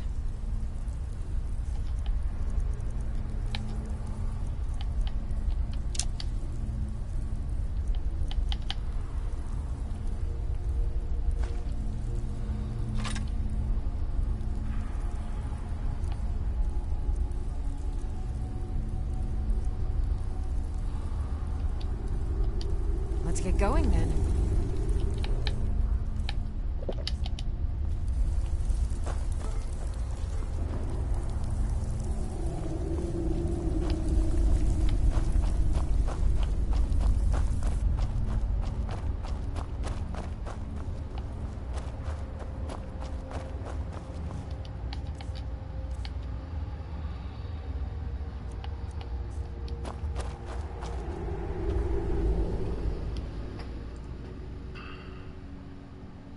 Yeah, I have to quit.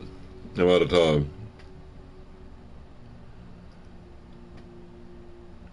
And say do a final reading and leave.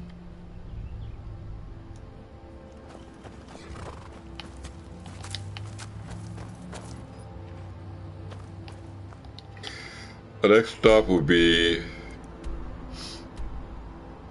the northeast. We're going to the Jarl of Falkreath. And then we're going to find the detoured caravans. We'll stop in Riverwood here to meet Delphine, then north to Whiterun to wrap things up.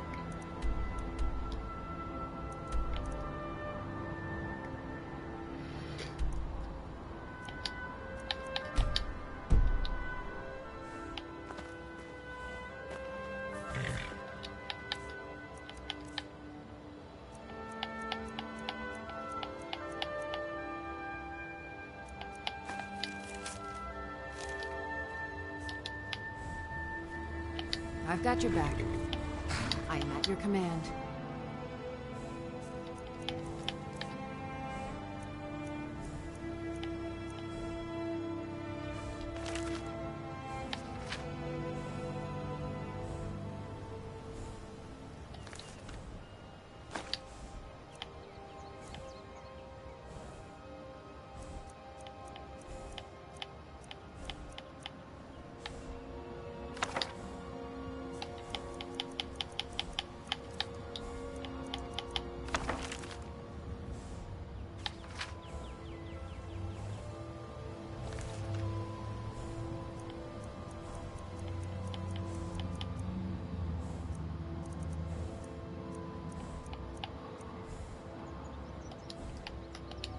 Let's get going then.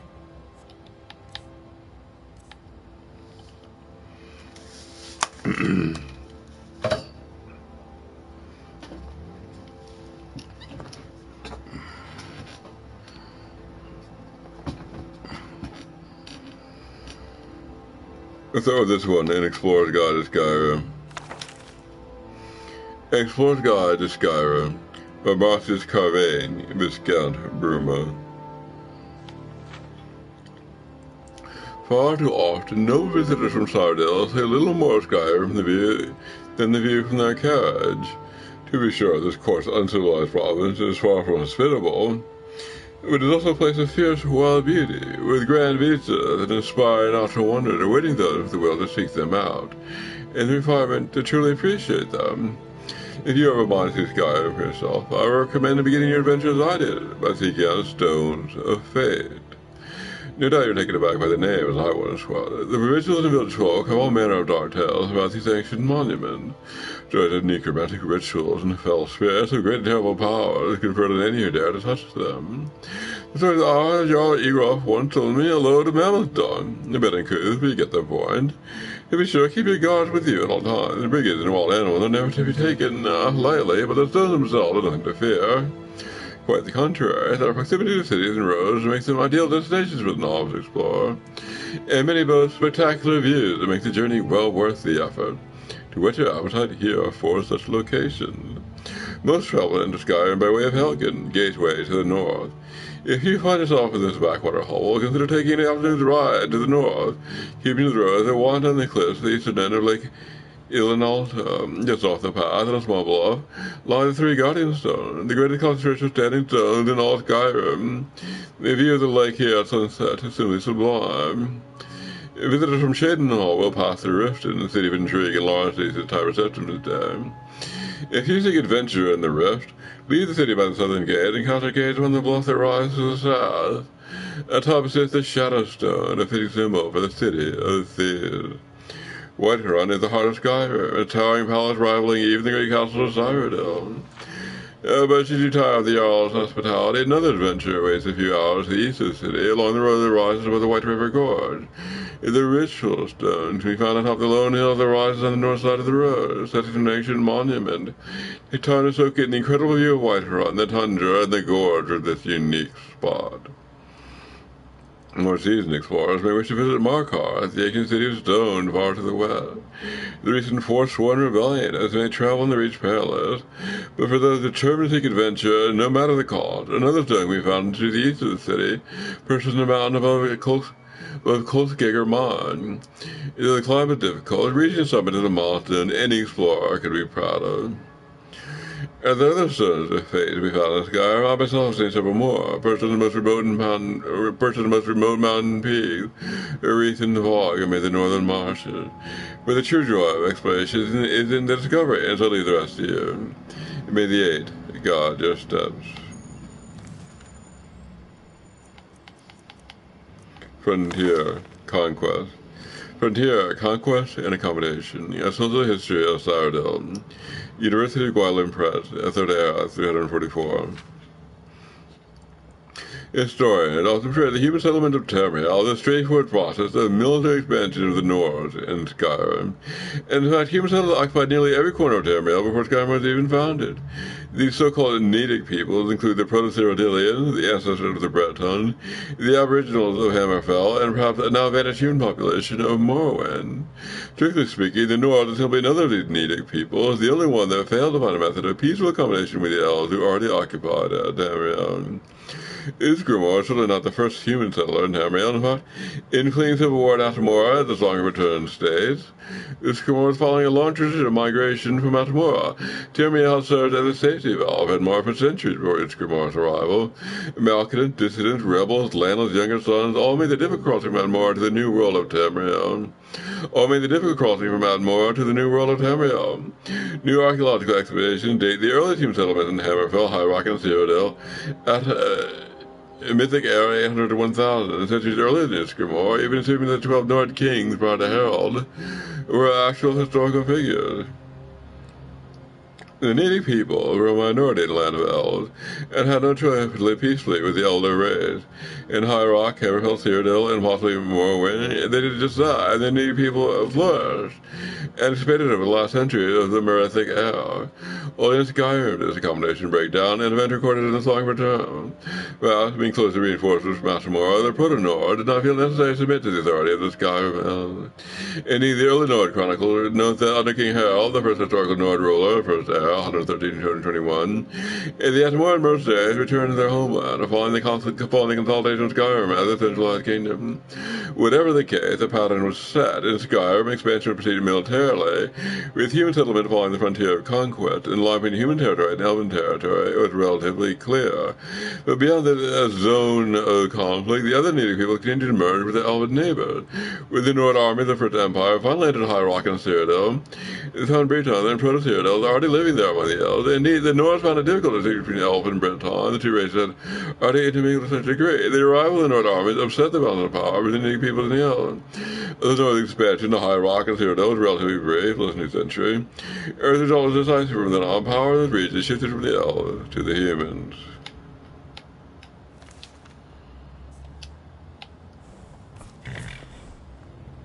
Alright, we're done. I'll return on Friday from 9 a.m. to 2 p.m. after the break tomorrow. And that's all for today. Goodbye.